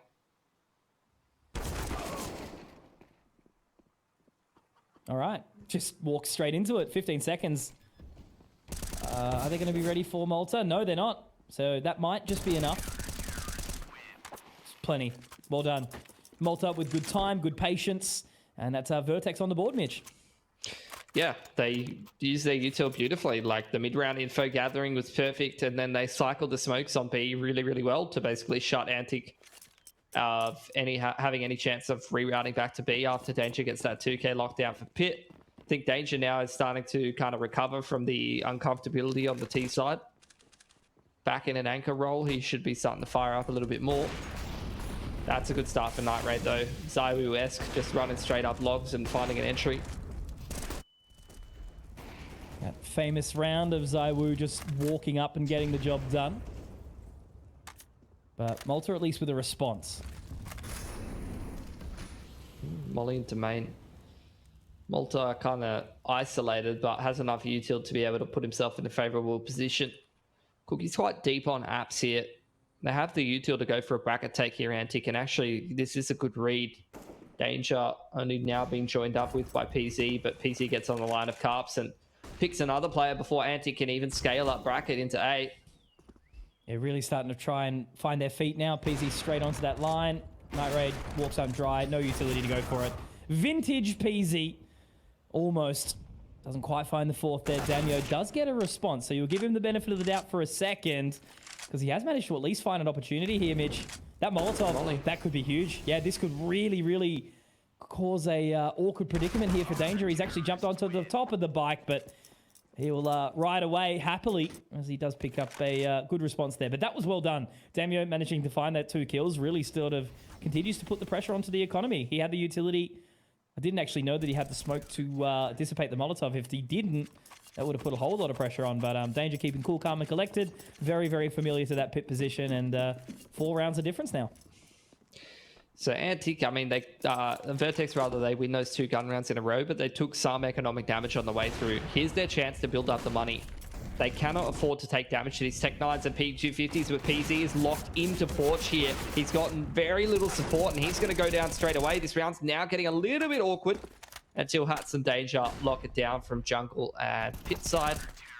So surely this should be a mop up, and Vertex can go pick up that all and survive with 4 up. Not too bad.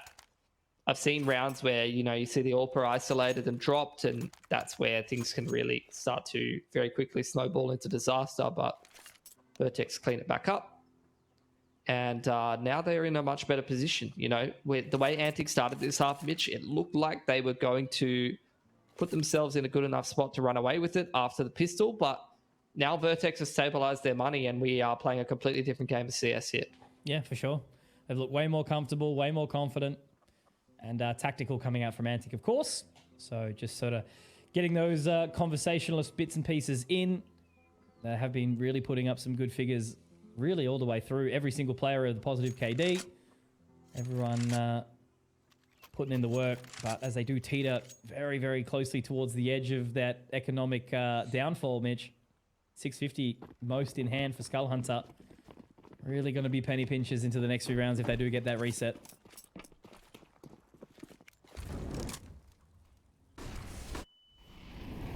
Is this Nana take from Vertex? Move PZ onto the line with the car smoke.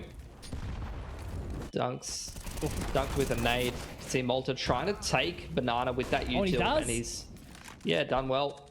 They go 2 for 1. PZ now on the line with the smoke to follow up to maintain that control until Damio just takes Carps by himself. He's having another fantastic map here.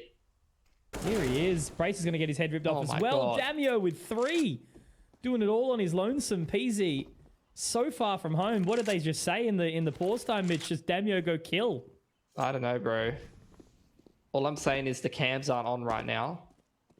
So, I'm just kidding. Which, it's like one of those pictures with 9 photos. You know, you were memeing earlier. You were memeing earlier about letting the little brother on the PC, but in this case, yeah, it literally is the little brother. Nah, it's which Portelli are you feeling today? Hey, they're both good. I'd take either one of them, honestly. Yeah, absolutely. No, but in this instance, Mr. Vexite is in Poland preparing for the major. God bless. Yeah, a little hard to sub him in, honestly. Yeah. You'd notice if the ping jumped up to 250. But yeah, that'll be a big tell. Like, I'm actually just on a very, very quick note to touch on that. Like, if you are a Australian Counter-Strike enjoyer, make sure you do tune into the major next week. Gonna be a big one. Because I think this is, well, yeah, obviously tomorrow, LPL wrapping up for the year for at least Pro League. It's been a very, very enjoyable season. Only sort of did get to jump in for the end of it, but it's still been a pleasure to be a part of this league as always. It's been a very, very long relationship for me, and I love every single day of it.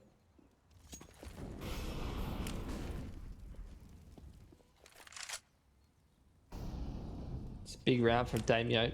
Puts Vertex back on the verge of economic reset. So this could be Antic trying to punch for the double digits here. Vertex, they take banana control. They're going to maintain it as well, investing a little bit more utility, but there's the flashes over the top. Antic storming out to Broom and Logs. So no util left on the backside here. This is where you're going to need to see the rotation come across. And indeed, PC heading over here with a full belt of util. Malta going to head back to jungle.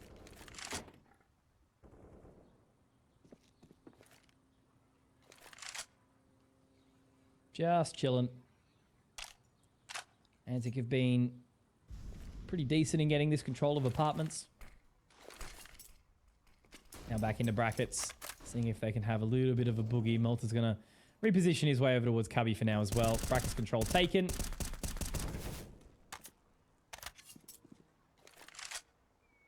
A little bit of util to put the mid to late round together.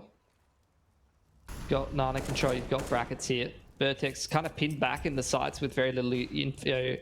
There's a smoke to Moto. It's a bit of an A fake, and Vertex is going to commit to holding that A site. Races over here with the molly, and he's up on top of flower bed though. Yeah, they got the smoke down as well. 20 seconds left, Mitch. Really having to go. PZ's playing anti. 15 seconds. They're going to run boost their way in. I think PZ should be able to have an absolute farm here, but he's missed. Second shot doesn't quite connect. Traded out quickly by Night Ray, but they've got to get that bomb planted. 5 seconds. They can spray through the smoke if they know. Brace! He's done it! Oh, big brain. Very nicely done. Putting the pressure on. PZ does enough. And Vertex, they cling to dear life. It's getting close. Antic were really sort of edging their way towards a victory, but Vertex are going to make them fight for it. That was actually a pretty interesting round, honestly. Like Vertex, they invested a lot of util, but again, like this is the interesting meta of Inferno nowadays with the nade dropping meta, and the way that you rotate your riflers and AWPer and your jungle player with the B players is like cycling util is good enough to set up Vertex to win that round there, and they've won a couple of rounds exactly that way.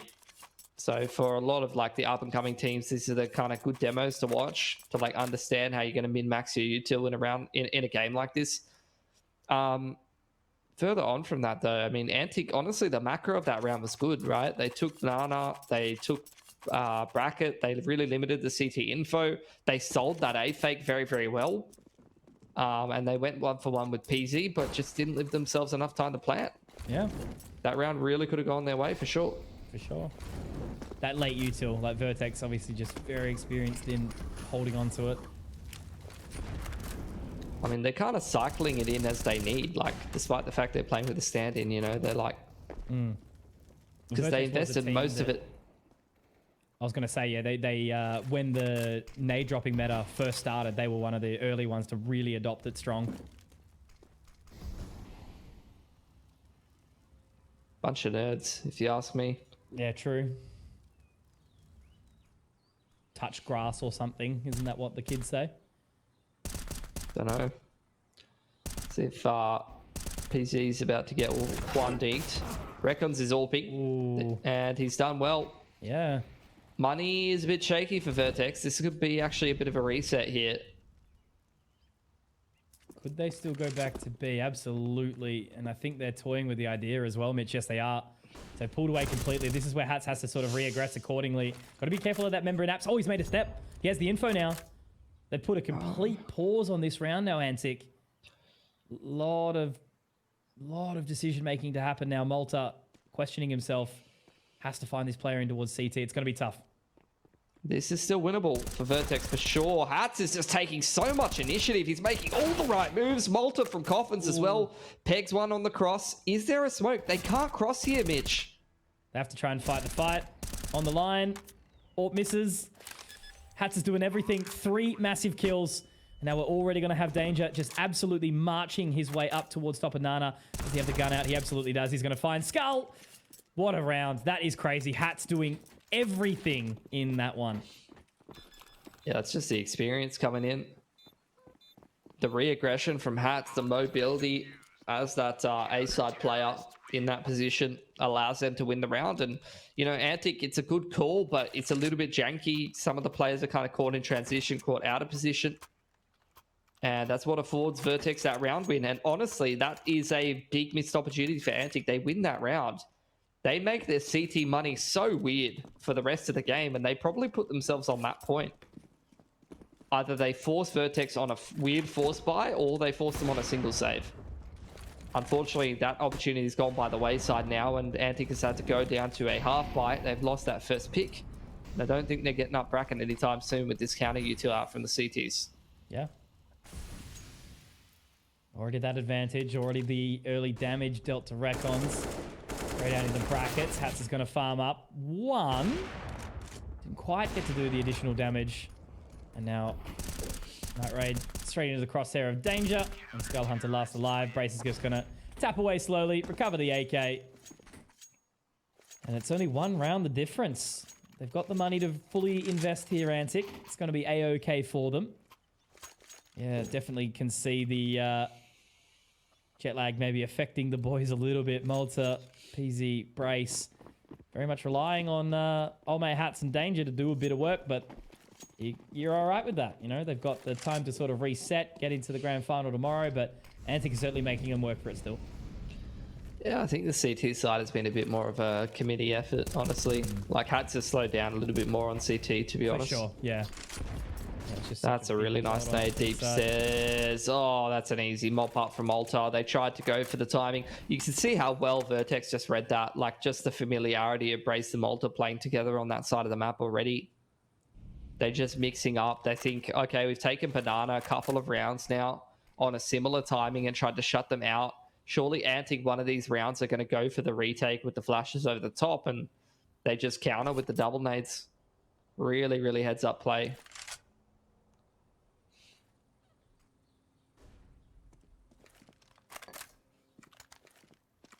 Malta going to do a bit of a juggling act. I didn't know that he's, you know, someone who's worked at the circus before. It's pretty impressive. With Molotovs as well. That's nuts. Yeah. It's like, is that like, you know, the flame sword and, you know, juggling and, I don't know, elephants? Question mark? Juggling elephants? With juggling flame elephants. swords? Yep. Bro. Yeah, very important one to hold on to. Spots out Night Raid. Doesn't even throw the molly though. Look at the patience. Gets it down now. 20 seconds. And they just have to go straight through. Brace is there for a little bit of support. He's got to be careful not to overextend too far. And look at Hats. Oh man, the positioning. Beautiful. Just too easy. Cookie does get one, but we have a tied game and we have a broken economy from Antic still. They don't really have enough to do it. It would be such a silly one to fight for. They're not going to reset the economy. Yeah, they're not going to force here. That's something only Rooster would do. Rooster don't save by every round. As long as Chelios has a gun, we're all good. Enough money for a Galil or enough money to get ASAP and Chelios and AK? We're in. That's why they are such a fun team to follow along with. It was just paining me when like Danger was like their best player for the last 3 or 4 months and he was dropping AKs for Chelios. Yeah. It's like, just keep it, bro.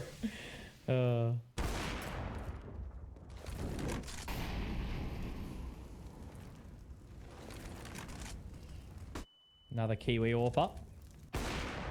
PZ, yeah. Jeez, we forgot about him. He's Aussie. Yeah, he's Aussie. That's what I mean. He's been putting in some really big numbers lately. Yeah, I think he's pretty good, actually. He was a key in obviously qualifying for Mexico and then I think put in a pretty good result when he was over there as well. Yeah, he had a decent game on Mirage, if I remember. In that grand final. Really I was talking about the qualifier. Oh, the qualifiers. Yeah, of course. Yeah. You know, I had my alarm. It was originally meant to be at 4:30, but it didn't end up starting till 7. So I had a very awful sleep that morning. Oh, really? Yeah. I actually I'd never planned on watching the game, quite honestly. Well, hold on. Yeah. Anyway, I never planned on watching the game. And I just woke up at the same time I always wake up. Yeah, and it was on. And I loaded up HLTV and I was like, did they get O2'd? And then the game was about to start in like 7 minutes. I was like, what? Yeah, let's go. go. The one time as a caster that delays were a good thing for me. Yeah, correct. And it's like, you know, perfect sort of time, Saturday morning. So I actually watched the whole series. Yeah, same. I like watched it from bed, had some toast. It was great. And yeah, thought they did all right. It was a good step, you know, because they just need the more and more experience overseas, the more obviously they bring home, the more development that they kind of have. Because the conference was pretty rough from memory. Yeah. I don't know, bro. I don't know. I feel like I'm getting jaded these days, and I'm like, when are we going to win? When do the dubs come?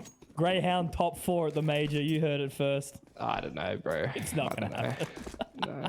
I'm a believer. You know Maybe. me, Mitch. You've known me long enough as the eternal optimist. Yeah.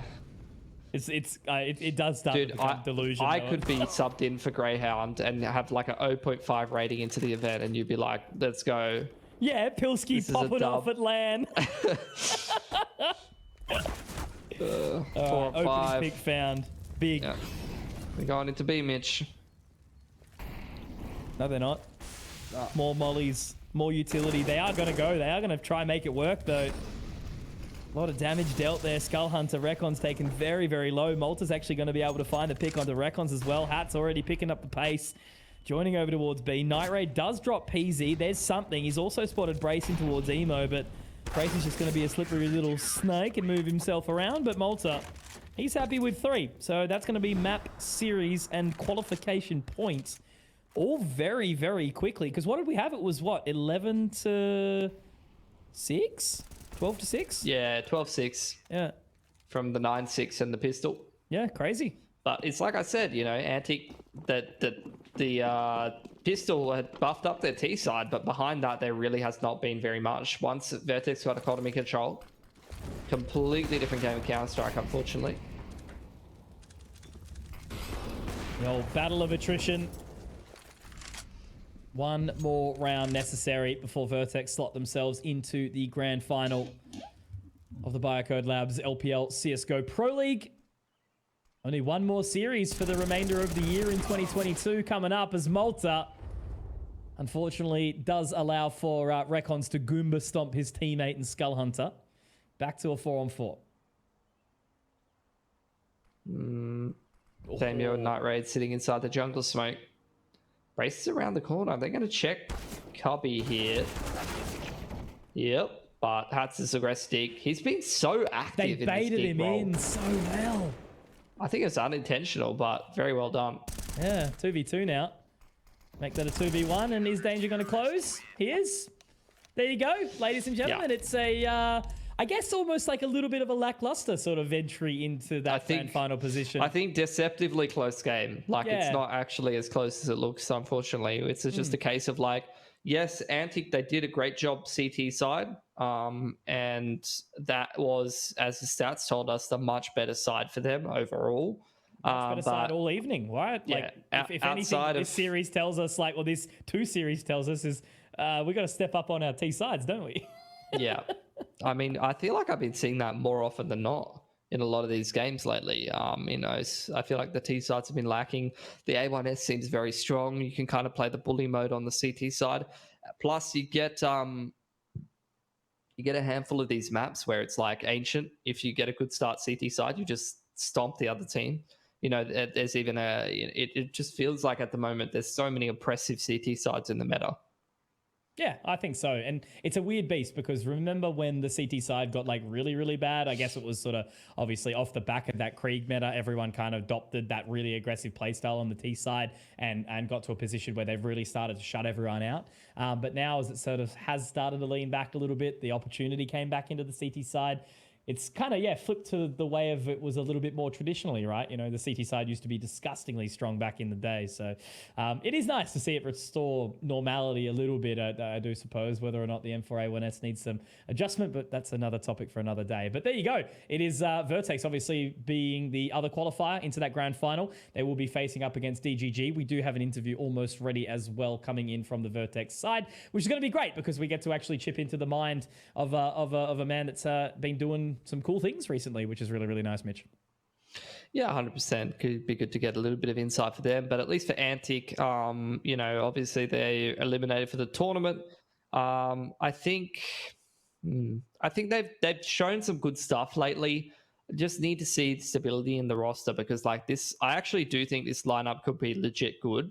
And you know, I feel like they've very consistently kind of been putting away some of the other teams at that kind of lower level in OS, but just need to be able to actually see them get a consistent roster together and start putting in the reps. Because I actually reckon like Skull, pretty good, like aggressive rifler, pretty good on the IGL duties. Reckons has been one of their better players in the last little bit, and he does quite good on the anchoring. Night Raid's a little bit inconsistent, but he definitely has a really good ceiling as an AWPer, and I think Damio has been a really strong rifler, so they have a really good core of players on Antic. It's like just about who's filling that fifth role, who is playing well in that fifth role, and like what their role is, and then you can kind of get our head around how the team's going to come together a little bit, because I know that Jinx is meant to be their fifth player, but I just barely seen any games with him. Well, that's the thing, right? Like, is he going to be the fifth or is he not? You have to have some sort of regularity. We obviously haven't asked the question yet, so that might be something to find out later. But for now, we have Mr. Toby Brace Barnes on the line, and this is a man that I want to pick his brain because, mate, what a whirlwind last week you've had. How are you feeling? Yeah, I'm feeling a little bit jet lagged, to be honest. But yeah, good. Feels good to get a dub after last week. So yeah, that's how we're feeling. Well, first thing I'll ask is, when did you guys actually get home? Because obviously, as we understand, Marvin's still stuck in Dallas, almost on his way home. Christian's on his way home finally. When did you guys get back, the other three of you? We landed at like 6:30 this morning. And geez, right. Okay, so it's fresh. Yeah, it's fresh. So like Liam had a nap. Me and Geordie decided we wanted to power through so we didn't like mess up our sleep schedules. And my roommate, like your wombat, finishes map 3 and he had to wake me up. So he's like shakes me on the fucking bed. He's got me up. And then for 15 minutes we're just spam calling Geordie on the phone. We're like, oh, fuck, like someone pick him up. Eventually like I've like Facebook messages like family members. And eventually, like, I got him on a phone call. He picks up, and I can just hear his, like, pillow rustle, and then the call end. And I'm like, does that mean he's awake? Is he playing? But we made it happen eventually. So it's not too bad. Yeah, sweet. I guess I'll ask you 2 questions before I let you go to bed. The first of all is, how is it with the new roster? Obviously, you just picked up Hats and Danger, which I thought was crazy because, you just kicked 2 of your players out right after going overseas. So how's the new roster going, Brace? Yeah, losing to Cold Zero was unacceptable. That guy sucks. So we need to make some drastic changes. Obviously, we got Danger. Had to get the best player on Rooster, We need some fresh blood, some new aim. He messages me, he's like, I haven't played in 2 weeks. Doesn't matter. He's in the roster right here. We're only playing Antic. Let's go, baby. It's not going to be close. But like, it was a little bit close. He had some 1-taps. And then Hats just owned them. I don't know if you guys were watching it on T-Side Banana, but every single round just double kill. Like I had nothing, bro. There was no T rounds getting called back. Was he telling you when to flash for him? He's like, throw me a flash, Brace. I'm gonna go kill him. Flash, let's go. And he just kills 2. Like I'm dying. I'm 0-7. He's got like 19 kills in T-Side. I'm like, this is hype. I'm here for this. I kind of like selfishly as well wanted to know though, like while you're overseas, like. Obviously, I didn't actually know that you qualified to go for like an NA qualifier. So like, I was like, yeah, the boys get to go get some practice and stuff like that. But how was it in terms of actually getting experience? Because I know obviously like people consider the premium practice region to be Europe, but you guys unfortunately had to go to NA, which is, better than nothing, obviously. Yeah, no, it was definitely still a fun experience. And like from a competition standpoint, being in the NA qual should have been a big advantage, but still like single elium. We scrimmed like 3 days, I think, because first day we got a bit jet lagged when we played 3 days when we played the tournament. We scrimmed one non-established team, and they ran down mid 15 rounds on Inferno, and we decided like we're not scrimming anyone we don't know then, and we scrimmed EG like 8 times in a row or something dumb. But no, a lot of those teams like are really, really good. It's like super refreshing because I think teams like a lot of the Brazilian teams and like EG, for example, they're pretty similar level to like Greyhound and Encore, I feel like. But when you're scrimming them, they don't know how you play, you don't know how you play, and it's a bit more of an even playing field. You get to like test your stuff a little bit better rather than like having to take into account, exactly how this guy plays. So you're going to subconsciously counter it, or they're going to subconsciously like counter all your timings just because they played you so much. So it was still a good experience, but it wasn't like our Euro bootcamp, which was a bit more, productive, I guess. Yeah. Awesome. Thanks for giving us some insight. Yeah. No we worries. won't hold you too much longer, mate, but I did want to get some fresh fighting words because the DGG versus Vertex matchup now is very spicy because there's a lot of mixed relationships in there. So any fighting words for the grand finale, mate? I'm coming straight for Tom. Straight in there. Going for Tom and Will. I think we're just going down. I don't know. I've seen Will play. Not impressed. I think I'm going to keep him up tonight. I don't need sleep. I take him out. We're playing 4v4. I back my boys. Do I know who we're playing with tomorrow? No. Do the subs know that we might need to play tomorrow either? Probably not. But I think last time we played them in the best of 5, we lost like 12 rounds in the best of 5. So I'm down to repeat that. Yeah. Very good. All right, we'll let you go to bed, mate. Thank you very, very much. So we've heard from Mr. Brace, the king himself. And yeah, cool to get a little bit of an insight into the mind, Mitch. I love that question to sort of get an understanding because it is very typical, right? Like typically we do find ourselves over in Europe trying to get that practice, but what's it like in America? And yeah, we actually do see that. So, but let's get a bit of a summary of what we have seen during the course of the evening. Of course, in the Biocode Lab, CSGO Pro League for LPL. Vertex did walk away with a 2-0 over Antic, and then DGG the 2-1 over Nutty. So I do want to give a massive shout out, obviously, to both Antic and Nutty because it was a pleasure to, be a part of it. Obviously, as we do go through, Antic put the sweat onto Vertex a little bit. Nutty also finding that middle map against DGG. So now we do get the expected series, Mitch, Vertex versus DGG. How are you feeling going into that one tomorrow? Because both of us will be on it. I'm looking forward to it. Yeah, I think it should be an interesting game. We'll see, what kind of state that Vertex is in. I'd like to see DGG, in a bit fairer of a series in terms of their broader context. I would probably expect Vertex to put them away most times. I'd want to see DGG trying to come in for a cheeky upset, obviously it would have somewhat of an asterisk on it, but I want to see them really try their hearts out and try to get that dub. And, what I also want to see, obviously, I'm not sure if we would ever be able to tee this up, but I actually just want to see both Wombat and Brace sit down at his PC and give us a pre-game interview. That would be hilarious, but who knows? That would be awesome, actually. Yeah, we'll have to see if that one can be arranged one time. But irrespective, I think it should be a whole lot of fun. Both two good teams, and there's a difference of $5,000 to be playing for, right? Certainly not something to mess around with. Kind of in the top 4, everyone's getting a little bit of a piece of the puzzle, but in the grand final, it really does mean everything. So for now, we are going to sign off, ladies and gentlemen. Thank you so much for being a part of it. Obviously, massive shouts to both Biocode Lab and Roccat. And we'll see you back same time, same place tomorrow. Rest up. We'll see you soon.